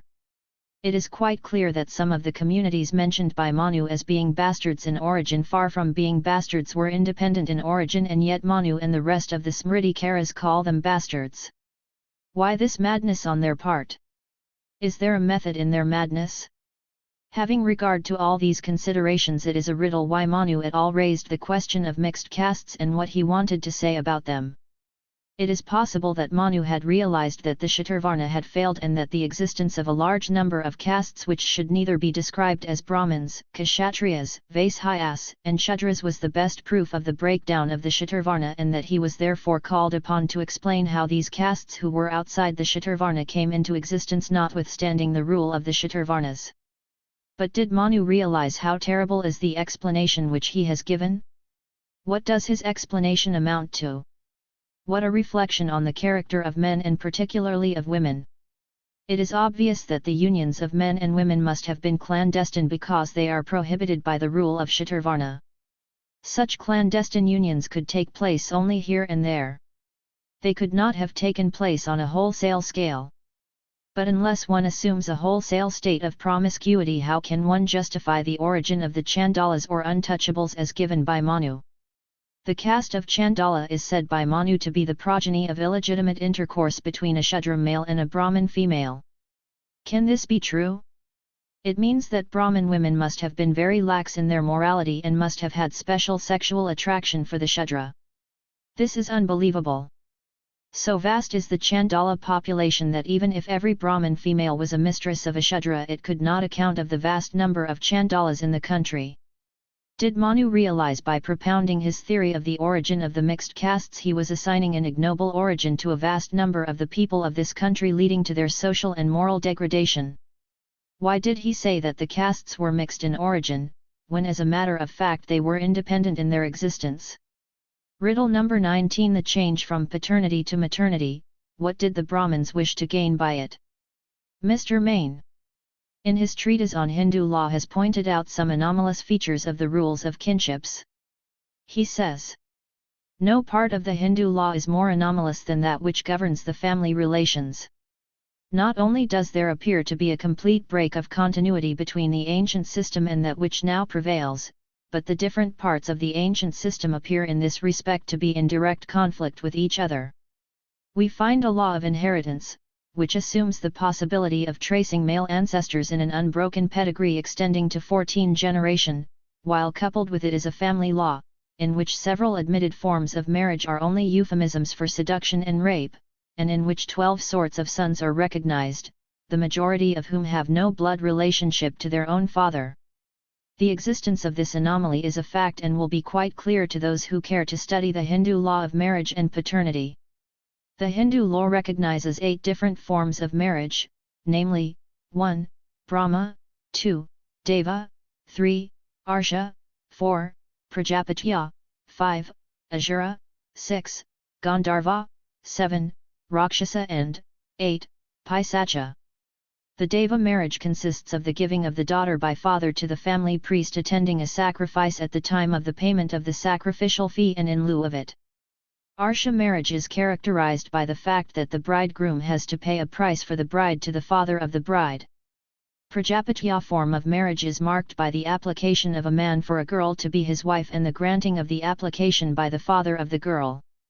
The difference between Prajapatya and Brahma marriage lies in the fact that in the latter the gift of the daughter is made by the father voluntarily but has to be applied for.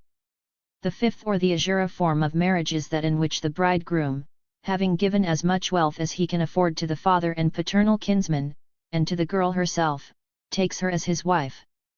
There is not much difference between Arsha and Asura forms of marriage. Both involve sale of the bride. The difference lies in this, that in the Arsha form the price is fixed while in the Asura form it is not. Gandharva marriage is a marriage by consent contracted from non-religious and sensual motives.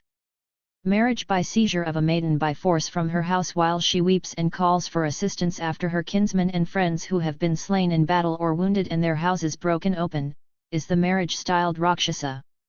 Pisacha marriage is marriage by rape on a girl either when she is asleep or flushed with strong liquor or disordered in her intellect. Hindu law recognized 13 kinds of sons: 1. Orisa, 2. Kshetraja, 3. Putrakaputra, 4. Kanana, 5. Gudhaja, 6. Punurbhava, 7. Sahoaja, 8. Dadaka, 9. Kritrima, 10. Kritaka, 11. Apavida, 12. Svayamdatta and 13. Nisheda. The Orisa is a son begotten by a man himself upon his lawfully wedded wife. Putrakaputra means a son born to a daughter. Its significance lies in the system under which a man who had a daughter but no son could also have his daughter to cohabit with a man selected or appointed by him. If a daughter gave birth to a son by such sexual intercourse, the son was called Putrakaputra. Man's right to compel his daughter to submit to sexual intercourse with a man of his choice in order to get a son for himself continued to exist even after the daughter was married. That is why a man was warned not to marry a girl who had no brothers. Kshetraja literally means son of the field, i.e., of the wife. In Hindu ideology, the wife is likened to the field and the husband being likened to the master of the field. Where the husband was dead, or alive but impotent, or incurably diseased, the brother or any other sapinda of the deceased was appointed by the family to procreate a son on the wife. The practice was called Nyaga and the son so begotten was called Kshetraja. If an unmarried daughter living in the house of her father has through illicit intercourse given birth to a son, and if she subsequently was married, the son before marriage was claimed by her husband as his son. Such a son was called Kanana. The Gudhaja was apparently a son born to a woman while the husband had access to her, but it is suspected that he is born of an adulterous connection. As there is no proof by an irrefutable presumption, so to say, the husband is entitled to claim the son as his own. He is called Gudhaja because his birth is clouded in suspicion, Gudha meaning suspicion. Sahoaja is a son born to a woman who was pregnant at the time of her marriage. It is not certain whether he is the son of the husband who had access to the mother before marriage, or whether it is the case of a son begotten by a person other than the husband. But it is certain that the Sahoaja is a son born to a pregnant maiden and claimed as his son by the man who marries her. Punurbhava is the son of a woman who, abandoned by her husband and having lived with others, re-enters his family. It is also used to denote the son of a woman who leaves an impotent, outcast, or a mad or diseased husband and takes another husband. Parasava is the son of a Brahmin by his Shudra wife. The rest of the sons are adopted sons as distinguished from those who were claimed as sons. Dadaka is the son whom his father and mother give in adoption to another whose son he then becomes. Kritrima is a son adopted with the adoptee's consent only. Kritaka is a son purchased from his parents. Apavida is a boy abandoned by his parents and is then taken in, adopted and reckoned as a son. Svayamdatta is a boy bereft of parents, or abandoned by them, seeks a man's shelter and presents himself saying, "Let me become your son." When accepted, he becomes his son. It will be noticed how true it is to say that many forms of marriage are only euphemisms for seduction and rape, and how many of the sons have no blood relationship to their father. These different forms of marriage and different kinds of sons were recognized as lawful even up to the time of Manu, and even the changes made by Manu are very minor. With regard to the forms of marriage, Manu does not declare them to be illegal. All that he says that of the 8 forms, 6 namely, Brahma, Deva, Arsha, Prajapatya, Asura, Gandharva, Rakshasa and Pisacha are lawful for a Kshatriya, and that 3 namely Asura, Gandharva and Pisacha are lawful for a Vaishya and a Shudra. Similarly, he does not disaffiliate any of the 12 sons. On the contrary, he recognizes their kinship. The only change he makes is to alter the rules of inheritance by putting them into 2 classes, 1. Heirs and kinsmen, and 2. Kinsmen but not heirs. He says, 159 The legitimate son of the baby, the son begotten on a wife, the son adopted, the son made, the son secretly born, and the son cast off, are the 6 heirs and kinsmen. 160 The son of an unmarried damsel, the son received with the wife, the son bought, the son begotten on a remarried woman, the son self-given and the son of a Shudra female, are the 6, who are not heirs, but kinsmen. 162 If the 2 heirs of one man be a legitimate son of his body and a son begotten on his wife, each of the 2 sons, to the exclusion of the other, shall take the estate of his natural father. 163 The legitimate son of the body alone shall be the owner of the paternal estate, but, in order to avoid harshness, let him allow maintenance to the rest. There is another part of the law of consanguinity which has undergone a profound change but which has hardly been noticed by anybody. It relates to the determination of the varna of the child. What is to be the varna of the child? It is to be the father's varna or mother's varna. According to the law as it prevailed in the days before Manu, the varna of the child was determined by the varna of the father. The varna of the mother was of no account.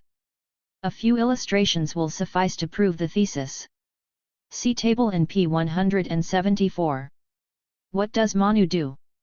The changes made by Manu in the law of the child's varna are of a most revolutionary character. Manu lays down the following rules.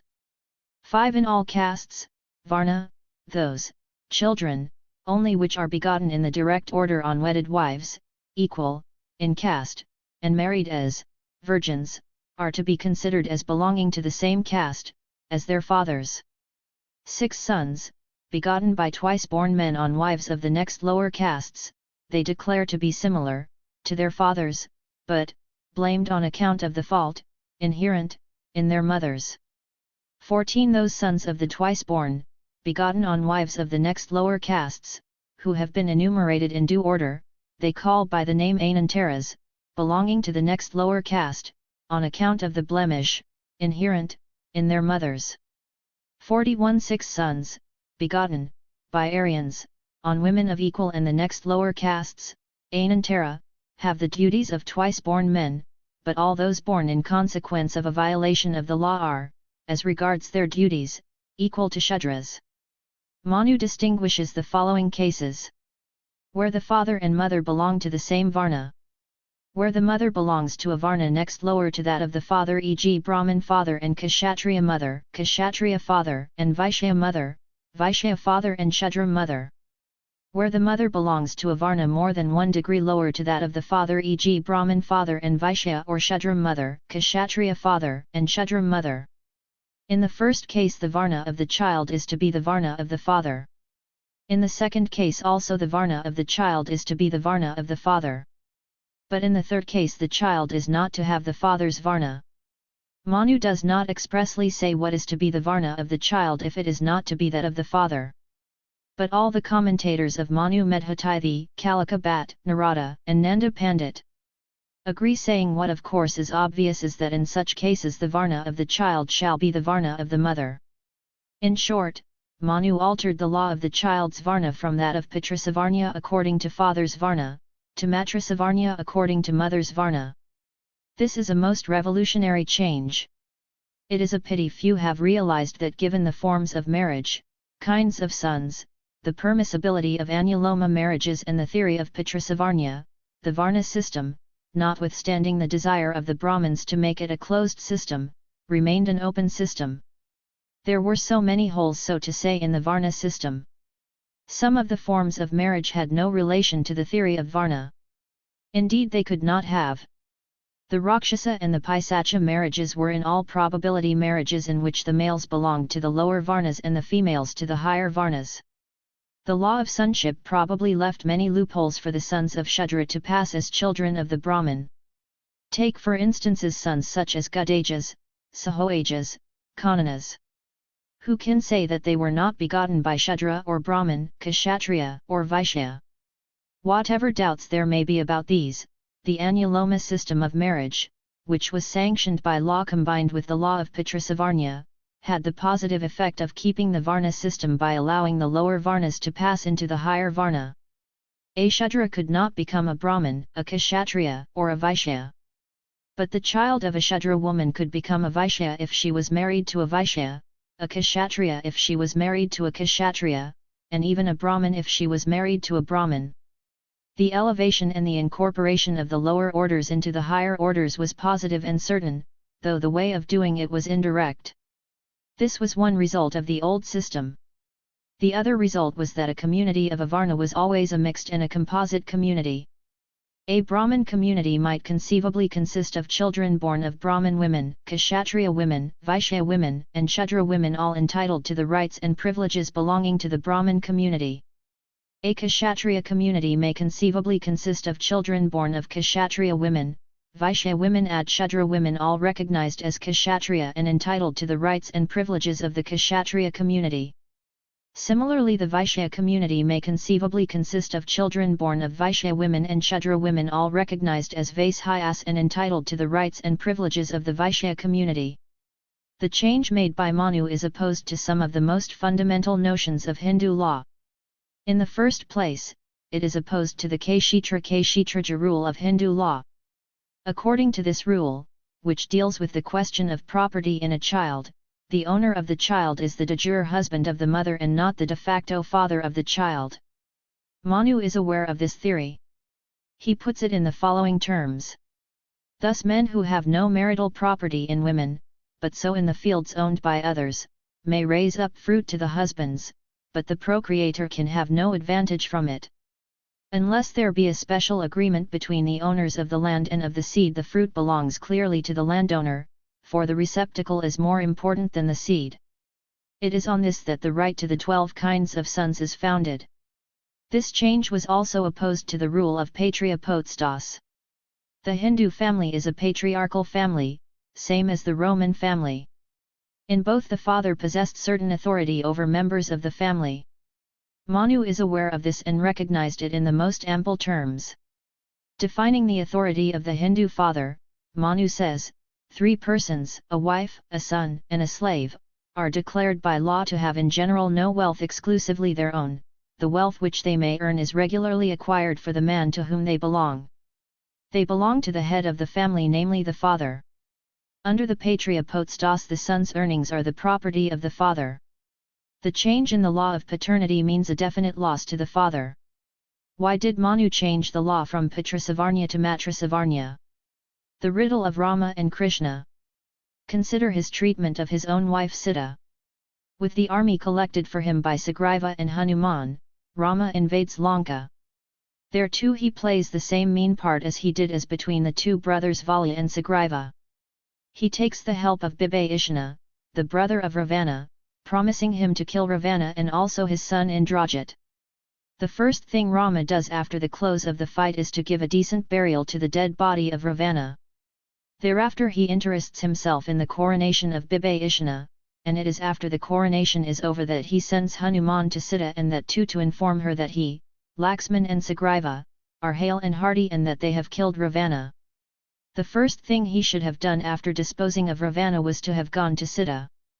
He does not do so. He finds more interest in the coronation than in Sita. Even when the coronation is over he does not go himself but sends Hanuman. And what is the message he sends? He does not ask Hanuman to bring her. He asks him to inform her that he is hale and hearty. It is Sita who expresses to Hanuman her desire to see Rama. Rama does not go to Sita, his own wife, who was kidnapped and confined by Ravana for more than 10 months. Sita is brought to him, and what does Rama say to Sita when he sees her? It would be difficult to believe any man with ordinary human kindness could address his wife in such dire distress as Rama did to Sita when he met her in Lanka if there was not the direct authority of Valmiki. This is how Rama addressed her. I have got you as a prize in a war after conquering my enemy, your captor. I have recovered my honor and punished my enemy. People have witnessed my military prowess and I am glad my labors have been rewarded. I did not take this trouble for your sake. Could there be anything more cruel than this conduct of Rama towards Sita? He does not stop there. He proceeded to tell her. I suspect your conduct. You must have been spoiled by Ravana. Your very sight is revolting to me. O you daughter of Janaka! I allow you to go anywhere you like. I have nothing to do with you. I conquered you back and I am content, for that was my object. I cannot think that Ravana would have failed to enjoy a woman as beautiful as you are. Quite naturally Sita calls Rama low and mean and tells him quite plainly that she would have committed suicide and save him all this trouble if, when Hanuman first came, he had sent her a message that he had abandoned her on the ground that she was kidnapped. To give him no excuse, Sita undertakes to prove her purity. She enters the fire and comes out unscathed. The gods, satisfied with this evidence, proclaim that she is pure. It is then that Rama agrees to take her back to Ayodhya. And what does he do with her when he brings her back to Ayodhya? Of course, he became king and she became queen. But while Rama remained king, Sita ceased to be a queen very soon. This incident reflects great infamy upon Rama. It is recorded by Valmiki in his Ramayana that some days after the coronation of Rama and Sita as king and queen, Sita conceived. Seeing that she was carrying some residents of evil disposition, people began to calumniate Sita, suggesting that she must have conceived from Ravana while she was in Lanka, and blaming Rama for taking such a woman back as his wife. This malicious gossip in the town was reported by Bhadra, the court joker, to Rama. Rama evidently was stung by this calumny. He was overwhelmed with a sense of disgrace. This is quite natural. What is quite unnatural is the means he adopts of getting rid of this disgrace. To get rid of this disgrace he takes the shortest cut and the swiftest means, namely to abandon her, a woman in a somewhat advanced state of pregnancy in a jungle, without friends, without provision, without even notice, in a most treacherous manner. There is no doubt that the idea of abandoning Sita was not sudden and had not occurred to Rama on the spur of the moment. The genesis of the idea, the developing of it and the plan of executing are worth some detailed mention. When Bhadra reports to him the gossip about Sita which had spread in the town, Rama calls his brothers and tells them his feelings.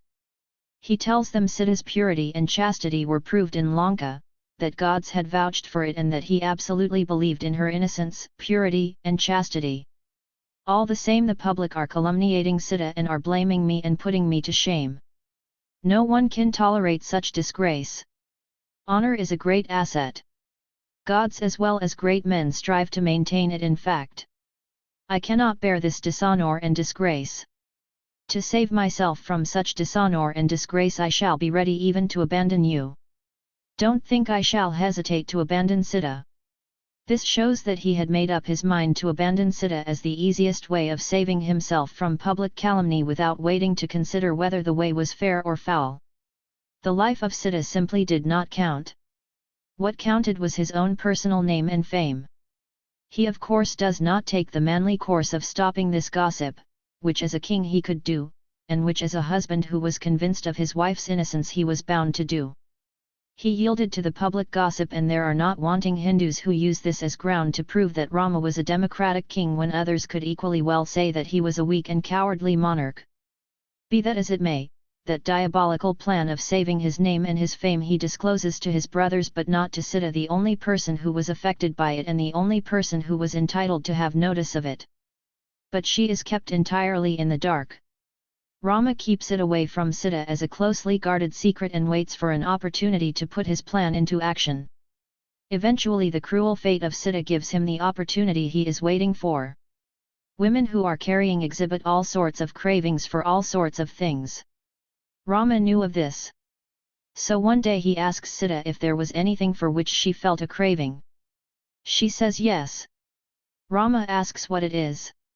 She replies that she would like to live in the vicinity of the ashrama of a sage on the bank of the river Ganges and live on fruits and roots at least for one night. Rama simply jumps at the suggestion of Sita, and says, "Be easy my dear, I shall see that you are sent there tomorrow." Sita treats this as an honest promise by a loving husband. But what does Rama do? He thinks it is a good opportunity for carrying through his plan of abandoning Sita. Accordingly he calls his brothers to a secret conference and discloses to them his determination to use this desire of Sita as an opportunity to carry out his plan of abandonment of Sita. He tells his brothers not to intercede on behalf of Sita, and warns them that if they came in his way he would look upon them as his enemies. Then he tells Laxman to take Sita in a chariot next day to the ashrama in the jungle on the bank of the river Ganges and to abandon her there. Laxman does not know how he can muster the courage to tell Sita what was decided about Sita by Rama. Sensing his difficulty, Rama informs Laxman that Sita had already expressed her desire to spend some time in the vicinity of an ashrama on the bank of the river and eased the mind of Laxman. This confabulation takes place at night. The next morning Laxman asks Sumanta to yoke the horses to the chariot. Sumanta informs Laxman of his having done so. Laxman then goes into the palace and meets Sita and reminds her of her having expressed her desire to pass some days in the vicinity of an ashrama and Rama having promised to fulfill the same, and tells her of his having been charged by Rama to do the needful in the matter.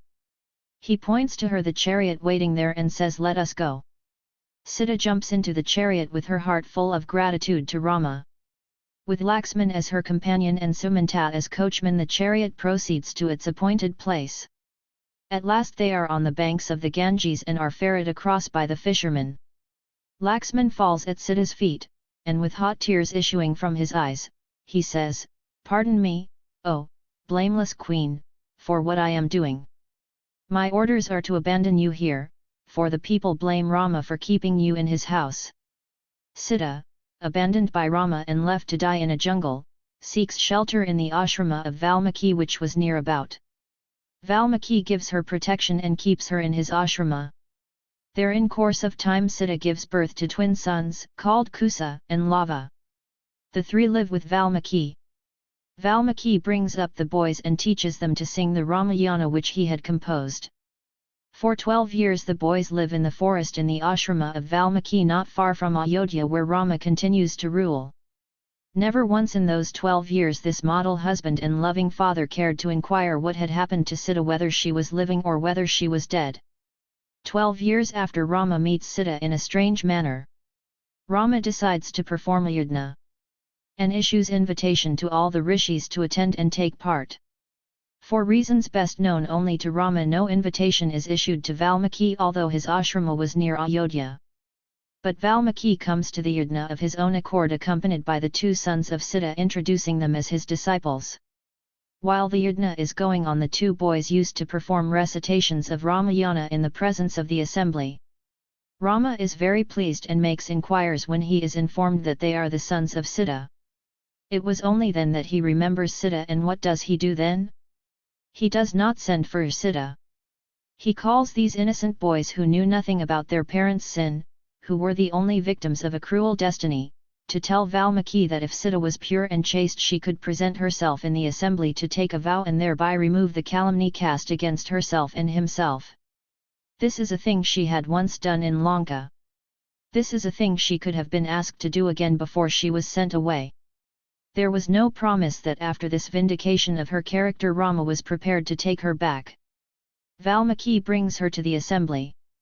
When she is in front of Rama, Valmiki says, "Oh, son of Dasaratha, here is Sita whom you abandoned in consequence of public disapprobation. She will now swear her purity if permitted by you.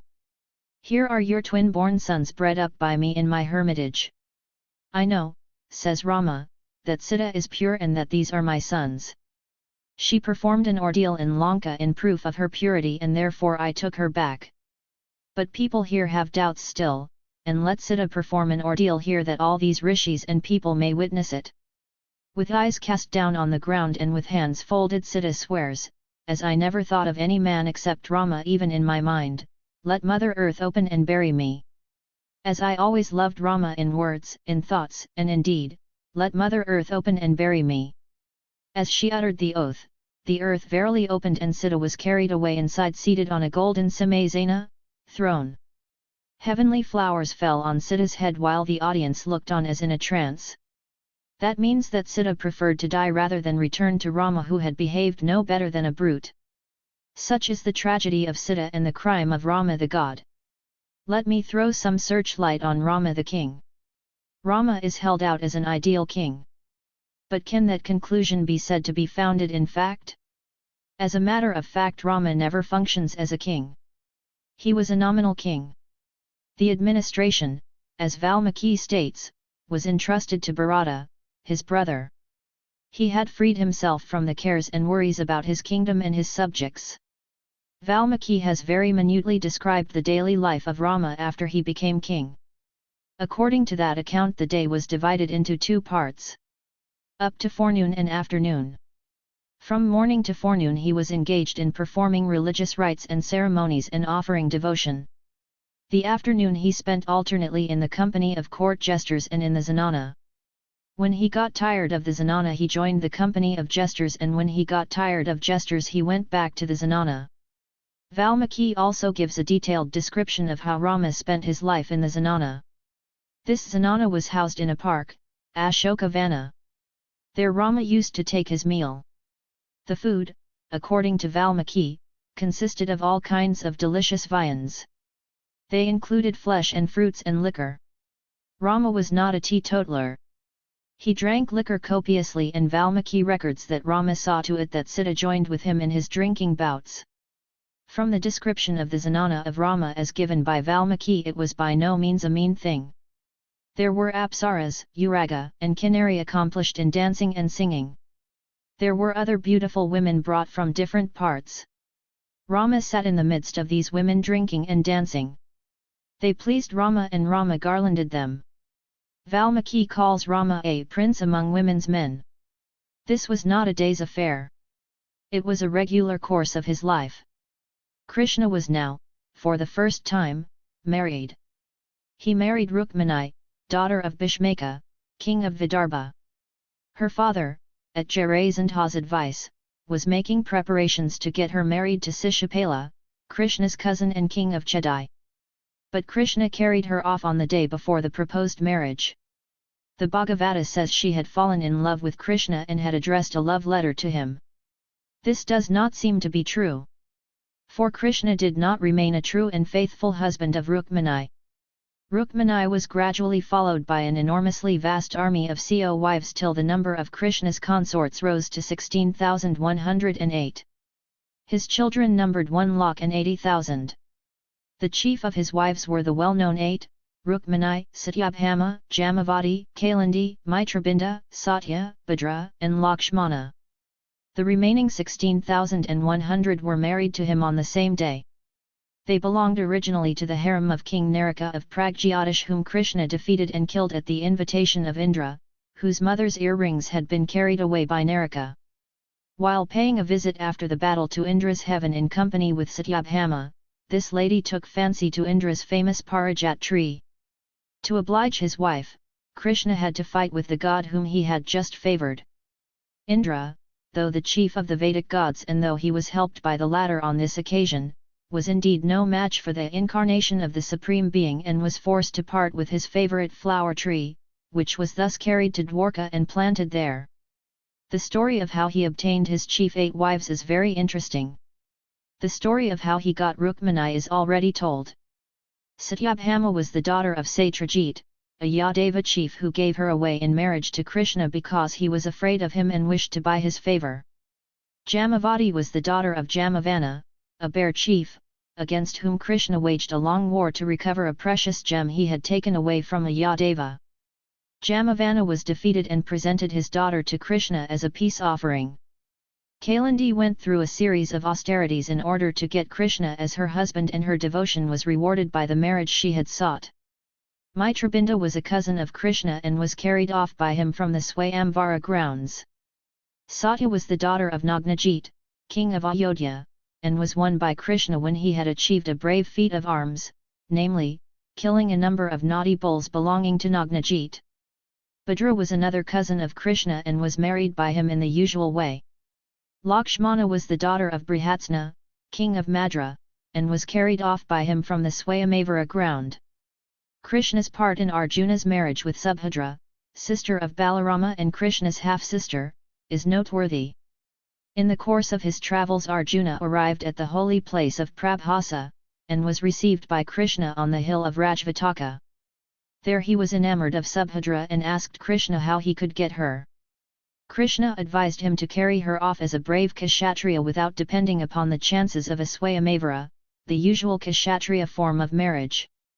The Yadavas were at first enraged at this outrage, but when Krishna convinced them that Arjuna would be a very worthy husband for Subhadra, and that by carrying her off he had done nothing unworthy of a hero, they consented to the union. And how could they do otherwise? Krishna did not simply argue like us, poor talkers. He, as we have already seen, had backed his precepts by his example. Section 3 The Unwept and Unsung Death of the Hindu Code Bill. No sooner had Ambedkar been appointed head of the drafting committee of the Indian Constitution than he received the sobriquet Modern Manu, possibly the most incongruous title for someone who initiated the 1927 Mahad movement by setting aflame the Manu Smriti, the very book that brings Manu fame. Consider, in contrast to this title, the images of Ambedkar as the maker of the Indian Constitution that continue to occupy the works of composers and singers of the Ambedkarite Gayan parties. Two compositions by a Buddhist Mahila Mandal, documented at Mahad in 2004, claim the constitution to be the true pride of the nation and compare the Mahatma on the Indian currency note with Bhima, who has made the nation proud with the mere nib of his pen. One who says Jai Bhim knows the value of Jai Bhim. He knows that Baba's constitution is the real pride of India. Why sing the false praise of the yogi? India is a great nation, because it is here that Phule and Ambedkar were born. The great yogis went just the way they came, all shattered to pieces. Who says our nation stands on the rupee note? You must say only that which is true. My Bhima lifted the nation just on the nib of a pen. In another composition, Shahir Arvind Akolawala says of Ambedkar, by rejecting the law of King Manu, he brought benefits to the entire woman caste. Pratibhatai and Mayawati too can now advise the world. In drafting a constitution that guaranteed individual and group rights, Ambedkar took the protest against Manu's code to its literal end, followed soon after by the Hindu Code Bill that wedged open the divide of personal/private spheres to democratic debate. When the constitution was adopted on November 25, 1949, Ambedkar alerted his observers to the potential complacency of political democracy by emphasizing two principles absent in Indian society: equality and fraternity. In politics we will be recognizing the principle of one man one vote and one vote one value. In our social and economic life, we shall, by reason of our economic and social structure, continue to deny the principle of one man one value. If we continue to deny it for long, we will do so only by putting our political democracy in peril. These words are free from the presumption that political modernity would supplant tradition and destroy the traditional structures of domination. Ambedkar's forceful counsel to the Constituent Assembly to frame a common civil code through the Hindu Code Bill needs to be seen as an effort to recognize the politically equal Indian woman citizen as an individual, and not merely as the bearer of the honor of the family, kinship, and community. In 1948, after Nehru decided on a subcommittee of the Assembly, he nominated Ambedkar as its head entrusted with the responsibility to draft the Hindu Code Bill. The bill sought to codify the diverse systems and property practices pertaining to men and women, alter the order of succession, and design new laws of maintenance, marriage, divorce, adoption, guardianship, and the minorities. In summarizing the provisions of the bill to the Assembly, Ambedkar broaches unprecedented issues such as the abolition of birthright to property, property by survivorship, half-share for daughters, conversion of women's limited estate into an absolute estate, abolition of caste in matters of marriage and adoption, and the principle of monogamy and divorce. Even a brief perusal reveals that the proposed legal reforms were aimed to undermine and limit practices that reproduced Brahmanical patriarchy. These included compulsory endogamy, absence of women's absolute right to property, indissolubility of marriage for women, and the threat polygamy presented for women. Bitter opposition from Congress members, the Hindu Mahasabha, and other Hindu religious leaders reiterates the bill's challenge to the very basis of Brahmanical patriarchy. A proper grasp of the intensity of opposition to the bill calls for a brief digression to the larger context beyond the Assembly, namely the world of popular culture that Ambedkar, too, enjoyed. Consider the 1955 Hindustani film MR and MRS 55, starring Guru Dutt and Madhubala, which adumbrated the anxieties that the bill generated. The film, compared by critics to a Hollywood-style romance, is said to be loosely based on the play Modern Marriage by Abrar Alvi, who is also the scriptwriter of the film. Directed and produced by Dutt, Mr. and Mrs. 55, tells the story of a struggling cartoonist Pritam Kumar, Guru Dutt, falling in love with a rich heiress Anita Verma, Madhubala. Anita's aunt Sita Devi, Lalita Pawar, who is a caricature of an insensitive women's rights activist, wants Anita to enter matrimony with the sole object of meeting a stipulation in her father's will that says she can inherit only if she marries. The rest of the film is about staging a marriage of convenience, the man-hating feminist aunt hankering for divorce, the couple really falling in love, and their finally investing faith in the niceties of heterosexual marriage. Specifically, the film caricatures the Hindu Code Bill as a divorce bill in the form of a romantic comedy. The narrative reflects various anxieties related to women collectively entering public spaces to debate their rights and roles within the family. By the plot, the heroine embraces a contractual marriage in order to claim her father's property, foregrounding the apprehensions regarding female agency in negotiating property and reducing marriage from a sacrament to a dissoluble contract. The plot frames this unrest by posing the uncontrolled modernity of the westernized, educated, upper-class woman. The film begins with Anita playing tennis against the self-effacing, subaltern Indian woman.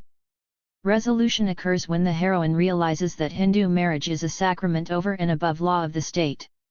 Indian tradition is restored to its authentic bearer, the upper caste, middle-class woman, in the concluding scene set in a courtroom. The heroine says, "If keeping one's family happy is slavery, I'll praise such slavery." Overall, the dialogue and screenplay resonate with debates that followed the bill's presentation in Parliament. Individual members contrasted their own humble wives married through Shastric rites with the lavender lip women, the imagined subject of the Hindu Code Bill. Rajendra Prasad, then President of India and Chairman of the Constituent Assembly of India, argued that his wife would never support the divorce clause and it was only overeducated women who favoured the bill. Ambedkar's logic and strategies. Given that the bill became so controversial and elicited vehement opposition from the House, Ambedkar became ever more committed to its potential for bettering society at large. This tenacity of belief became the fuel that powered his arguments. Most of the uproar was caused by clauses referring to the abolition of caste restrictions in marriage, monogamy, divorce, and equal share in property for women. Against such censure, Ambedkar's sophisticated and reasoned argument illuminates the bill's necessity and persuades naysayers to keep an open mind, all of which preceded his final recourse to resignation in protest. For instance, he argued that lifting caste restrictions in marriage and adoption was not tantamount to a ban on these practices within a caste. The bill would not disable the right of orthodox communities to continue to do what they thought was right by their dharma, and by that logic would also assist those impelled by reason and conscience to transcend caste restrictions. Here, the object was clearly to make kinship, or partner selection and adoption, so far policed by caste boundaries, subject to debate. To critics of the bill, who faulted his defiance of polygamy, for being too Western, Ambedkar offered the Hindu Smritis and Shastras, which he argued pro-polygamists implicitly contravene.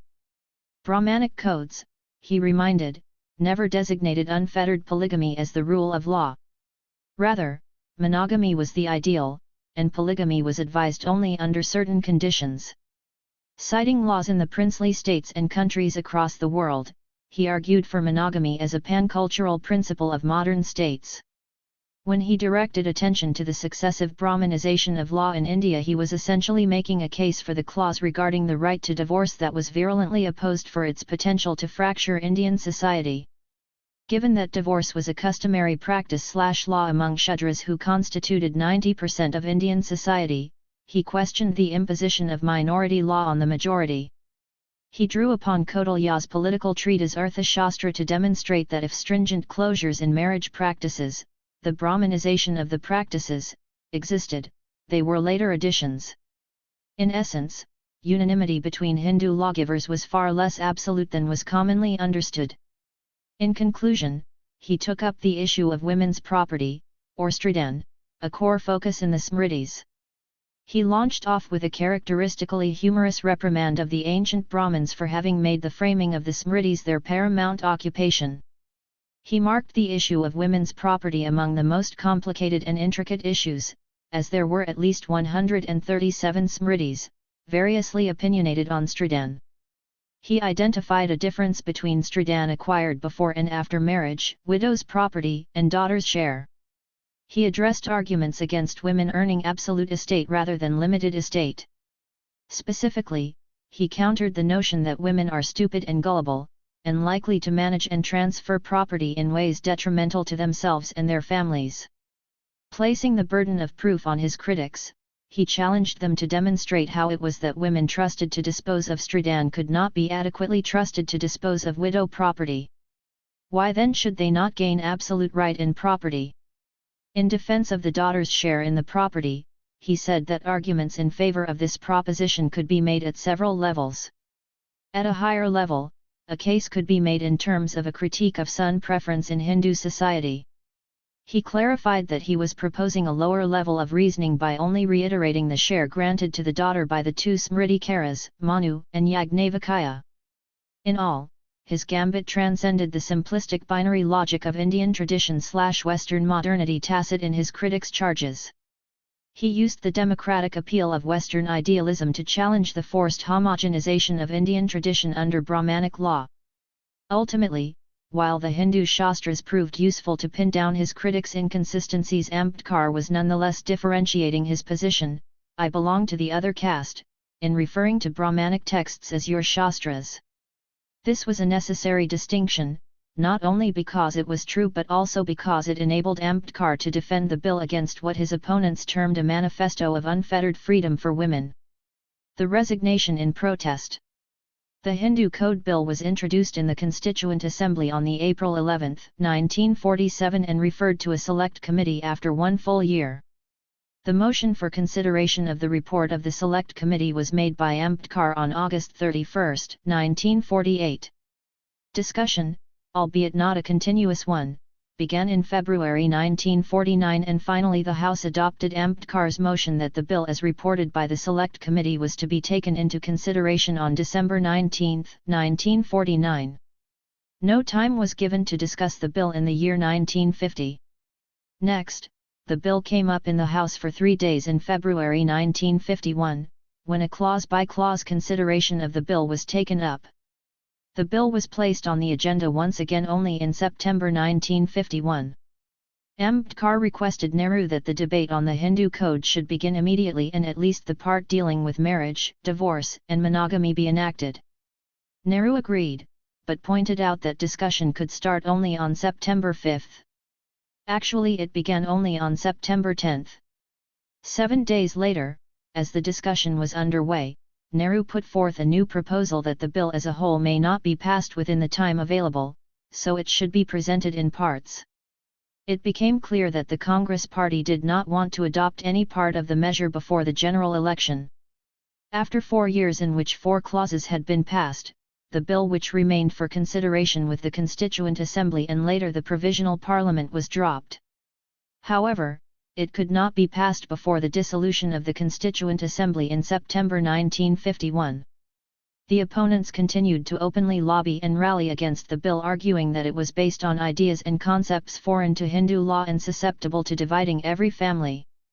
Dharma Sangh, Association of Dharma, a cultural association for the defense of traditional Hinduism, organized numerous demonstrations against the Hindu Code Bill.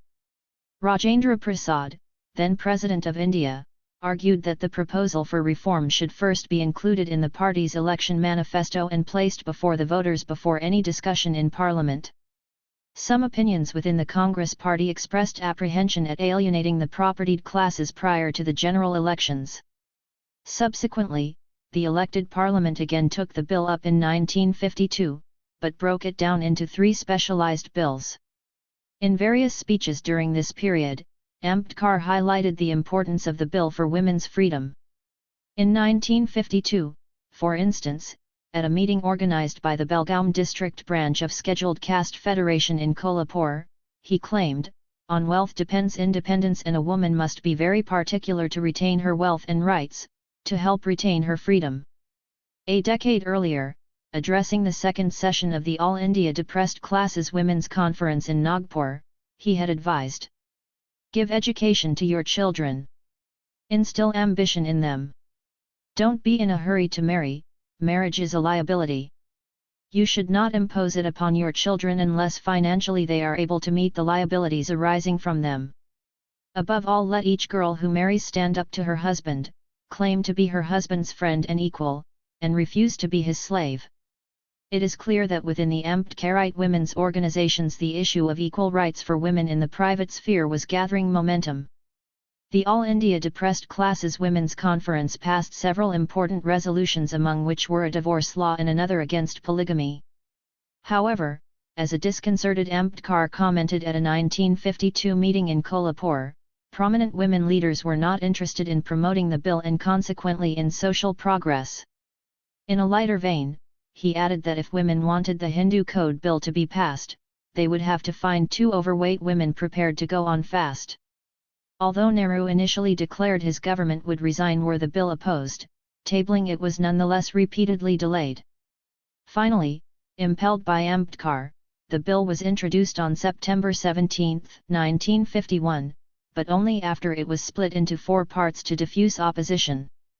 In a statement appending his resignation as law minister, Ambedkar refers to the Hindu Code Bill as the issue that led him to resign. He explains that the reason he continued in office, despite being traumatized by the machinations of the Prime Minister and the Congress Party whip, Satyendra Narayan Sinha, an open opponent of the bill, had to do with the potential of the Hindu Code Bill. For Ambedkar, it was the greatest reform measure passed by the legislature. Interestingly enough, for Ambedkar, the bill was neither a revolutionary measure nor a radical measure. Yet, intense opposition came from all quarters. For one, the president threatened to stall the bill's passage into law. Hindu sadhus laid siege to parliament. Business houses and landowners warned a withdrawal of support in imminent elections. We may therefore conclude that Hindu Code Bill posed the imminent threat of women gaining access and control over resources and property, the possibility of removal of restrictions of caste in marriage and adoption, and the dawn of the right to divorce. All this seemed to intimidate the structural links between caste, kinship, and property that form the very core of Brahmanical patriarchy. In theory, the Hindu Code Bill opened up the possibility of mixed marriages, dissolving upper caste male control over divorce and polygamy and inheritance and guardianship. The bill promised to give all women greater space to negotiate, transact, defy, and rework the norms of Brahmanical patriarchy. Men subordinated in the caste hierarchy could in principle disrupt the gendered boundaries of caste, while the privileged caste men's dispensation of polygamy stood challenged. In sum, responses to the bill are best framed by the potential the bill held for disrupting established caste and patriarchal controls over processes of production and reproduction. Latent in the bill is a threat to the ascending scale of social validity for male promiscuity and descending scale of sexual vulnerability for women in the Brahmanical order. Explaining his resignation, Ambedkar wrote, "To leave inequality between class and class, between sex and sex, which is the soul of Hindu society, untouched, and to go on passing legislation relating to economic problems is to make a farce of our constitution and to build a palace on dung heap." This is the significance I attached to the Hindu Code. We may recall here the sexual contract described by feminist political theorist Carol Pateman as intrinsic to the very existence of a democratic social contract and for securing men's authority over women. The sexual contract binds men in ways excluding women from the democratic contract. Further, according to feminist historian V. Geetha, in Indian society a kinship contract is essentially a contract between male kin to manage the world outside the home and to keep women confined to certain spaces. Such a contract, while offering women protection on the one hand, arrogates all power to kinsmen on the other. We could therefore see the unsung death of the bill as a case of suspension of democratic social contract by the caste-mediated kinship contract. In this setting, Ambedkar's resignation, a protest against the suspension of the democratic social contract, becomes a landmark in the history of women's rights in India. Ambedkar's statements in Parliament in defence of the Hindu Code Bill and his statement in explanation of his resignation from the cabinet need to be given their due recognition in the history of democratic struggles for women's rights against the Brahmanical patriarchy of the state. The Hindu Code Bill, Hindu Marriages Validity Bill. Pandit Thakur Das Bhargava, East Punjab, General Sir, I beg to move for leave to introduce a bill to provide that marriages between Hindus, Sikhs, Jains, and their different castes and subcastes are valid. Mr. Speaker, the question is that leave be granted to introduce a bill to provide that marriages between Hindus, Sikhs, Jains, and their different castes and subcastes are valid. The motion was adopted. Pandit Thakur Das Bhargava, Sir, I introduce the bill. Hindu Code. Honorable Dr. B.R.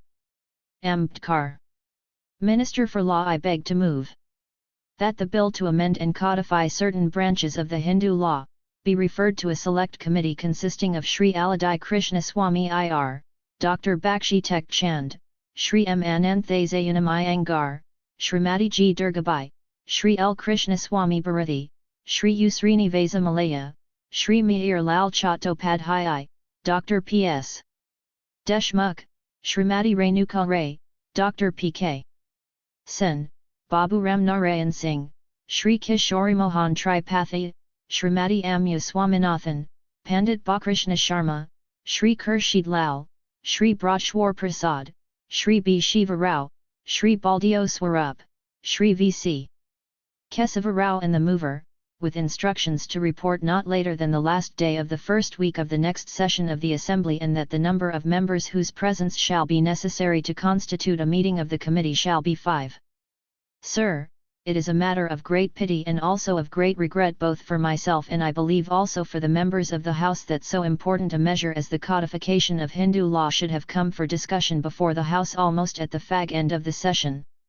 We have, according to the arrangement announced by the Honourable Speaker this morning, to conclude the debate on this motion by 7 o'clock from now, with an interval of half an hour. I think it my duty that within the limitations in which we are placed I should give more time to members of the legislature to express their views on the various points raised by this bill, and I should like to contribute my own mite to the fulfilment of this wish which I have expressed. The only way by which I could do it is to set an example by myself to make my opening speech as brief as I can possibly make. I regret it very much to have been required to come to that decision, because this bill is of such a vast character that if one were to expound it fully and thoroughly, and to explain its provisions as against the background of the existing Hindu law, I have not the slightest doubt that such an effort would take not less than 4 or 5 hours. But that is impossible, and the House therefore will forgive me if I confine myself to placing before it the most salient points which mark a departure from the existing law as we know it today. Sir, this bill, the aim of which is to codify the rules of Hindu law which are scattered in innumerable decisions of the High Courts and of the Privy Council, which form a bewildering motley to the common man and give rise to constant litigation, seeks to codify the law relating to 7 different matters. Firstly, it seeks to codify the law relating to the rights of property of a deceased Hindu who has died intestate without making a will, both female and male. Secondly, it prescribes a somewhat altered form of the order of succession among the different heirs to the property of a deceased dying intestate. The next topic it deals with is the law of maintenance, marriage, divorce, adoption, minority, and guardianship. The House will see what is the ambit and the periphery of this bill. To begin with the question of inheritance. Under this head the bill enacts a new principle, at least for certain parts of British India. As many members who are lawyers in this House will know, so far as inheritance is concerned, the Hindus are governed by 2 different systems of law. One system is known as Mitakshara and the other is known as Dayabhaga. The 2 systems have a fundamental difference. According to Mitakshara, the property of a Hindu is not his individual property. It is property which belongs to what is called a coparcenary, which consists of father, son, grandson, and great-grandson. All these people have a birthright in that property, and the property on the death of any one member of this coparcenary passes by what is called survivorship to the members who remain behind, and does not pass to the heirs of the deceased. The Hindu code contained in this bill adopts the Dayabhaga rule, under which the property is held by the heir as his personal property with an absolute right to dispose of it either by gift or by will or any other manner that he chooses. That is one fundamental change which this bill seeks to make. In other words, it universalizes the law of inheritance by extending the Dayabhaga rule to the territory in which the rule of the Mitakshara now operates. Coming to the question of the order of succession among the heirs, there is also fundamental difference of a general character between the rule of the Mitakshara and the rule of the Dayabhaga. Under the Mitakshara rule the agnates of a deceased are preferred to his cognates. Under the Dayabhaga rule the basis of heirship is blood relationship to the deceased and not the relationship based on cognatic or agnatic relationship. That is one change that the bill makes. In other words, here also it adopts the rule of the Dayabhaga in preference to the rule of the Mitakshara. In addition to this general change in the order of succession to a deceased Hindu, the bill also seeks to make 4 changes. One change is that the widow, the daughter, the widow of a predeceased son, all are given the same rank as the son in the matter of inheritance. In addition to that, the daughter also is given a share in her father's property. Her share is prescribed as half of that of the son. Here again, I should like to point out that the only new change which this bill seeks to make, so far as the female heirs have already been recognized by the Hindu Women's Right to Property Act of 1937. Therefore, so far as that part of the bill is concerned, there is really no change in the bill at all. The bill merely carries the provisions contained in the Act to which I have made reference. The second change which the bill makes so far as the female heirs are concerned is that the number of female heirs recognized now is much larger than under either the Mitakshara or the Dayabhaga. The third change made by the bill is this, that under the old law, whether the Mitakshara or the Dayabhaga, a discrimination was made among female heirs, as to whether a particular female was rich or poor in circumstances at the death of the testator, whether she was married or unmarried, or whether she was with issue or without issue. All these considerations which led to discrimination in the female heirs are now abolished by this bill. A woman who has a right to inherit gets it by reason of the fact that she is declared to be an heir irrespective of any other considerations. The last change that is made relates to the rule of inheritance in the Dayabhaga. Under the Dayabhaga the father succeeds before in preference to the mother. Under the present bill the position is altered so that the mother comes before the father. So much for the order of succession of heirs to a deceased male Hindu. I now come to the provisions in the bill which relates to intestate succession to females. As members of the House who are familiar with Hindu law will know, under the existing law the property held by a Hindu female falls into 2 categories, one is called her Stradan. Another is called woman's property. Taking first the question of Stradan, under the existing law Stradan falls into several categories. One category of Stradan has a different law of succession than another category and these rules are alike both as to Mitakshara as they are to the Dayabhaga. So far as Stradan is concerned the present bill makes 2 changes. The one change it makes is that it consolidates the different categories of Stradan into one single category of property and lays down a uniform rule of succession. There is no variety of heirs to the Stradan in accordance with different categories of the Stradan. All Stradan is one and there is one rule of succession. The second change which the bill seeks to make with regard to the heirs is that the son also is now given a right to inherit the Stradan and he is given half the share which the daughter takes. Members will realize that in formulating this bill and making changes in rules of succession, it is provided that while the daughter is getting half the share in the father's property, the son is also getting half the share in the mother's property so that in a certain sense the bill seeks to maintain an equality of position between the son and the daughter. Coming to the question of the woman's estate, as members of the House will know under the Hindu law where a woman inherits property she gets only what is called a life estate. She can enjoy the income of the property, but she cannot deal with the corpus of the property except for legal necessity. The property must pass after the death of the woman to the reversioners of her husband. The bill, here again, introduces 2 changes. It converts this limited estate into an absolute estate just as the male when he inherits gets an absolute estate in the property that he inherits, and secondly, it abolishes the right of the reversioners to claim the property after the widow. An important provision which is ancillary to the rights of women to inherit property contained in this bill is a provision which relates to dowry. All members of the house know what a scandalous affair this dowry is, how, for instance, girls who bring enormous lot of property from their parents either by way of dowry or stridan or gift are treated, nonetheless, with utter contempt, tyranny, and oppression. The bill provides in my judgment one of the most salutary provisions, namely, that this property which is given as dowry to a girl on the occasion of her marriage shall be treated as a trust property, the use of which will inure to the woman and she is entitled to claim that property when she comes to the age of 18, so that neither her husband nor the relations of her husband will have any interest in that property, nor will they have any opportunity to waste that property and make her helpless for the rest of her life.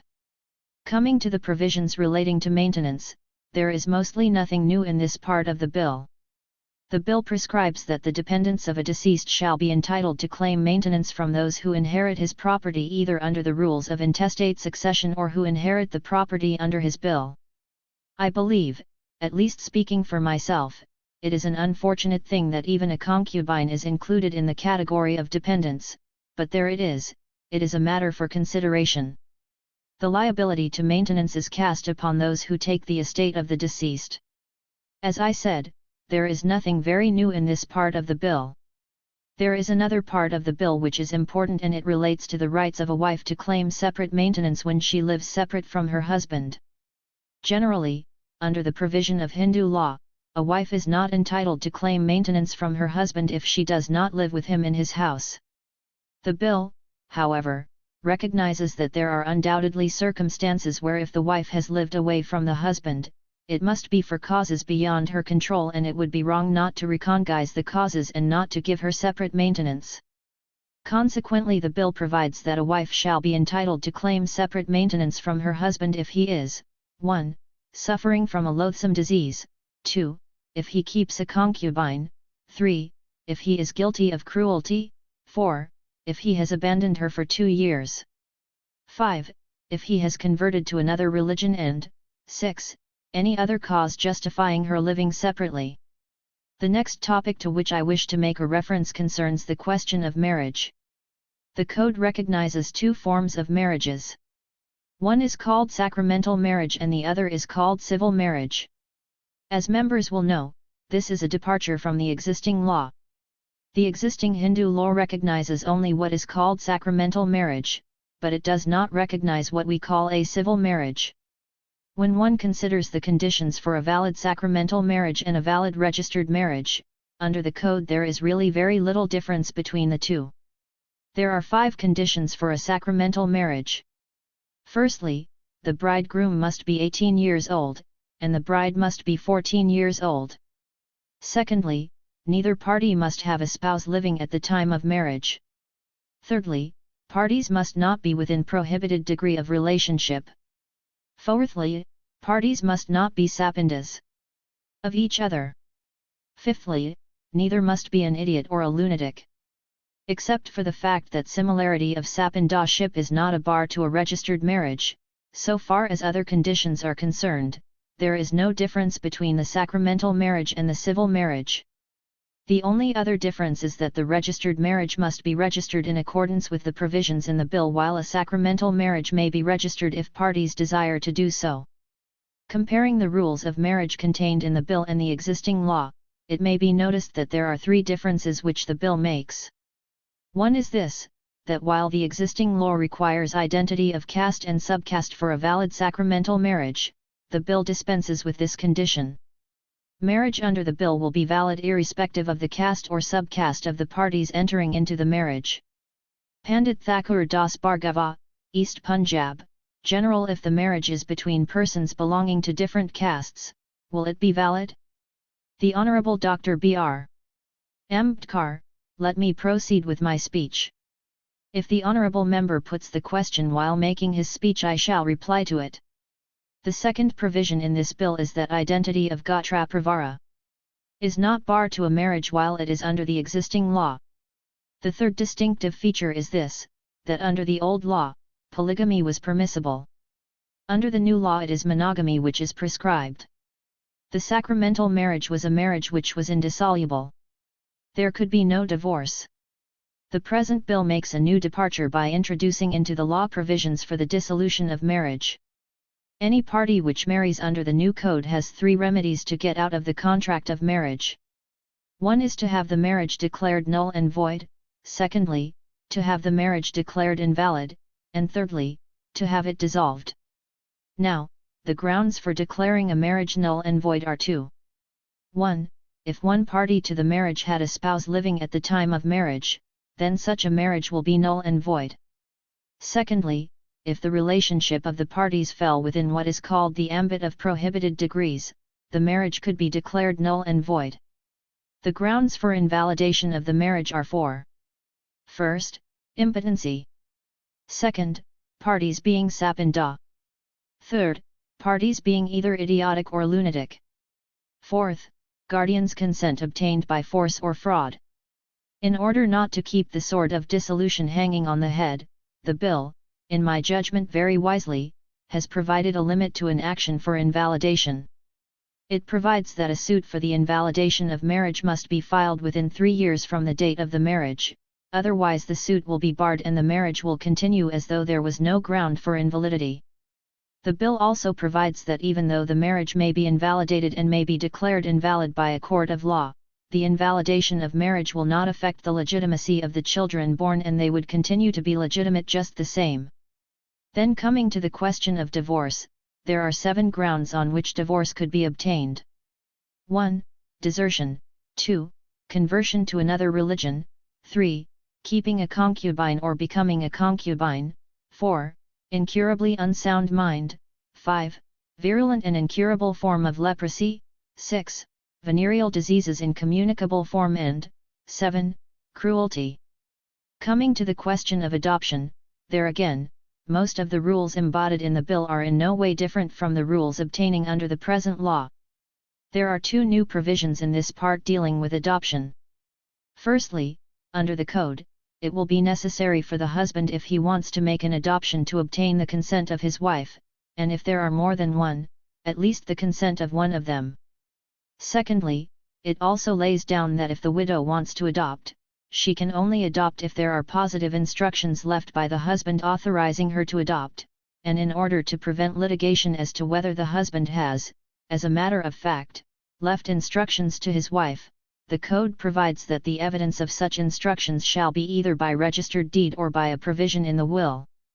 No oral evidence would be admissible, so that chances of litigation are considerably mitigated. The code also provides that the adoption may also be evidenced by registration. One of the most fruitful sources of litigation in this country is the question of adoption. All sorts of oral evidence is manufactured, concocted, witnesses are suborned, widows are fooled, they one day declare that they have made one adoption and subsequently they make an avowal that they have not adopted, and in order that all this litigation may be put a stop to, the code makes a salutary provision that there may be registration of adoption by a Hindu. Then there is the question of minority and guardianship, the last subject which the bill seeks to codify. There is nothing new in this part of the code and, therefore, I do not propose to say anything so far as this part in the bill is concerned.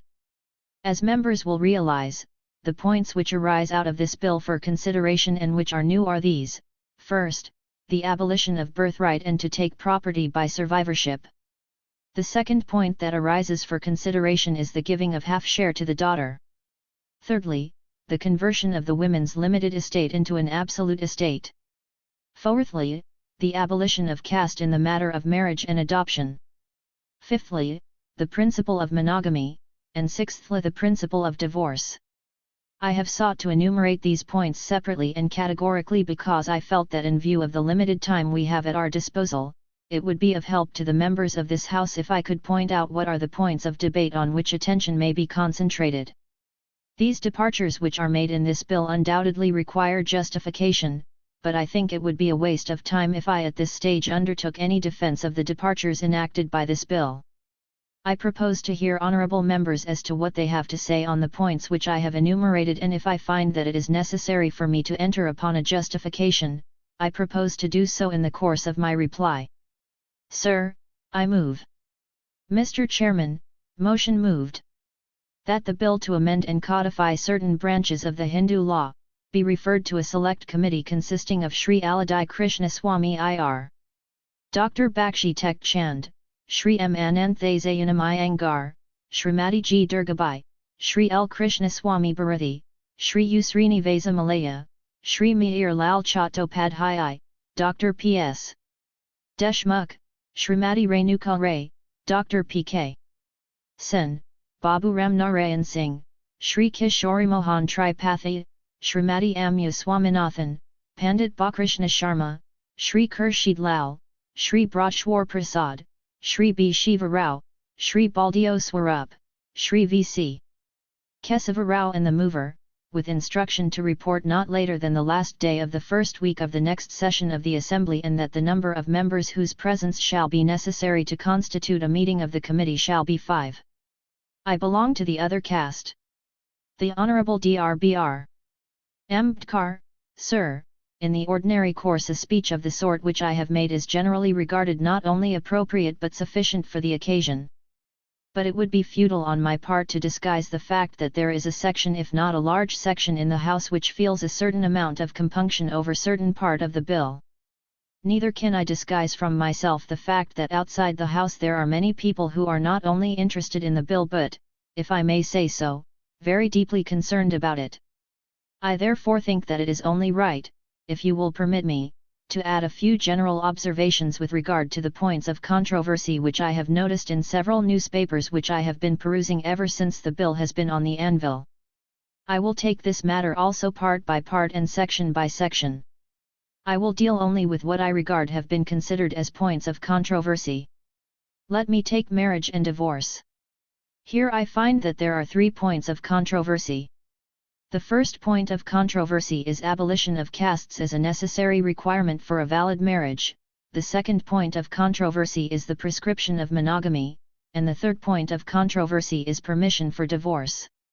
I will take the first point of controversy, namely abolition of caste restrictions.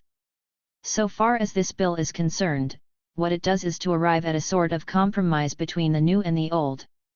The bill says that if a member of a Hindu community wants to follow the orthodox system which requires that a marriage shall not be valid unless the bride and bridegroom belong to the same varna, the same caste or the same subcaste, there is nothing in this code which can prevent him from giving effect to his wishes or giving effect to what he regards as his dharma. In the same way, if one Hindu who is a reformist and who does not believe in varna, caste, or subcaste, chooses to marry a girl outside his varna, outside his caste, outside his subcaste, the law regards his marriage also as valid. So far as the marriage law is concerned, there is therefore no kind of imposition at all. The Vidhikas, the orthodox, are left free to do what they think is right according to their dharma. The reformers who do not follow dharma but who follow reason, who follow conscience, have also been left to follow their reason and their conscience. Sri Mahavir Tyagi, UP. General, are they permitted to marry outside their religion also if their conscience directs them in that manner? The Honourable Dr. Br. Ambedkar, well, we will have another bill for that. I do not know whether my honourable friend Mr. Tyagi is unmarried. If he is, I will hurry it up. Sri Mahavir Tyagi, I want to make way for others. The Honourable Dr. Br. Ambedkar, consequently, what will happen in Hindu society so far as marriage law is concerned is there will be a competition between the old and the new. And we hope that those who are following the new path will win subsequently. But, as I say, if they do not, we are quite content to allow 2 parallel systems of marriage to be operative in this country, and anyone may make his choice. There is no violation of a Shastra, no violation of a Smriti at all. With regard to monogamy, it may be that it is a new innovation. But I must point out that I do think that any member in this House will be able to point out, having regard to customary law or having regard to our Shastras, that a Hindu husband had at all times an unfettered, unqualified right to polygamy. That was never the case. Even today, in certain parts of South India there are people who follow this, a section of the Natukatai Chetiyars. The case has been reported in the reports of the Privy Council itself. I am not depending on mere hearsay evidence but among the Natukatai Chetiyars. There is a custom that a husband cannot marry a second wife unless he obtains the consent of his wife. Secondly, when consent is obtained, he must allot to her certain property which I think in the Tamil language is called mapu. That property becomes her absolute property, so that if after her consent the husband marries and ill-treats her, she has a certain amount of economic competence in her own hands to lead an independent life. I cite that as an illustration to show that there has not been an unqualified right to polygamy. A second illustration which I would like to give would be from the Artha Shastra of Kautilya. I do not know how many members of the House have perused that book. I suppose many of them have. If they have, they will realize that the right to marry a second wife has been considerably limited by Kautilya. In the first place, no man can marry for the first 10 or 12 years because he must be satisfied that the woman is not capable of producing children. That was one limitation. The second limitation imposed by Kautilya on the right of second marriage was that the husband was to return to the woman all the stradan that she had acquired at the time of marriage. It is only under these two conditions that Kautilya's Artha Shastra permitted a Hindu husband to marry a second time. Thirdly, in our own country, in the legislation that has been passed in various provinces, monogamy has been prescribed. For instance, in the Maramacathayam and the Aliyazanthanam law, both of them prescribe monogamy as a rule of marital life. Similarly, with regard to the recent legislation that has been passed in Bombay or in Madras. Similarly in Baroda, the law is the law of monogamy. I hope the House will see from the instances I have given that we are not making any very radical or revolutionary change.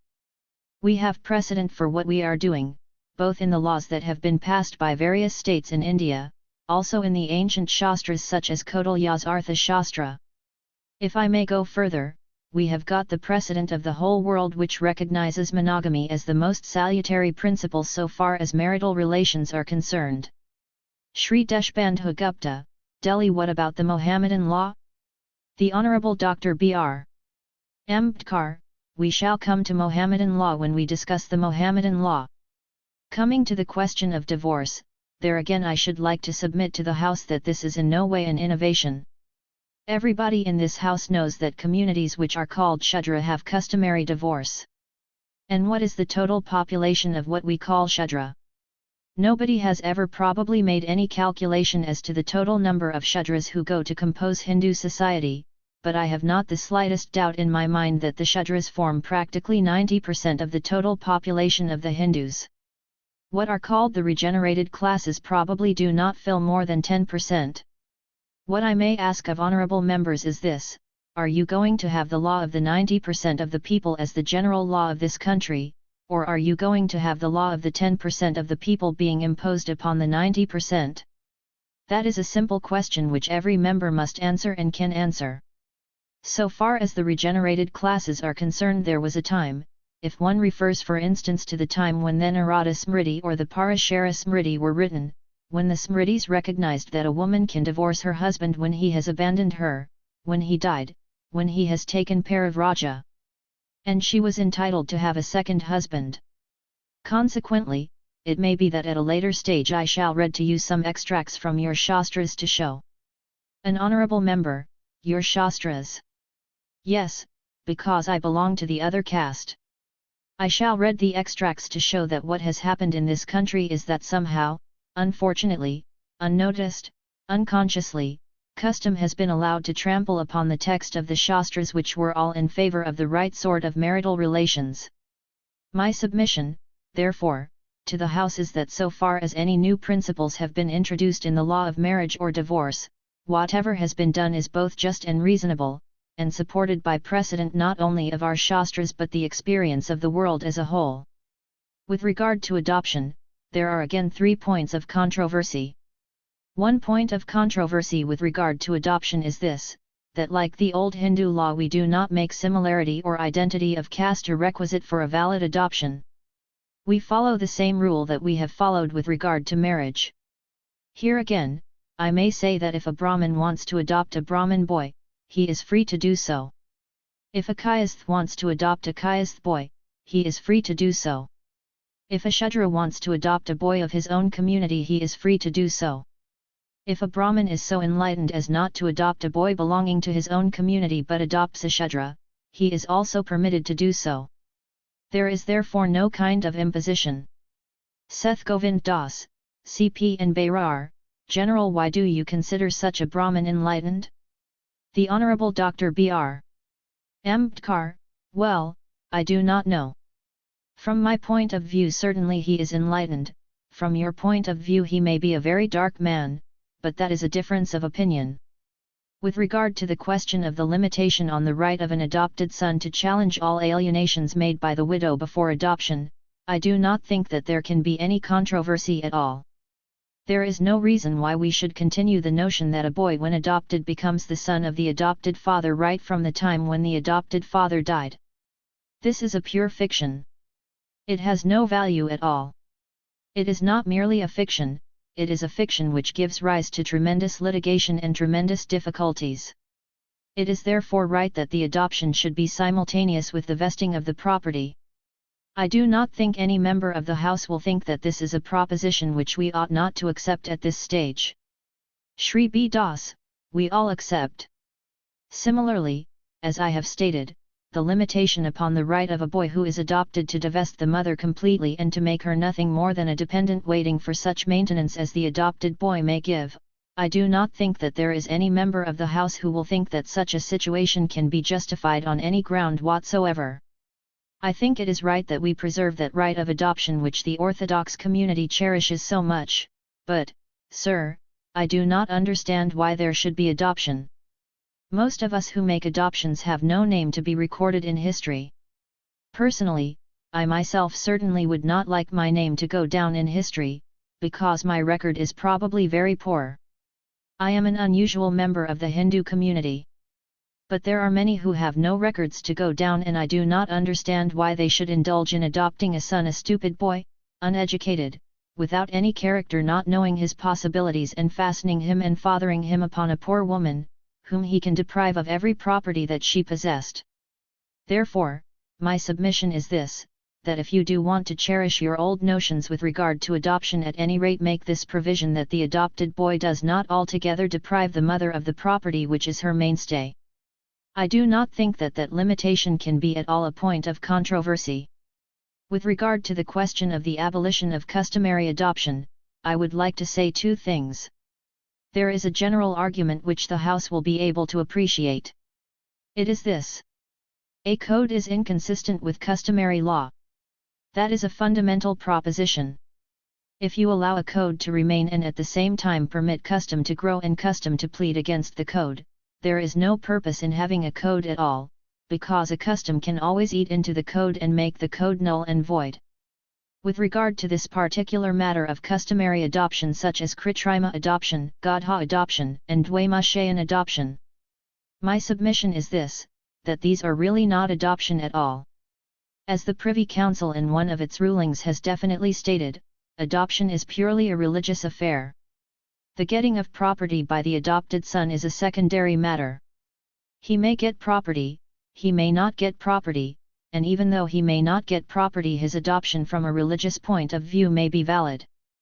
Therefore, my submission is this, that all these customary adoptions are nothing else but devices to keep property within the two families which enter into this bargain, and in my judgment, since we have passed the Constitution, and included in the directive principles one article saying that the state should take steps not to allow property being concentrated in the hands of one or a few, such devices like the Dwaimashayan, where two parties merely agree to share the property and keep it with them, ought not to be tolerated. Besides, there is no reason why parties who want to make a genuine adoption should not conform to the rules and regulations regarding the Dattaka adoption which is permitted by the law. Now, I come to women's property. I do not know how many members of this House are familiar with the intricacies of this subject. So far as I have been able to study this subject, I do not think that there is any subject in the Hindu law which is so complicated, so intricate as women's property, an honorable member, as the woman herself. If you ask the question, what is Stridan, before answering that question, you have to ask another question and find an answer for it. You must first of all ask, is she a maiden or is she a married woman? Because what property is Stridan and what property is not Stridan depends upon the status of the woman. Certain property is stridhanam if she has obtained it while she is a maiden, certain property is not stridhan if she has obtained it after marriage. Consequently, if you ask the question what is the line of inheritance to the stridhan, you have again to ask the question whether the stridhan belongs to a maiden or the stridhan belongs to a married woman. Because, the line of succession to the stridhan of a maiden is quite different from the line of succession to the stridhan belonging to a married woman. When you come to the question of succession to married woman's property, you have again to ask the question, does she belong to the Bengal school or does she belong to the Mitakshara school? If you ask the question whether she belongs to the Mitakshara school, you will never be able to find a definite answer unless you probe further and ask whether she belongs to the Mithila school or the Banaras school or some other school. This is a most complicated subject. At the same time, I should like honorable members to bear two things in mind. One is this: so far as woman's property is concerned, generally speaking, it falls into two categories. One category is called her stridhan and the other is called widow's property. The latter property is property which she inherits from a male member of her family, and, according to the existing law, property which she owns only during her lifetime and subsequently that property passes to the reversioners of the male heir. That is the position. Therefore, so far as woman's property is concerned, we have two different sorts of inheritance and two different sets of property, stridhan property and widow's property. The heirs to stridhan property are quite different and distinct from the heirs to the property she inherits from a male member. The question, therefore, we have to consider in codifying this particular branch of the Hindu law is this: are you going to maintain the two principal divisions which exist at present, namely, stridhan property and widow's property? Secondly, are you going to maintain the double line of succession, one line of succession for the stridhan property and another line of succession for widow's property? These are the two principal questions which arise when one begins to codify this law. The committee came to the conclusion that so far as codification was concerned, its purpose would be defeated if we allow the present chaos to continue. We must either decide that a woman will not be entitled to have absolute property or we must decide that a woman should have absolute property. We must also decide what should be the line of heirs for a woman, whether they should be uniform or they should be different. The committee came to the conclusion that so far as right to property is concerned, there should be uniformity and uniformity should recognize that the woman has absolute property. I know a great deal of the argument that is always urged against women getting absolute property. It is said that they are always subject to the influence of all sorts of people, and consequently it would be very dangerous to leave women in the world subject to the influences of all sorts of wily men who may influence them in one way or another to dispose of property both to the detriment of themselves as well as to the detriment of the family from which they have inherited the family property. The view that the committee has taken is a very simple one. In certain matters or certain kinds of property which is called stridhan property, the Smritis are prepared to invest women with absolute right. There can be no question at all that a woman has an absolute right over her stridhan property. She can dispose of it in any way she likes. My submission to the House is this: if the woman can be trusted to dispose of her stridhan property in the best way she likes, and nobody has ever raised an argument for the obliteration of that rule of Mitakshara, the burden of proof lies upon the opponents, who say that the other part of the property, namely, widow's estate, which the woman has inherited, should not become her absolute property. It is they who must prove that while women are competent to dispose of a certain part of the property which they possess, they are not competent to dispose of a certain other part. The committee, on a very careful examination, failed to find a satisfactory solution of this dilemma. The committee, in my judgment, very rightly, came to the conclusion that if in certain cases women were competent and intelligent to sell and dispose of their property, they must be held to be competent in respect of the disposal of the other property also. That is the reason why the committee have made this rule that women should now possess absolute property. The other question that arises on this issue, namely women's property, is the share of the daughter. I know it would be a very great understatement to say that this is a ticklish question. It is a very anxious question. There are many people in this world, in India today, both orthodox and unorthodox, who cannot help producing daughters, they do. I do not know what would happen to this world if daughters were not born. At the same time, they do not want to extend to the daughter the same love and affection which a parent is bound to extend both to the male and female issue. But I am not going to use any such high level of argument in favor of the proposition which has been enunciated by the Select Committee. I am going to speak on a much lower tone. The first thing that I would like to address myself to this House is this. The inclusion of the daughter among the heirs is not an innovation which is made by this committee. Honorable members who are familiar with the law of inheritance as it prevails both under the Mitakshara and Dayabhaga, I am sure, will admit that the daughter is included by both of them under what is called the compact series. As members will know, Hindu heirs are divided into several categories. The first category is called compact series. After that, there is a series of heirs spoken of as Sapindas, then comes Samanodakas. After that comes the Bandhus.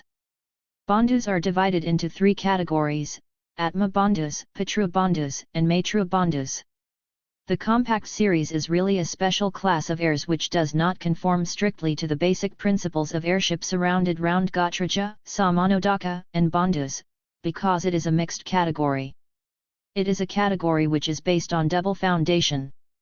It is based on propinquity, it is also based on religious efficacy.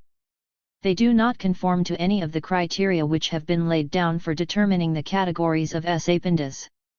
If you take both the laws, the Mitakshara as well as Dayabhaga, you will see that the daughter is included within the category known as compact series.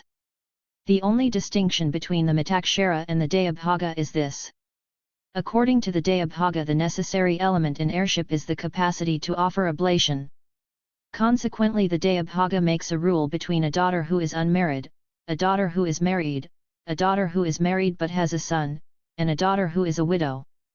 They give preference to a daughter who is married and has a son. Next to that, they give preference to a daughter who is married. The unmarried daughter comes third. But it is within that category, the reason being that a daughter who is married and has a son is already there to offer oblation, because her son can offer oblation. A daughter who is unmarried has no son, therefore his possibility of offering an oblation does not exist. That is why she has been kept down. But the point I want to emphasize, and which I want the House to bear in mind, is that there is no innovation as such in the inclusion of the daughter in the category of compact series. She has always been there both according to the Mitakshara and according to the Dayabhaga. The only innovation which the bill seeks to make is to raise the status of the daughter. Under the bill she becomes a simultaneous heir, along with the son, the widow of the predeceased son, son of a predeceased son of a predeceased son, widow of predeceased son of a predeceased son. The point is this, that originally, and particularly according to the Mitakshara law, no female was entitled to any kind of share at all. This law was changed in the year 1937, whereby the widow of the deceased, the widow of the predeceased son and of his grandson and great-grandson, they were all made simultaneous heirs along with the son. The only omission that was made was in respect of the daughter. The government at that time was not prepared to lend its support to put the daughter on the same level as the widow and the widows of the predeceased son and the predeceased son's son. This is therefore the only innovation that the bill makes. It merely raises it up in the order of heirs. It is not that for the first time she has been made an heir. Now I come to the question of her share. As the Rege Committee has pointed out, and as many of the witnesses who know the Shastras have pointed out, that it is impossible to deny the fact that the daughter according to the Smritis was a simultaneous heir along with the son, and that she was entitled to 1/4 share of her father's property. That has been accepted as a text from the Yajnavalkya and also from Manu. I once counted 137 Smritis, and I do not know why our ancient Brahmins were so occupied in writing Smritis and why they did not spend their time doing something else. It is impossible to say, assuming that that occupation was a paramount occupation of the day. There is no doubt that the two Smritikaras whom I have mentioned, Yajnavalkya and Manu, rank the highest among the 137 who had tried their hands in framing Smritis. Both of them have stated that the daughter is entitled to 1/4 share.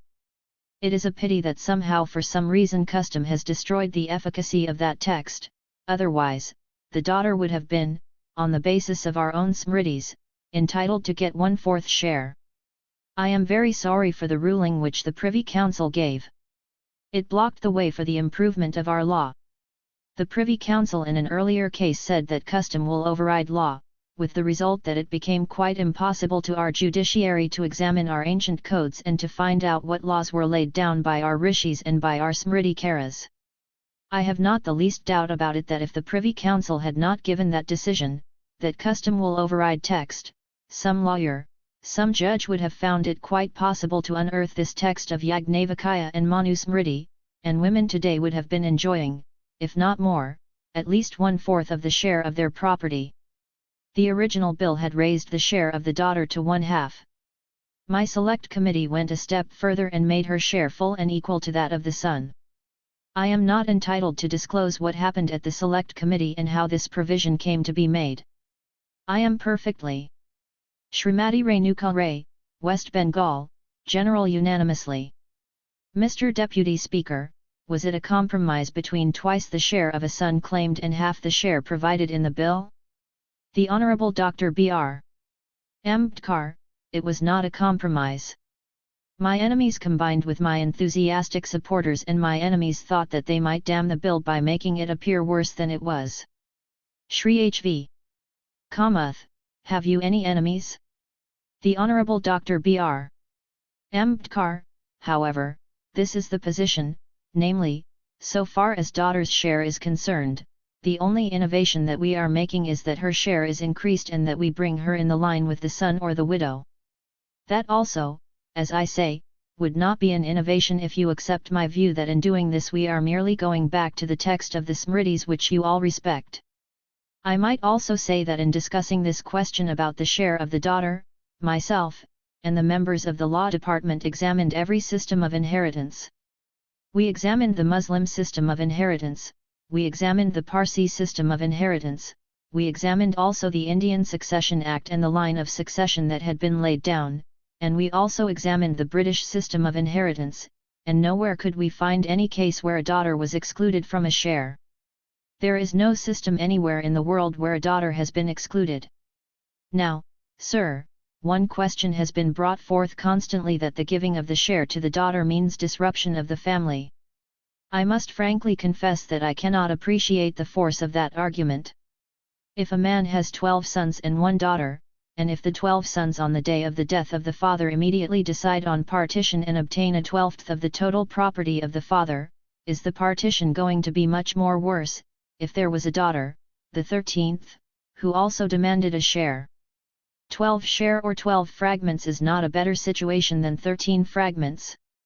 If you want to prevent fragmentation, we shall have to do something else, not by the law of inheritance but by some other law, whereby property shall not be fragmented so as to become less useful from a national point of view for purposes of national production.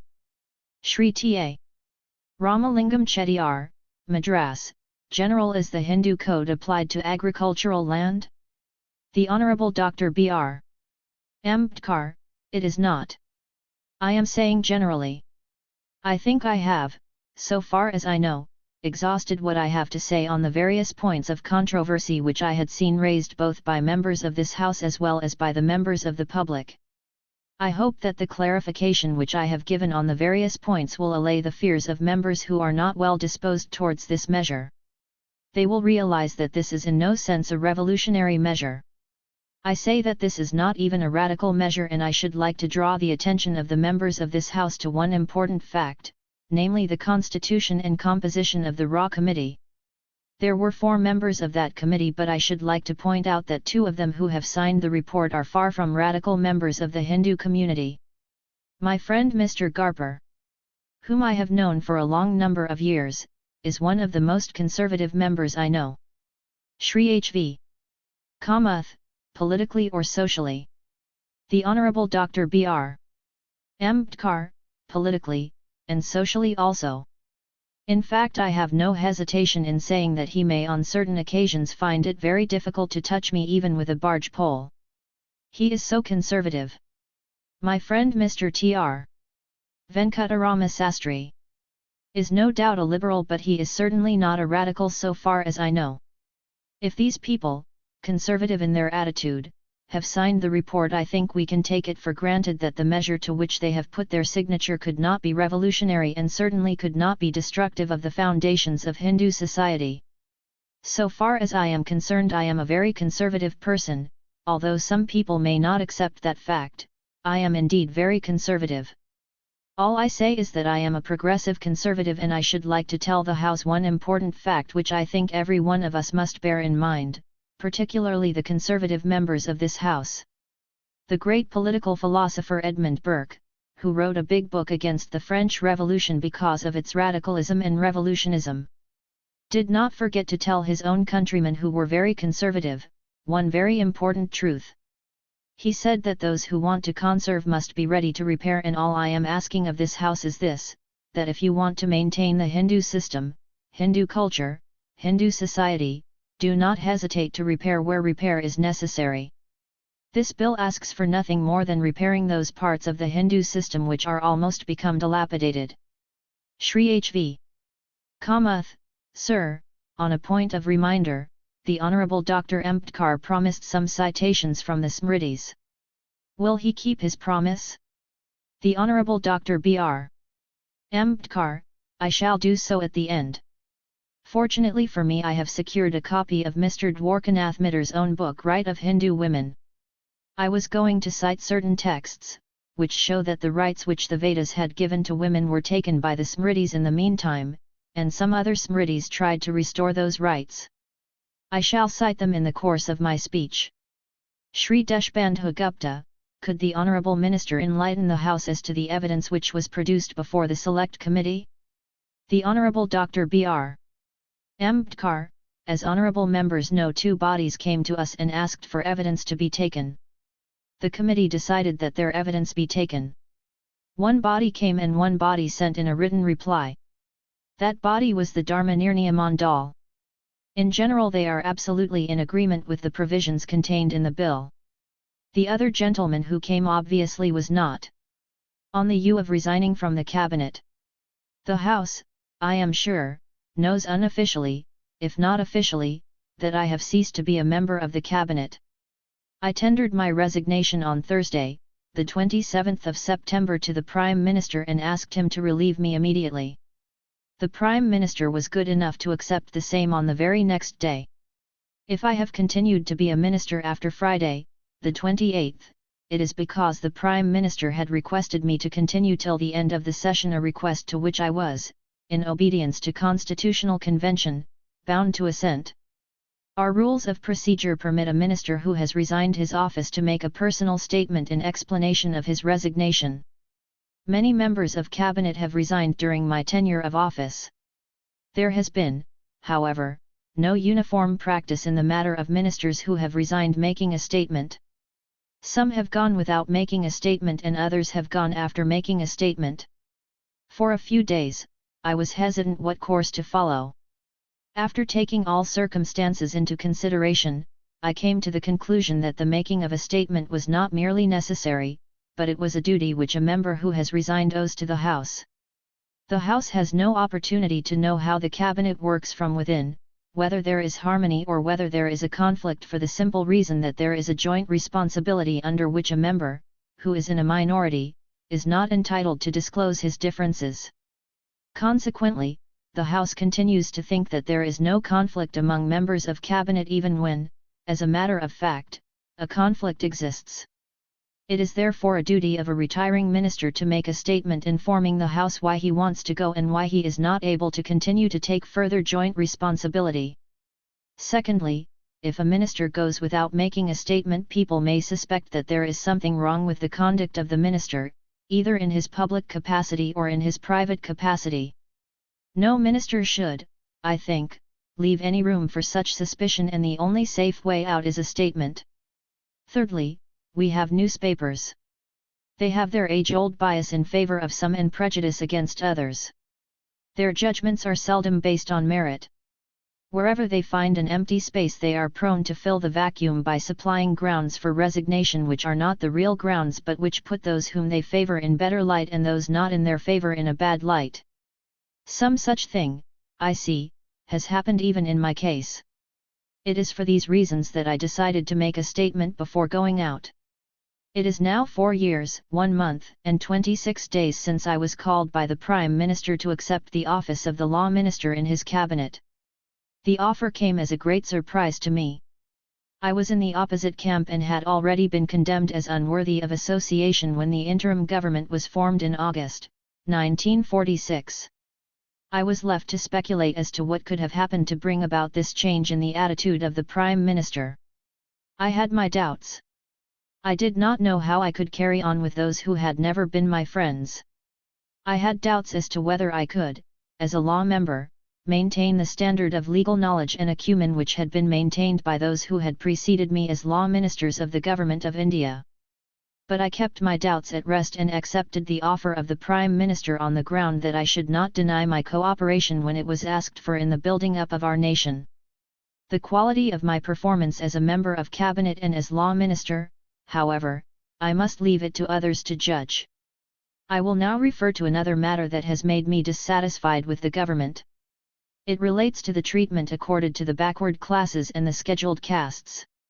I was very sorry that the Constitution did not embody any safeguards for the backward classes. It was left to be done by the executive government on the basis of the recommendation of a commission to be appointed by the President. More than a year has elapsed since we passed the Constitution. But the government has not even thought of appointing the commission. The year 1946, during which I was out of office, was a year of great anxiety to me and to the leading members of the scheduled castes. The British had resiled from the commitments they had made in the matter of constitutional safeguards for the scheduled castes, and the scheduled castes had no knowing as to what the Constituent Assembly would do on their behalf. In this period of anxiety I had prepared a report on the condition of the scheduled castes for submission to the United Nations. But I did not submit it. I felt that it would be better to wait until the Constituent Assembly and the future Parliament was given a chance to deal with the matter. The provisions made in the Constitution for safeguarding the position of the scheduled castes were not to my satisfaction. However, I accepted them for what they were worth, hoping that the government will show some determination to make them effective. What is the position of the scheduled castes today? So far as I see, it is the same as before. The same old tyranny, the same old oppression, the same old discrimination which existed before exists now, and perhaps in a worse form.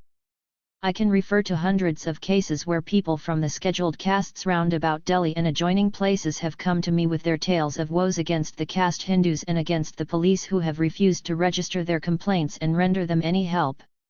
I have been wondering whether there is any other parallel in the world to the condition of the scheduled castes in India. I cannot find any. And yet why is no relief granted to the scheduled castes? Compare the concern the government shows over safeguarding the Muslims. The Prime Minister's whole time and attention is devoted for the protection of the Muslims. I yield to none, not even to the Prime Minister, in my desire to give the Muslims of India the utmost protection wherever and whenever they stand in need of it.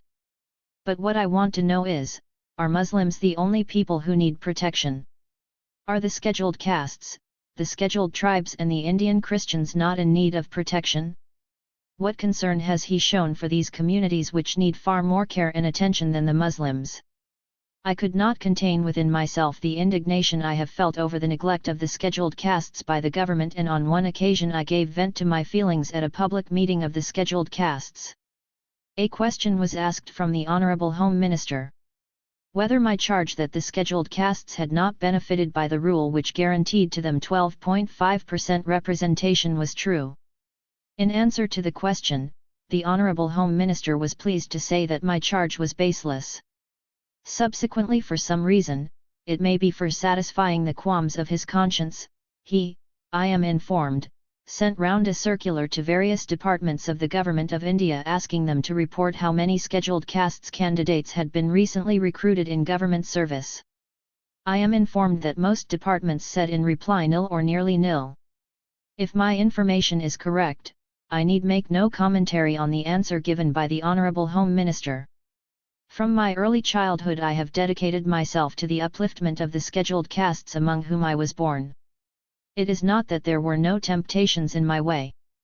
If I had considered my own interests, I could have been anything I wanted to be, and if I had joined the Congress I would have reached to the highest place in the organization. But as I said, I had dedicated myself to the upliftment of the scheduled castes, and I have followed the adage which says that it is better to be narrow-minded if you wish to be enthusiastic about a cause you wish to accomplish. You can, therefore, well imagine what pain it has caused me to see that the cause of the scheduled castes has been relegated to the limbo of nothing. I will now refer to the fourth matter, which has a good deal to do with my resignation.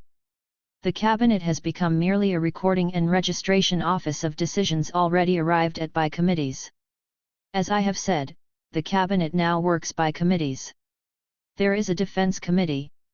All important matters relating to defense are disposed of by the Defense Committee. There is a Foreign Committee. All important matters relating to foreign affairs are dealt with by it. The same members of the Cabinet are appointed by them. I am not a member of either of these committees. They work behind an iron curtain. Others who are not members have only to take joint responsibility without any opportunity of taking part in the shaping of policy. This is an impossible position. I will now deal with a matter which has led me finally to come to the decision that I should resign. It is the treatment which was accorded to the Hindu Code Bill. The bill was introduced in the House on the April 11, 1947. After a life of 4 years it was killed and died unwept and unsung after 4 clauses of it were passed. While it was before the House it lived by fits and starts. For a full 1 year the government did not feel it necessary to refer it to a select committee. It was referred to the Select Committee on April 9, 1948. The motion for the consideration of the report was made by me on August 31, 1948. It was merely for making the motion that the bill was kept on the agenda. The discussion of the motion was not allowed to take place until the February session of the year 1949. Even then it was not allowed to have a continuous discussion. It was distributed over 10 months, 4 days in February, 1 day in March and 2 days in April 1949.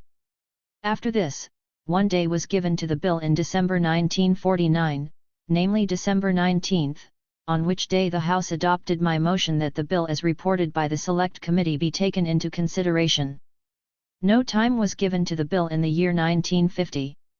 Next, the bill came before the House on February 5, 1951, when the clause-by-clause consideration of the bill was taken. Only 3 days 5th, 6th and 7th of February were given to the bill and left there to rot. This being the last session of the present Parliament, Cabinet had to consider whether the Hindu Code Bill should be got through before this Parliament ended or whether it should be left over to the new Parliament. The Cabinet unanimously decided that it should be put through in this Parliament. So the bill was put on the agenda and was taken up on September 17, 1951 for further clause-by-clause consideration. As the discussion was going on, the Prime Minister put forth a new proposal, namely that the bill as a whole may not be got through within the time available and that it was desirable to get a part of it enacted into law rather than allow the whole of it to go to waste. It was a great wrench to me. But I agreed, for, as the proverb says, it is better to save a part when the whole is likely to be lost. The Prime Minister suggested that we should select the marriage and divorce part. The bill in its truncated form went on. After 2 or 3 days of discussion of the bill, the Prime Minister came up with another proposal. This time, his proposal was to drop the whole bill, even the marriage and divorce portion. This came to me as a great shock, a bolt from the blue. I was stunned and could not say anything. I am not prepared to accept that the dropping of this truncated bill was due to want of time.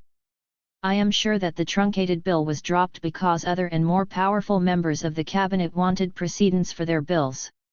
I am unable to understand how the Banaras and Aligarh University bills, and how the Press Bill, could have been given precedence over the Hindu Code even in its attenuate form. It is not that there was no law on the statute book to govern the Aligarh University or the Banaras University. It is not that these universities would have gone to rack and ruin if the bills had not been passed in this session. It is not that the Press Bill was urgent. There is already a law on the statute book and the bill could have waited. I got the impression that the Prime Minister, although sincere, had not the earnestness and determination required to get the Hindu Code Bill through. In regard to this bill, I have been made to go through the greatest mental torture. The aid of party machinery was denied to me. The Prime Minister gave freedom of vote, an unusual thing in the history of the party. I did not mind it. But I expected two things. I expected a party whip as to time limit on speeches and instruction to the chief whip to move closure when sufficient debate had taken place. A whip on time limit on speeches would have got the bill through. When freedom of voting was given, there would have been no objection to have given a whip for time limit on speeches. But such a whip was never issued. The conduct of the Minister for Parliamentary Affairs, who is also the chief whip of the party, in connection with the Hindu Code, to say the least, has been most extraordinary. He has been the deadliest opponent of the code and has never been present to aid me by moving a closure motion. 4 days and hours filibustering has gone on a single clause. But the chief whip, whose duty it is to economize government time and push on government business, has been systematically absent when the Hindu Code has been under consideration in the House. I have never seen a case of chief whip so disloyal to the Prime Minister and the Prime Minister so loyal to a disloyal whip. Notwithstanding this unconstitutional behavior, the chief whip is really the darling of the Prime Minister. For, notwithstanding his disloyalty, he got a promotion in the party organization. It is impossible to carry on in such circumstances. It has been said that the bill had to be dropped because the opposition was strong. How strong was the opposition? This bill has been discussed several times in the party and was carried to division by the opponents. Every time the opponents were routed. The last time when the bill was taken up in the party meeting, out of 120 only 20 were found to be against it. When the bill was taken in the party for discussion, 44 clauses were passed in about 3.5 hours' time.